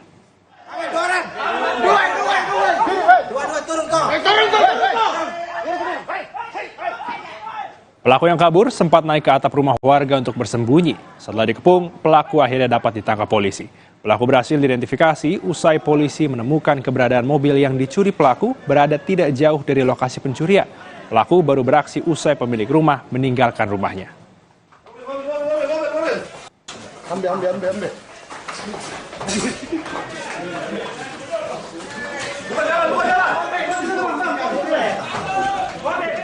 Informasi lain, diguyur hujan deras, Gunung Anaga di Purwakarta, Jawa Barat longsor. Warga panik seketika. Woi, eta nu belah ditu mas aya wah jelema. Allahu Akbar.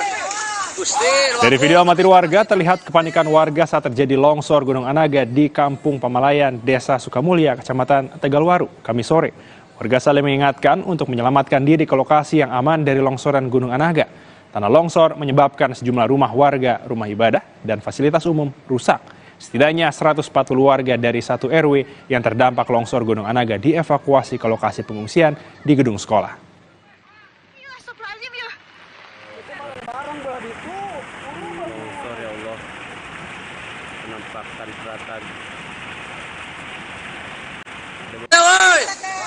Informasi berikutnya, aktor lawas era 90-an Ibra Azari kembali ditangkap polisi atas kasus dugaan kepemilikan narkoba. Polisi turut mengamankan seorang aktris perempuan saat menangkap Ibra Azari. Ibra ditangkap di salah satu apartemen wilayah Tangerang Selatan, Banten. Saat penangkapan, polisi menemukan barang bukti 1 paket sabu beserta alat isap. Penangkapan ini merupakan ke-6 kalinya Ibra Azari terjerat hukum dalam kasus yang sama.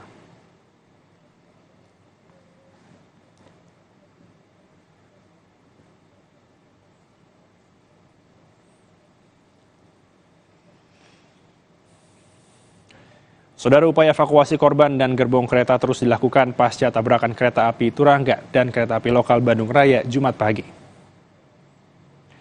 Tabrakan terjadi pukul 6:03 waktu Indonesia Barat antara kereta api Turangga relasi Surabaya-Gubeng, Bandung dan komuter lain Bandung Raya di petak jalan antara stasiun Haur Pugur dan stasiun Cicalengka.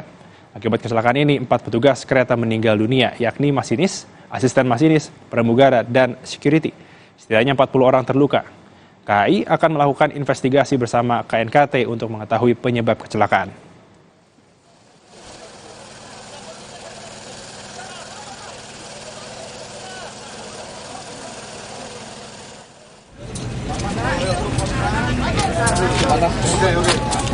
Tim gabungan berhasil mengevakuasi korban terakhir yang terjepit di gerbong kereta api, saudara.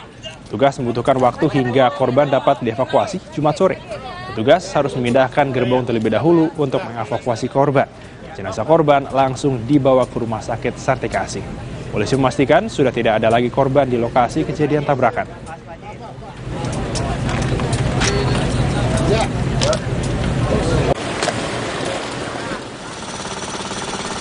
Pada Jumat malam, saudara, petugas dari PT KAI terus berupaya memindahkan gerbong dan lokomotif kereta api yang mengalami tabrakan di kawasan Desa Cikuya, Cicalengka, Kabupaten Bandung. Saat ini, kereta api Turangga hanya menyisakan lokomotifnya saja, sedangkan untuk komuter lain Bandung Raya 2 gerbong dan 1 lokomotif. Adanya gerbong yang anjlok dan terbalik menyebabkan petugas kesulitan untuk bisa mengevakuasi dan harus menggunakan alat berat.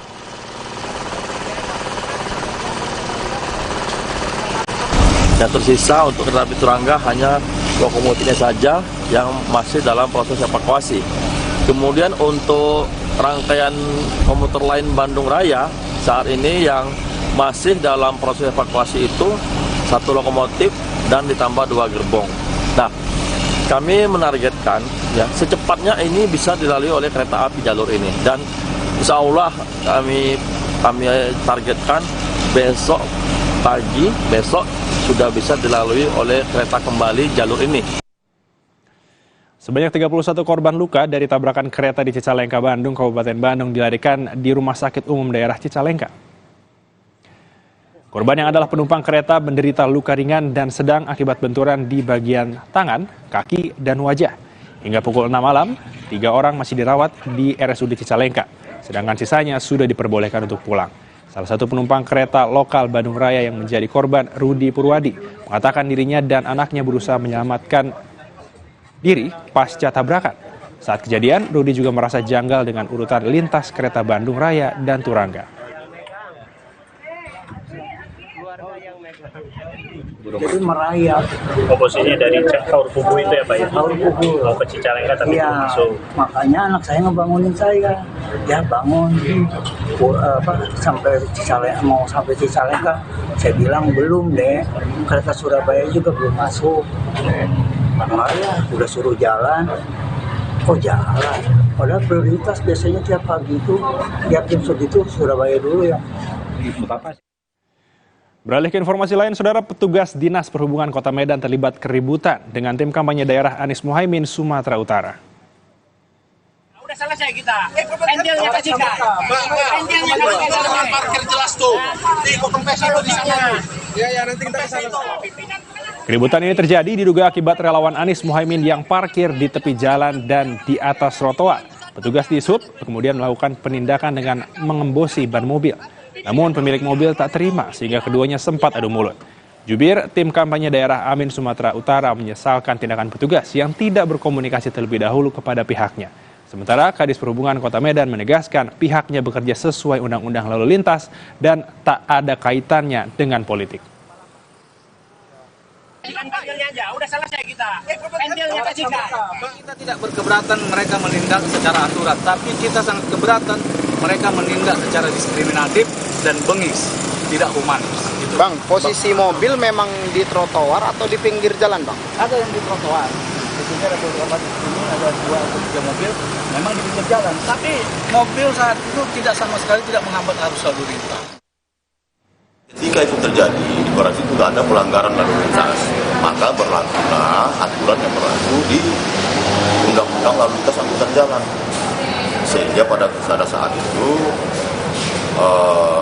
anggota kita melakukan SOP yang ada dengan cara pertama tentunya menghimbau, mengkonklusi dan juga bahkan menderek sehingga memastikan bahwa tidak ada lagi yang parkir di situ. Saudara, Bawaslu Kota Bekasi terus mengusut terkait netralitas ASN Pemkot Bekasi yang memamerkan baju olahraga bernomor 2 usai berolahraga.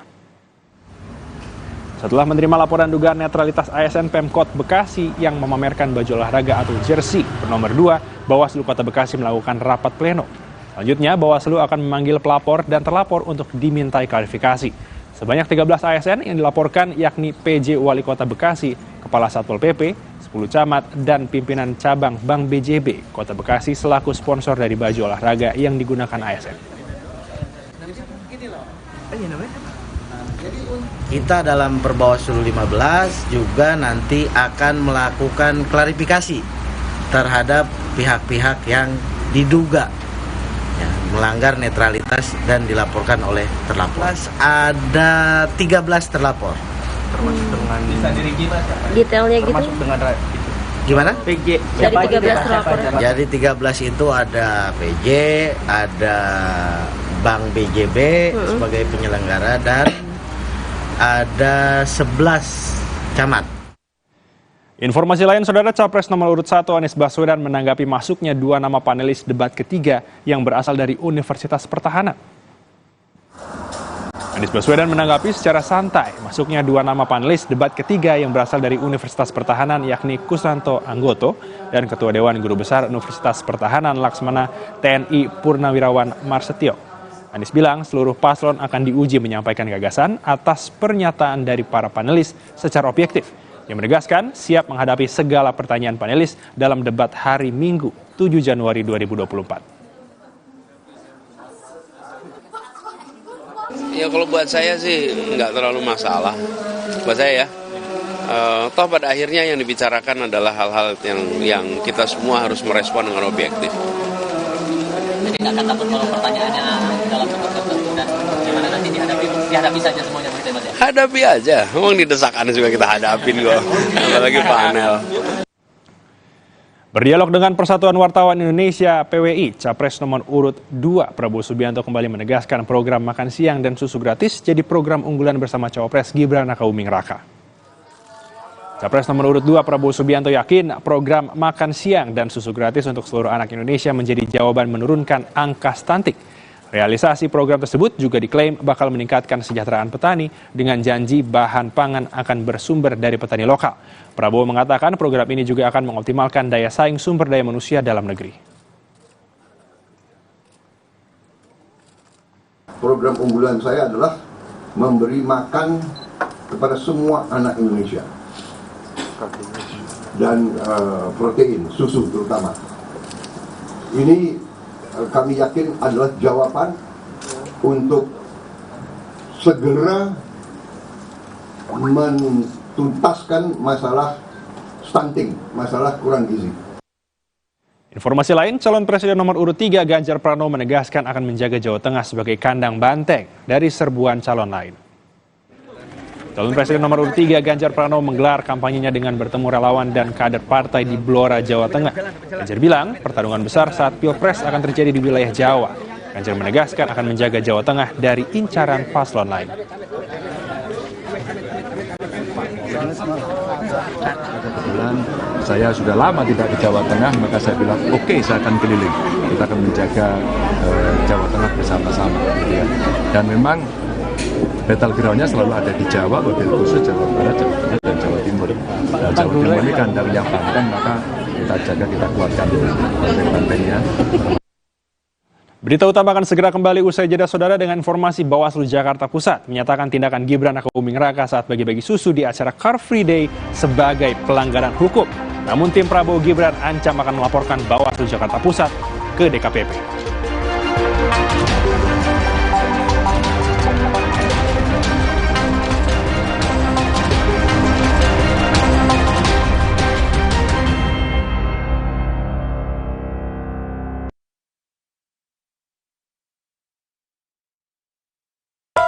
Wuih, jangan asal nubruk. Lu yang asal nubruk.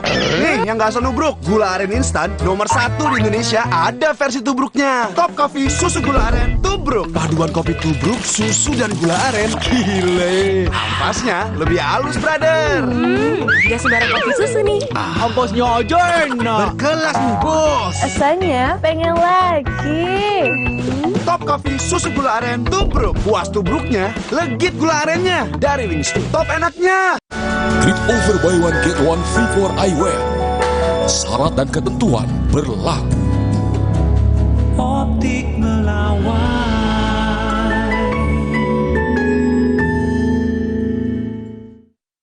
Kirain pot, taunya Fresh Care Smash yang lagi viral. Fresh Care Smash 4-in-1. Tren baru, double inhalernya unik, nonjok segernya. Bisa buat ngerok, sampai pijit. Keren dan stylish. Fresh Care Smash, ekspresikan gayamu.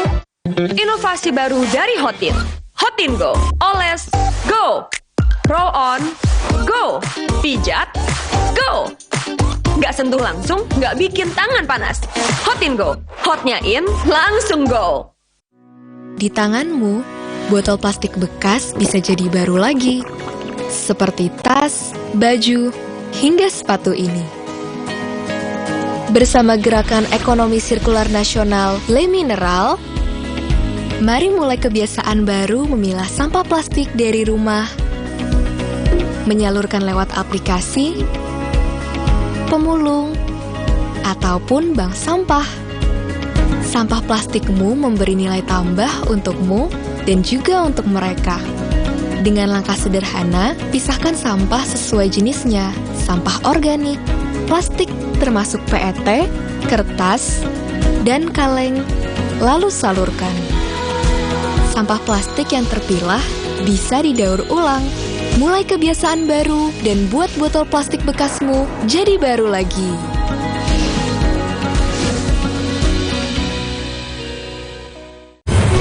Inilah Partai Legend, di mana para suhu berkumpul dengan pengalaman yang full. Partai yang selalu segar karena masuknya generasi cerdas, muda, dan tidak mudi. Partai tengah yang nggak setengah-setengah karena cinta semua golongan. Tokoh-tokohnya berpengaruh, lagi kondang, programnya jelas, lagi nendang. Rakyat senang, hidup makin berdendang. Mari lanjutkan kemajuan. Jalani hari dengan nikmatnya Nissin Crispy Crackers. Rasa kejunya paling fresh. Nissin Crispy Crackers, satu rasa berjuta cerita. Galon Le Mineral 100% bebas BPA. Aman untuk anak dan keluarga. Ciri galon bebas BPA, bening transparan, ditandai kode segitiga nomor 1. Galon Le Mineral, untuk sehatnya keluarga. Woi, jangan asal nubruk. Lu yang asal nubruk. Nih, yang gak asal nubruk, gula aren instan nomor 1 di Indonesia ada versi tubruknya. Top Coffee susu gula aren tubruk. Paduan kopi tubruk, susu dan gula aren. Gile. Ampasnya lebih halus, brother. Gak sembarang kopi susu nih. Ampasnya aja enak. Berkelas nih, bos. Rasanya pengen lagi. Top Coffee susu gula aren tubruk. Puas tubruknya, legit gula arennya. Dari Wingstop. Top enaknya.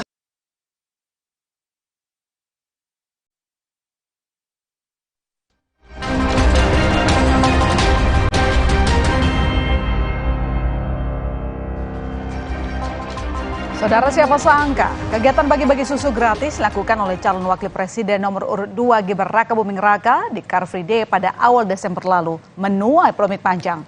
Beda sikap antara Bawaslu RI dan Bawaslu Jakarta Pusat dalam menangani kasus ini pun jadi sorotan. Pasalnya, ada yang menyebut tak ada pelanggaran pemilu.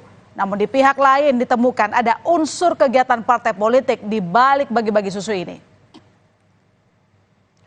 Ya, kami akan ingatkan Anda soal kegiatan apa sih yang jadi polemik itu. Jadi saudara, pada 3 Desember 2023 lalu, Capres nomor urut 2 Gibran Rakabuming Raka bersama dengan sang istri dan juga timnya terlihat membagikan susu di Car Free Day di Jalan Tamrin, Jakarta Pusat.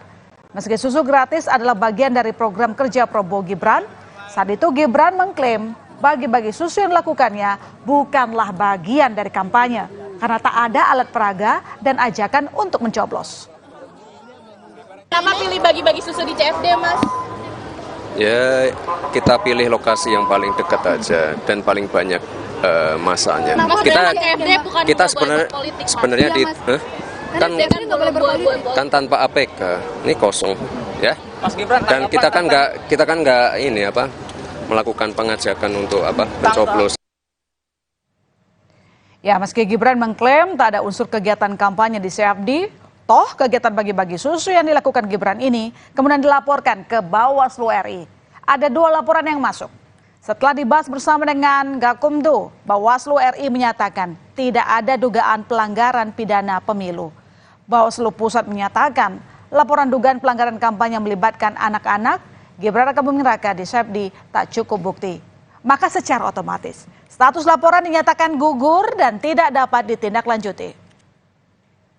Jadi setelah dilakukan pemeriksaan terhadap lapornya tidak bisa membuktikan adanya pelanggaran pidana pemilu. Ya, kenapa? Karena di situ tidak dimobilisir. Kalau dimobilisir itu misalkan gini, dikumpulkan anak-anak, diarahkan, misalkan ada pasangan calon atau misalkan calon legislatif. Nanti kalau si calon legislatif hadir atau pasangan calon hadir, nanti silakan Anda ngangkat tangan atau misalkan aktif dan sebagainya, itu namanya dimobilisir. Pernyataan Bawaslu RI ini nyatanya berbeda dengan sikap Bawaslu Jakarta Pusat, saudara, yang tetap melanjutkan proses pemeriksaan pada Gibran soal kegiatan bagi-bagi susu di Car Free Day. Pada 3 Januari lalu dengan didampingi TKN Prabowo Gibran, Cawapres nomor urut 2 Gibran datang ke gedung Bawaslu Jakarta Pusat untuk melakukan klarifikasi. Ini merupakan pemanggilan kedua dari Bawaslu Jakarta Pusat. Setelah 1 jam diperiksa, Gibran lagi-lagi menyatakan tidak ada kegiatan politik saat bagi-bagi susu di Car Free Day. Tidak ada sama sekali kegiatan partai politik. Ya, itu aja. Ya. Tidak ada sama sekali kegiatan politik. Ya. Kan juga beberapa teman-teman saya ajak juga kemarin. Ya. Mas sempat disampaikan dulu tidak asal susunya tidak tahu dari mana, Mas. Itu sebenarnya susunya yang dibagikan dari mana ya, Mas? Ya, asal susunya. Sebelumnya kan sempat disebutkan tidak tahu asal. Sama sekali tidak dari. Pemeriksaan Gibran di Bawaslu Jakarta Pusat ternyata merupakan pengembangan dari pemeriksaan sejumlah ketua dan anggota Partai Amanat Nasional yang saat itu ikut dalam kegiatan bagi-bagi susu di Car Free Day. Nah, dari rangkaian pemeriksaan itu, saudara, Bawaslu Jakarta Pusat menyatakan ada unsur kepentingan parpol dan bagi-bagi susu yang dilakukan di CFD karena melibatkan caleg dan cawapres yang diusung. Bawaslu Jakarta Pusat juga merekomendasikan adanya dugaan pelanggaran lain, namun bukan pidana pemilu, melainkan peraturan gubernur. Lalu bagaimana respons Gibran soal temuan dari Bawaslu Jakarta Pusat yang menyebutnya melanggar aturan Pergub? Dengan singkat, Gibran mengaku akan mengikuti mekanisme yang berlaku. Ya, kita ngikut keputusannya. Siap terima sanksi apa aja ya, Mas? Siap terima sanksi apa aja? Iya. Ada evaluasi, Mas. Ya. Kalau Gibran merespons dengan ikuti mekanisme Bawaslu, lain halnya dengan TKN Prabowo Gibran. Keputusan Bawaslu terkait Gibran bagi-bagi susu di CFD ini berbuntut panjang. Tim kampanye nasional Prabowo Gibran melaporkan ketua dan 4 anggota Bawaslu Jakarta Pusat ke Dewan Kehormatan Penyelenggara Pemilu atau DKPP atas pelanggaran kode etik karena mengabaikan laporan yang telah diputuskan Bawaslu RI. TKN menyebut Bawaslu Jakarta Pusat tak berwenang memutus Gibran melanggar peraturan gubernur. Itu bukanlah merupakan objek ataupun temuan yang dipergunakan oleh Bawaslu Jakarta Pusat. Ini kan bukan persoalan pidana, bukan persoalan administrasi. Ini juga bukan persoalan etika. Jadi pelanggaran peraturan lainnya itu harusnya diteruskan kepada lembaga yang berwenang. Seharusnya, jikalaupun ada dugaan pelanggaran, maka itu diteruskan kepada lembaga terkait, yaitu contohnya gubernur.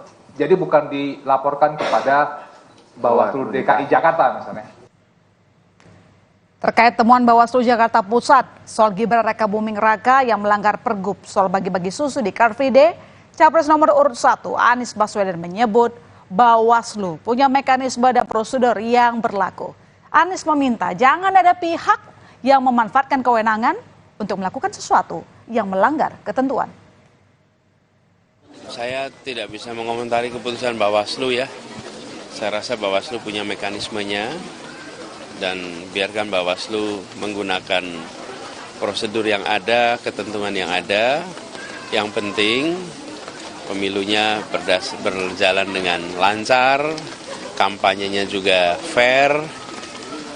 Di sisi lain, jangan ada yang memanfaatkan kewenangan untuk bisa mengerjakan hal-hal yang tidak sesuai dengan ketentuan. Sesuai aturan yang tertulis pada pasal 7 Peraturan Gubernur DKI Jakarta nomor 12 tahun 2016 tentang pelaksanaan Hari Bebas Kendaraan Bermotor. Di situ jelas tertulis, saudara, jika kegiatan Hari Bebas Kendaraan Bermotor atau Car Free Day tidak boleh dimanfaatkan untuk kepentingan partai politik, sara, dan orasi yang bersifat menghasut. Jadi kesimpulannya, CFD ini harus disteril dari aktivitas atau kegiatan kampanye.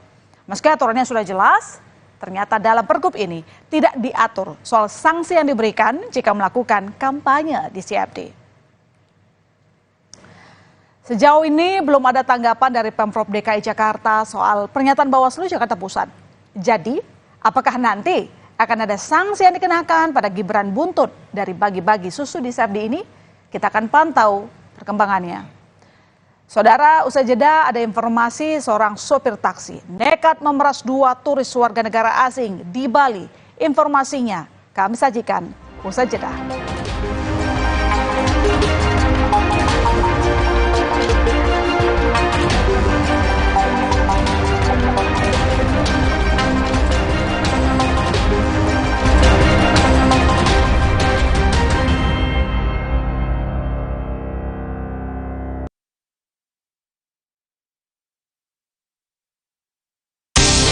Jalan yuk.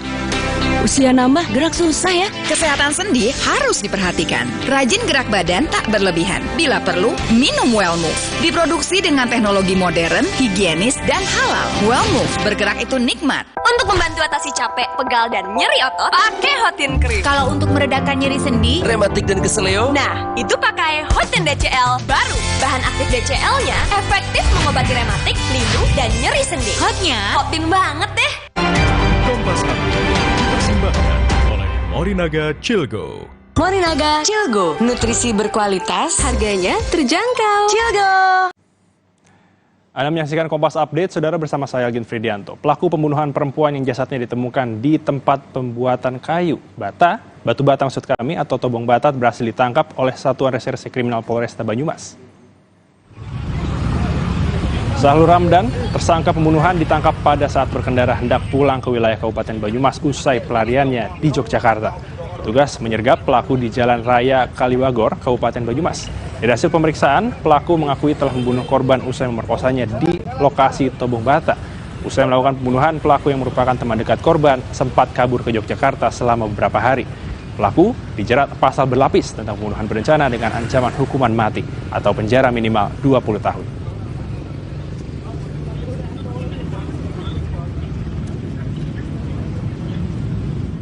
Demikian Kompas Update, saya Algin Fridianto. Sampai jumpa. Kompas Update dipersembahkan oleh Nutrif Benecol.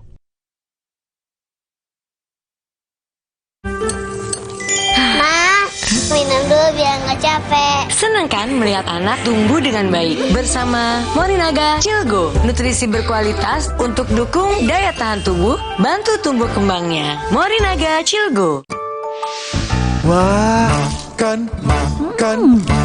Udah nggak takut kolesterol naik nih. Kan habis makan langsung Benecol. Lanstan esternya hajar kolesterol dari makanan yang habis kita makan.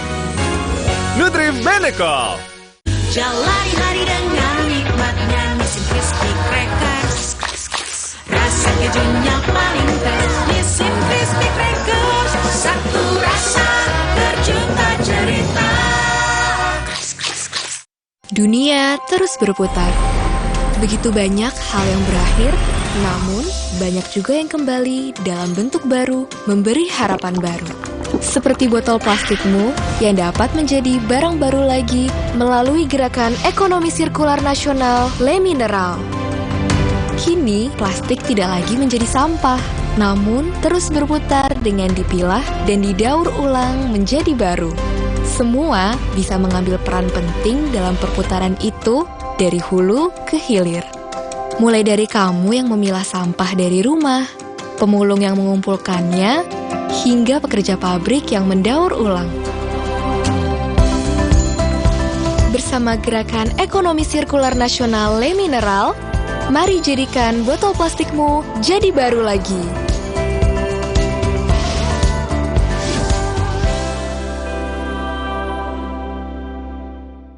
Paduan kopi tubruk, susu, dan gula aren. Gile. Ampasnya lebih halus, brother. Beli 2, ekstra 1. Top Coffee, susu gula aren, tubruk. Pengen lagi.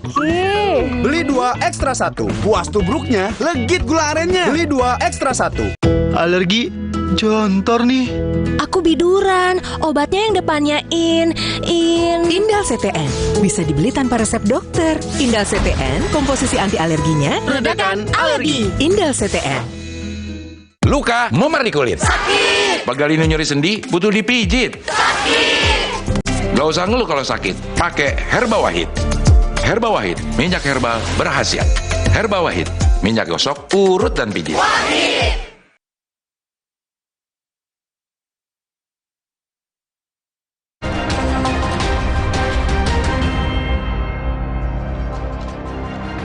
Berita utama kembali hadir untuk Anda, Saudara, dan kami sudah menyiapkan 5 berita pilihan untuk Anda. Kita ke informasi yang pertama, hoax Sambo tak di lapas.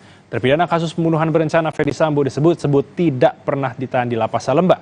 Menteri Hukum dan HAM, Yasona Lauli, menyebut isu tersebut adalah hoax. Terpidana kasus pembunuhan berencana Ferdy Sambo kembali jadi sorotan. Usai advokat Alvin Lim menyebut mantan Kadif Propam Polri itu tidak ditahan di lapas Salemba, melainkan di ruangan dengan fasilitas AC. Alvin Lim mengaku seharusnya ia berada satu lapas dengan Ferdy Sambo, namun tidak pernah bertemu. Dalam sebuah wawancara, Alvin mengatakan, Sambo tidak pernah ditahan di lapas Salemba. Namanya doang di situ. Saya kan di lapas Salemba. Menteri Hukum dan HAM Yasona Lauli lantas membantah tegas isu tersebut dan memastikan pengakuan Alvin Lee adalah hoax. Yasona menjelaskan Alvin tidak bertemu dengan Sambo lantaran di masa Ferdy Sambo berada di lapas Salemba 24-29 Agustus. Alvin justru tengah menjalani rawat inap di rumah sakit sejak 16 April hingga 29 September 2023. Sambo itu cuma 5 hari di Cipinang, kemudian dikirim ke Cilegon. Asal ngomong aja. Berarti tidak benar ya, Pak? Nggak benar lah. Itu sakit tanggal 16 sampai 29 Agustus di rumah sakit. Sambonya cuma 24 sampai 29 di situ. Kapan ketemunya dia? Dia sudah langsung kita transfer ke Cilegon. Bukan, Cibinong. Dia dapat Cibinong. Berarti hoax apa ya? Kalapas kelas 2A Salemba, Beni Hidayat mengatakan, terpidana Ferdy Sambo memang dipindahkan ke lapas Cibinong pada 29 Agustus 2023, usai 5 hari berada di lapas Salemba. Selain itu, Ferdy Sambo juga mendapat pengawalan melekat dari jajaran Kesatuan Pengamanan KPLP, berdasarkan pertimbangan keamanan dan ketertiban, serta penilaian risiko PK Bapas dan instrumen screening penempatan narapidana. Tim Liputan, Kompas TV.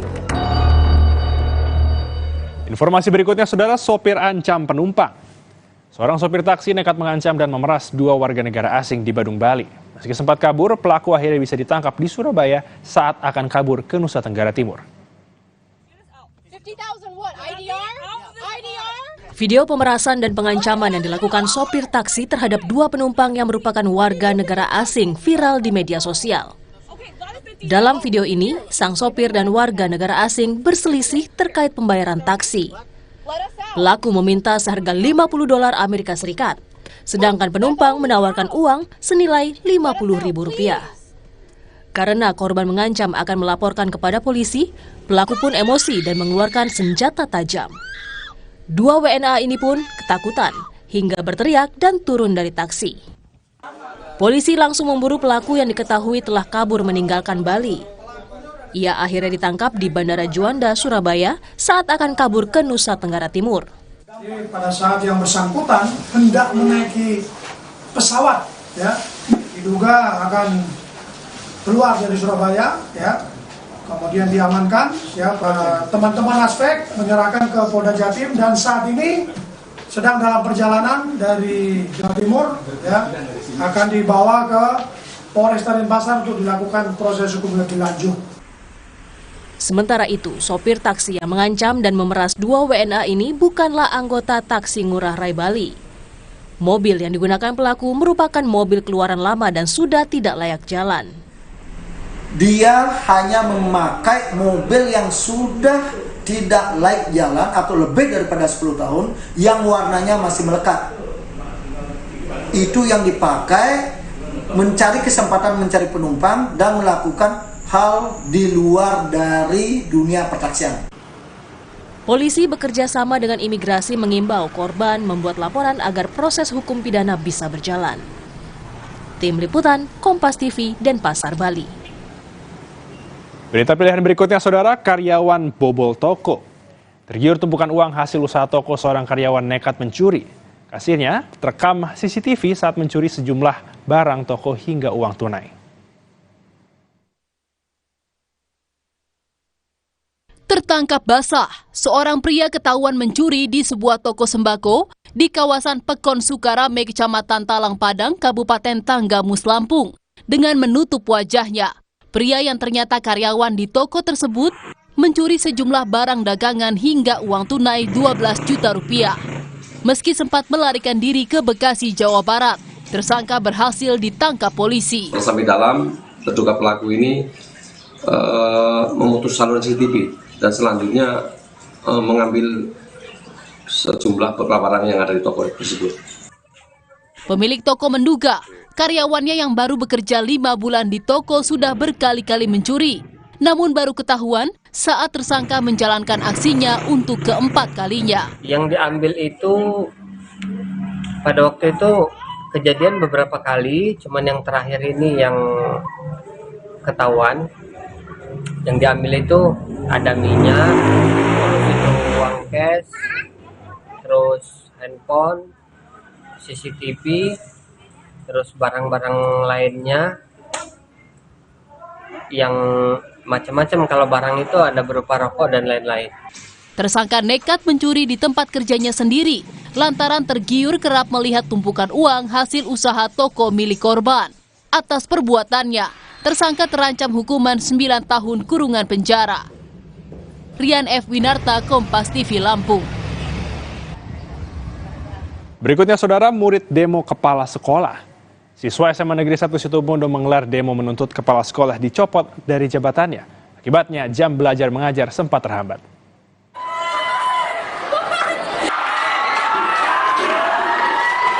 Siswa SMA Negeri 1 Situbondo melakukan demo.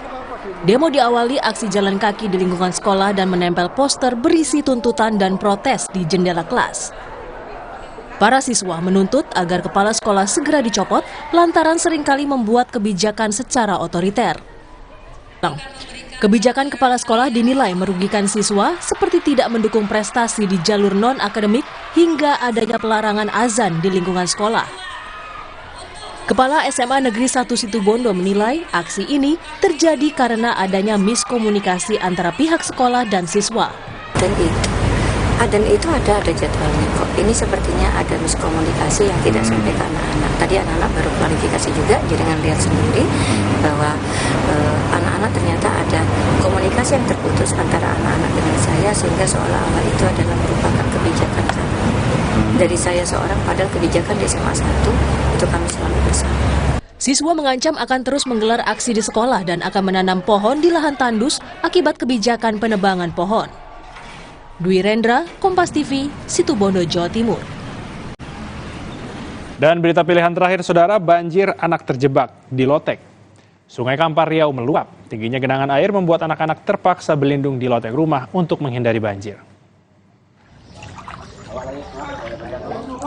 Meluapnya arus Sungai Kampar Riau membuat rumah warga yang berada di sepanjang aliran Sungai Kampar terendam banjir. Dari hasil patroli di wilayah terdampak banjir, petugas kepolisian Polsek Tapung mengevakuasi 6 orang warga termasuk anak-anak di Desa Petapahan, Kecamatan Tapung. Tingginya genangan air yang mencapai 150 cm membuat anak-anak terpaksa berlindung di lotek. Petugas lalu mengevakuasi satu persatu anak-anak tersebut. Kita melakukan membantu warga, mengevakuasi warga yang terdampak banjir akibat dari luapan Sungai Tapung. Yang mana yang kita evakuasi ada 3 rumah karena sudah cukup dalam air yang menggenang di halaman rumah, lebih kurang 1,5 meter. Yang kita evakuasi ada 6 orang, 2 keluarga.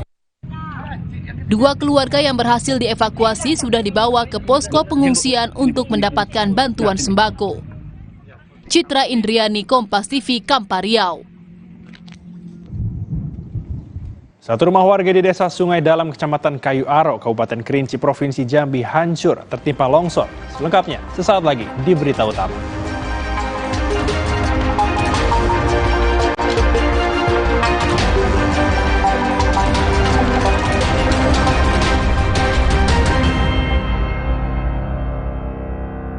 Distribusi bansos jelang Pilpres menuai polemik. Usai Menteri Perdagangan Zulkifli Hasan mengklaim bansos pemberian Presiden Jokowi bukan atas nama pemerintah.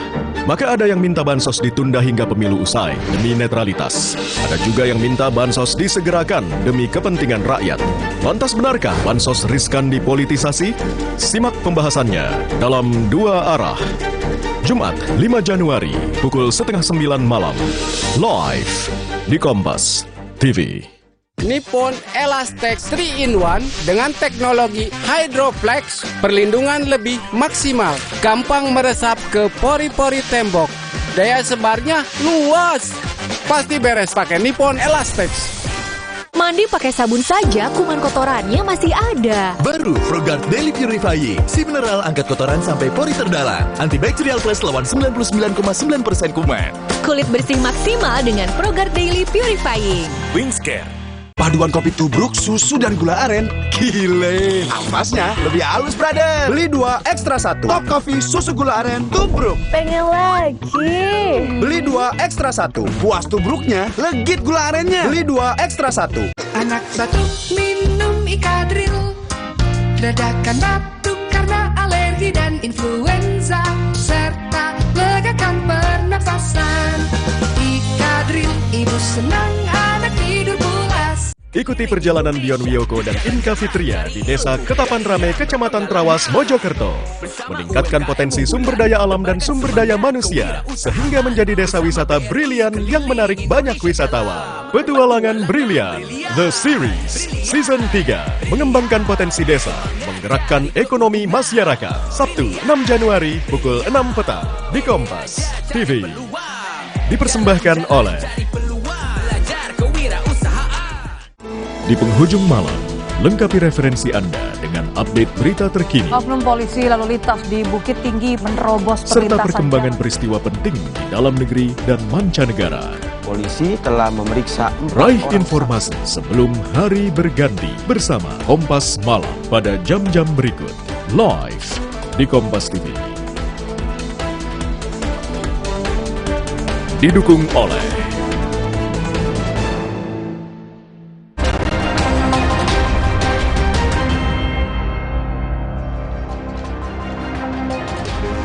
Saudara, banjir setinggi 50 cm merendam pemukiman warga di kawasan Kebun Pala, Kelurahan Kampung Melayu, Jatinegara, Jakarta Timur, Jumat pagi.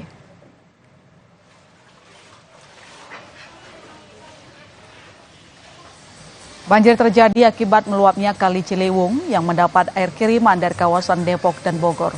Sejumlah anak yang hendak sekolah pun harus digendong untuk melewati banjir. Akibat banjir ini, puluhan rumah di Kelurahan Kampung Melayu terendam banjir.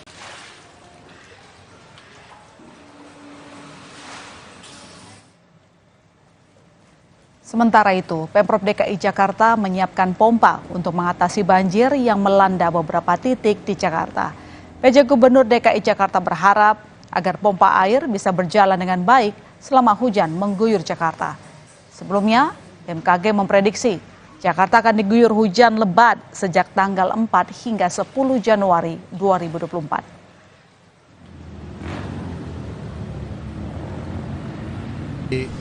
Insya Allah semua pompa bisa berjalan dengan baik dan kami tentunya bersama dengan dinas terkait dan sekali lagi bersama Forkopimda, Pak Kapolda, Pak Pangdam tentunya bersama-sama untuk menanggulangi banjir. Semoga BMKG menyampaikan antara tanggal 4 dan 10 cuaca ekstrim. Mudah-mudahan ini kita bisa atasi. Kita ke sorotan lain, Saudara. Sejumlah jadwal perjalanan kereta api dibatalkan dialihkan imbas dari tabrakan kereta api Turangga dan kereta api lokal Bandung Raya Jumat pagi.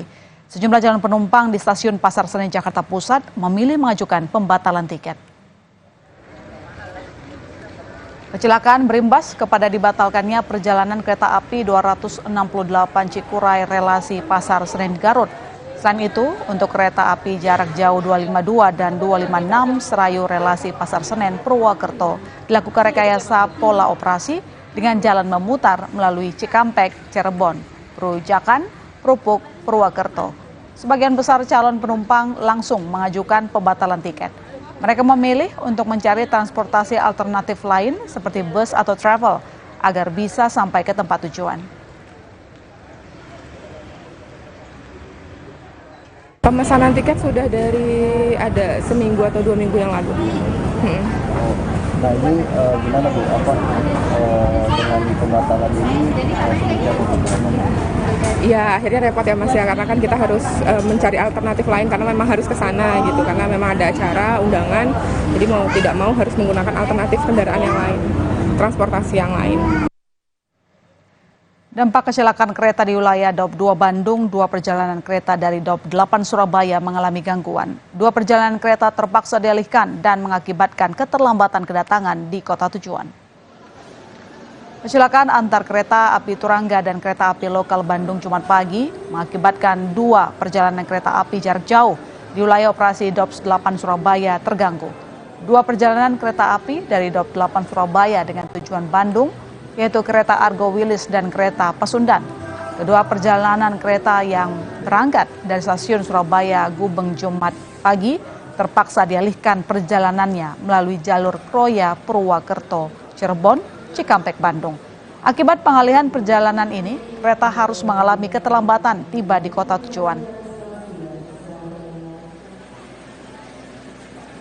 PT KAI Daup 8 Surabaya memohon maaf pada masyarakat, khususnya pelanggan kereta api, atas perubahan pola operasi perjalanan kereta api imbas adanya kecelakaan kereta api di antara stasiun Haur Pugur, stasiun Cicalengka di wilayah Daup 2 Bandung.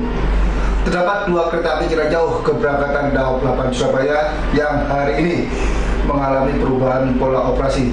Kedua kereta api tersebut adalah kereta api Pasundan dari Surabaya Gubeng tujuan Kiara Condong Bandung dan juga kereta api Argo Wilis dari Surabaya Gubeng tujuan akhir di stasiun Bandung Kota. Perubahan pola operasi akibat adanya rintang jalan di daerah Daup 2 tersebut, yaitu kereta api Argo Wilis dan juga Pasundan melewati ke stasiun Purwokerto, Cirebon, Cikampek, dan berakhir di stasiun Bandung. Saat ini kami Daup 8 Surabaya terus berkoordinasi untuk menyampaikan informasi terbaru. Informasi lain di berita utama, Kementerian Perdagangan akan mengevaluasi harga minyak kita. Menteri Perdagangan Zulkifli Hasan mengatakan, evaluasi harga minyak kita akan dilakukan bulan Februari nanti. Mendak Julhad menyebut hasil evaluasi nantinya akan menentukan harga minyak kita akan naik menjadi Rp15.000 per liter atau tetap Rp14.000 per liter. Julhas menyebut pertimbangan kenaikan harga minyak kita perlu dilakukan setelah harga minyak kita tak pernah dievaluasi selama 1 tahun lebih. Bulan depan kita evaluasi karena sudah hampir setahun setengah kan. Tentu kita evaluasi nanti bulan Februari akhir ya. Apakah harus tetap 14, apakah disesuaikan menjadi 15. Saudara Majelis Hakim Pengadilan Tindak Pidana Korupsi Jakarta menunda sidang pembacaan vonis untuk mantan pejabat pajak Rafael Alun Trisambodo. Alasan penundaan karena hakim belum merampungkan berkas putusan. Sidang vonis Rafael akan digelar Senin, 8 Januari. Rafael Alun terdakwa kasus gratifikasi 16,6 miliar rupiah dan tindak pidana pencucian uang.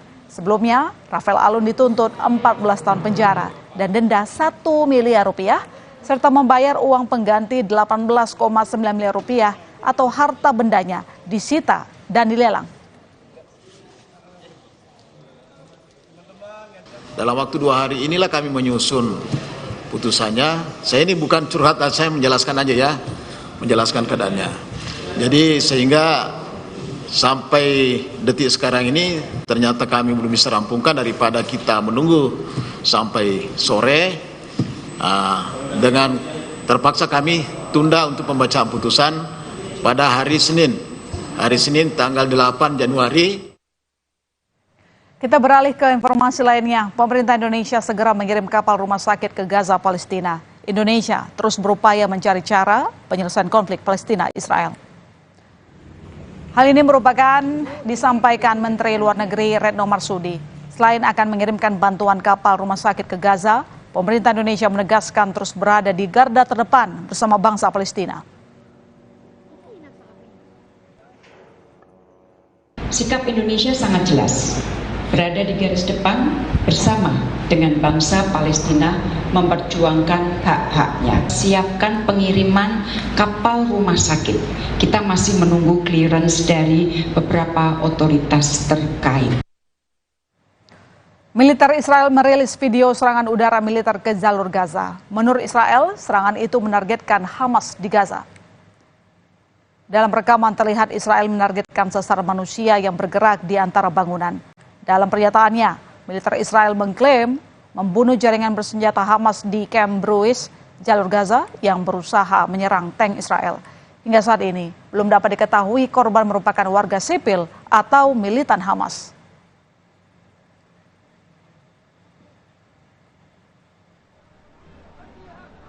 Kementerian Kesehatan Palestina menyebut warga Palestina yang tewas akibat serangan Israel telah meningkat menjadi 22.438 jiwa. Dalam 24 jam terakhir, tentara Israel membunuh 125 warga Palestina dan melukai 318 orang. Kementerian Kesehatan mencatat 70% dari korban adalah anak-anak.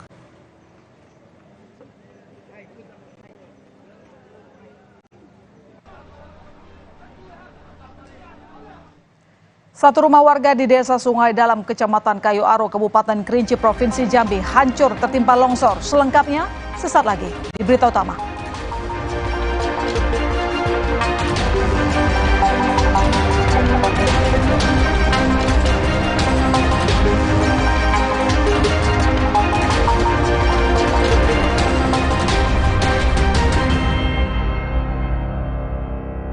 Makan empal kupat Bu Marsi, mau ikutan nggak? Tak cocok lah, orang ngeli. Bumbunya gurih banget, dagingnya empuk. Mantap Epol. Ciri khasnya soto Sangka nggak pakai penyedap sama sekali. Gurihnya itu pakai kaldu ayamnya. Ringan, tapi berasa banget kaldunya. Lihat tuh desis.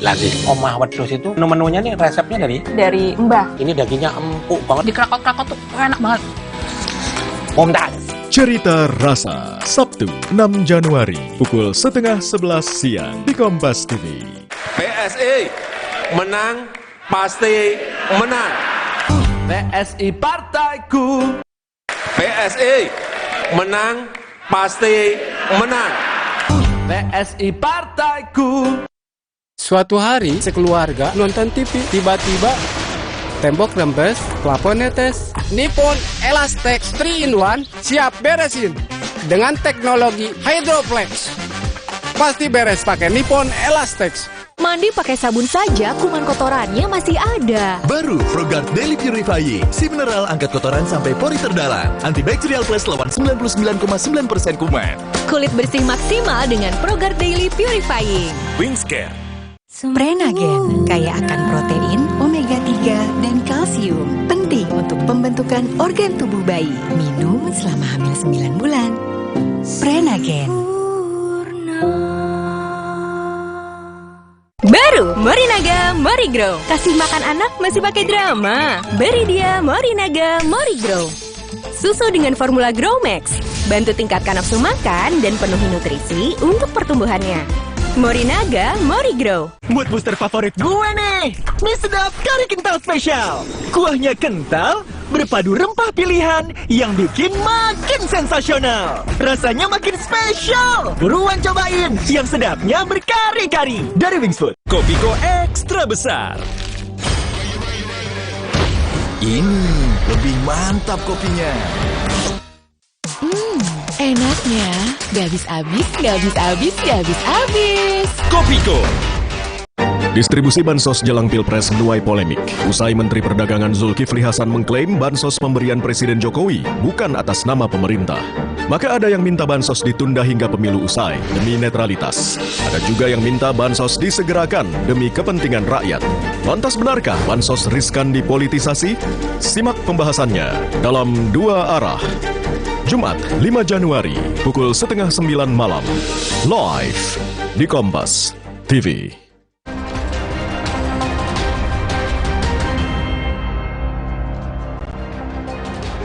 Saudara, seorang kakek di Kota Makassar, Sulawesi Selatan ditangkap polisi usai mencuri motor tetangganya.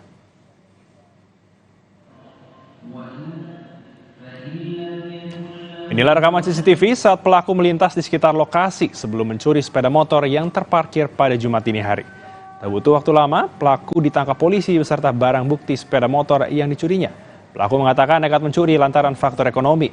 Saat ini, pelaku ditahan di Polsek Panakukang dengan hukuman maksimal 5 tahun penjara.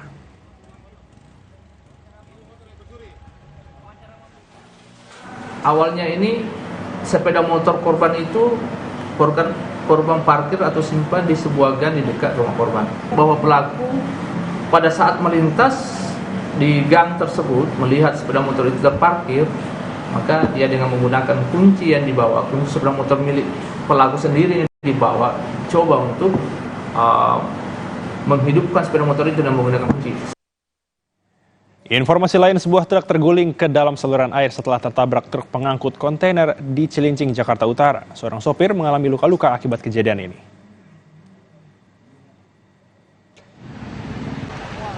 Kejadian bermula saat truk yang baru keluar dari SPBU tertabrak truk pengangkut kontainer. Kerasnya hantaman membuat truk terperosok ke dalam saluran air hingga nyaris tenggelam. Truk dapat dipindahkan setelah polisi dan petugas Dishub mengerahkan mobil derek untuk mengangkat dan menarik truk dari dalam saluran.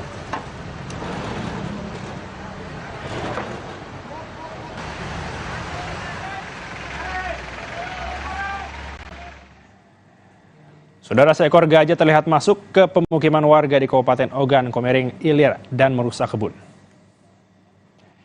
Pihak BKSDA menyebut pemukiman warga yang termasuk dalam wilayah konsensi itu merupakan jalur atau koridor perlintasan gajah, sehingga masuknya hewan tersebut dianggap wajar.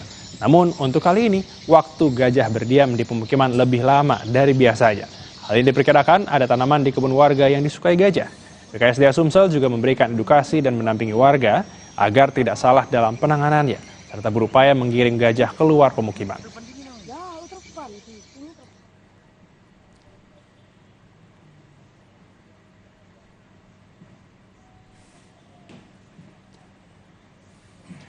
Informasi berikutnya, tingginya intensitas hujan memicu tanah longsor di Desa Sungai Dalam, Kecamatan Kayu Aro, Kabupaten Kerinci, Provinsi Jambi.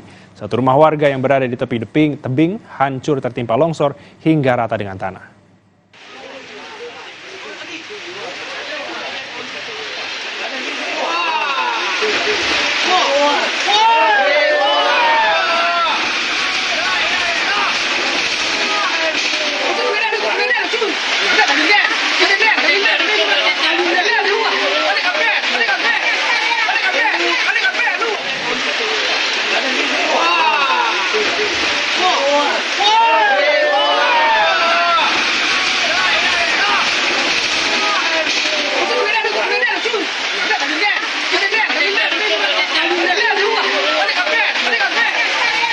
Diguyur hujan deras, Gunung Anaga di Purwakarta, Jawa Barat longsor, warga panik seketika.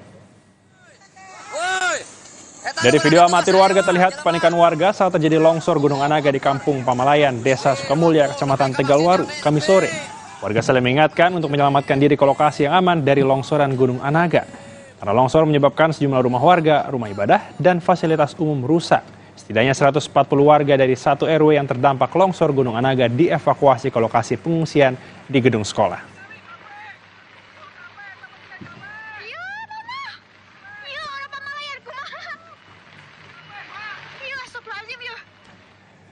Terima kasih saudara telah menyaksikan berita utama hari ini. Saya Algit Fridianto. Dan saya masih Serta Regan. Sukseskan pemilu 2024 dan pastikan tetap di Kompas TV, independen, terpercaya. Sampai jumpa.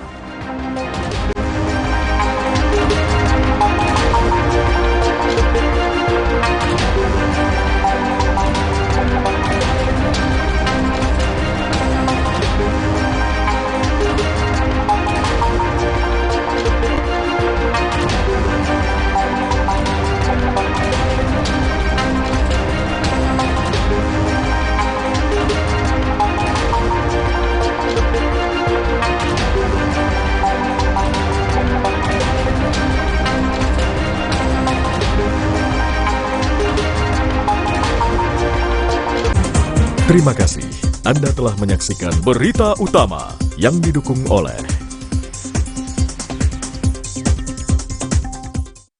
Kompas TV menyiarkan secara langsung debat Capres-Cawapres 2024.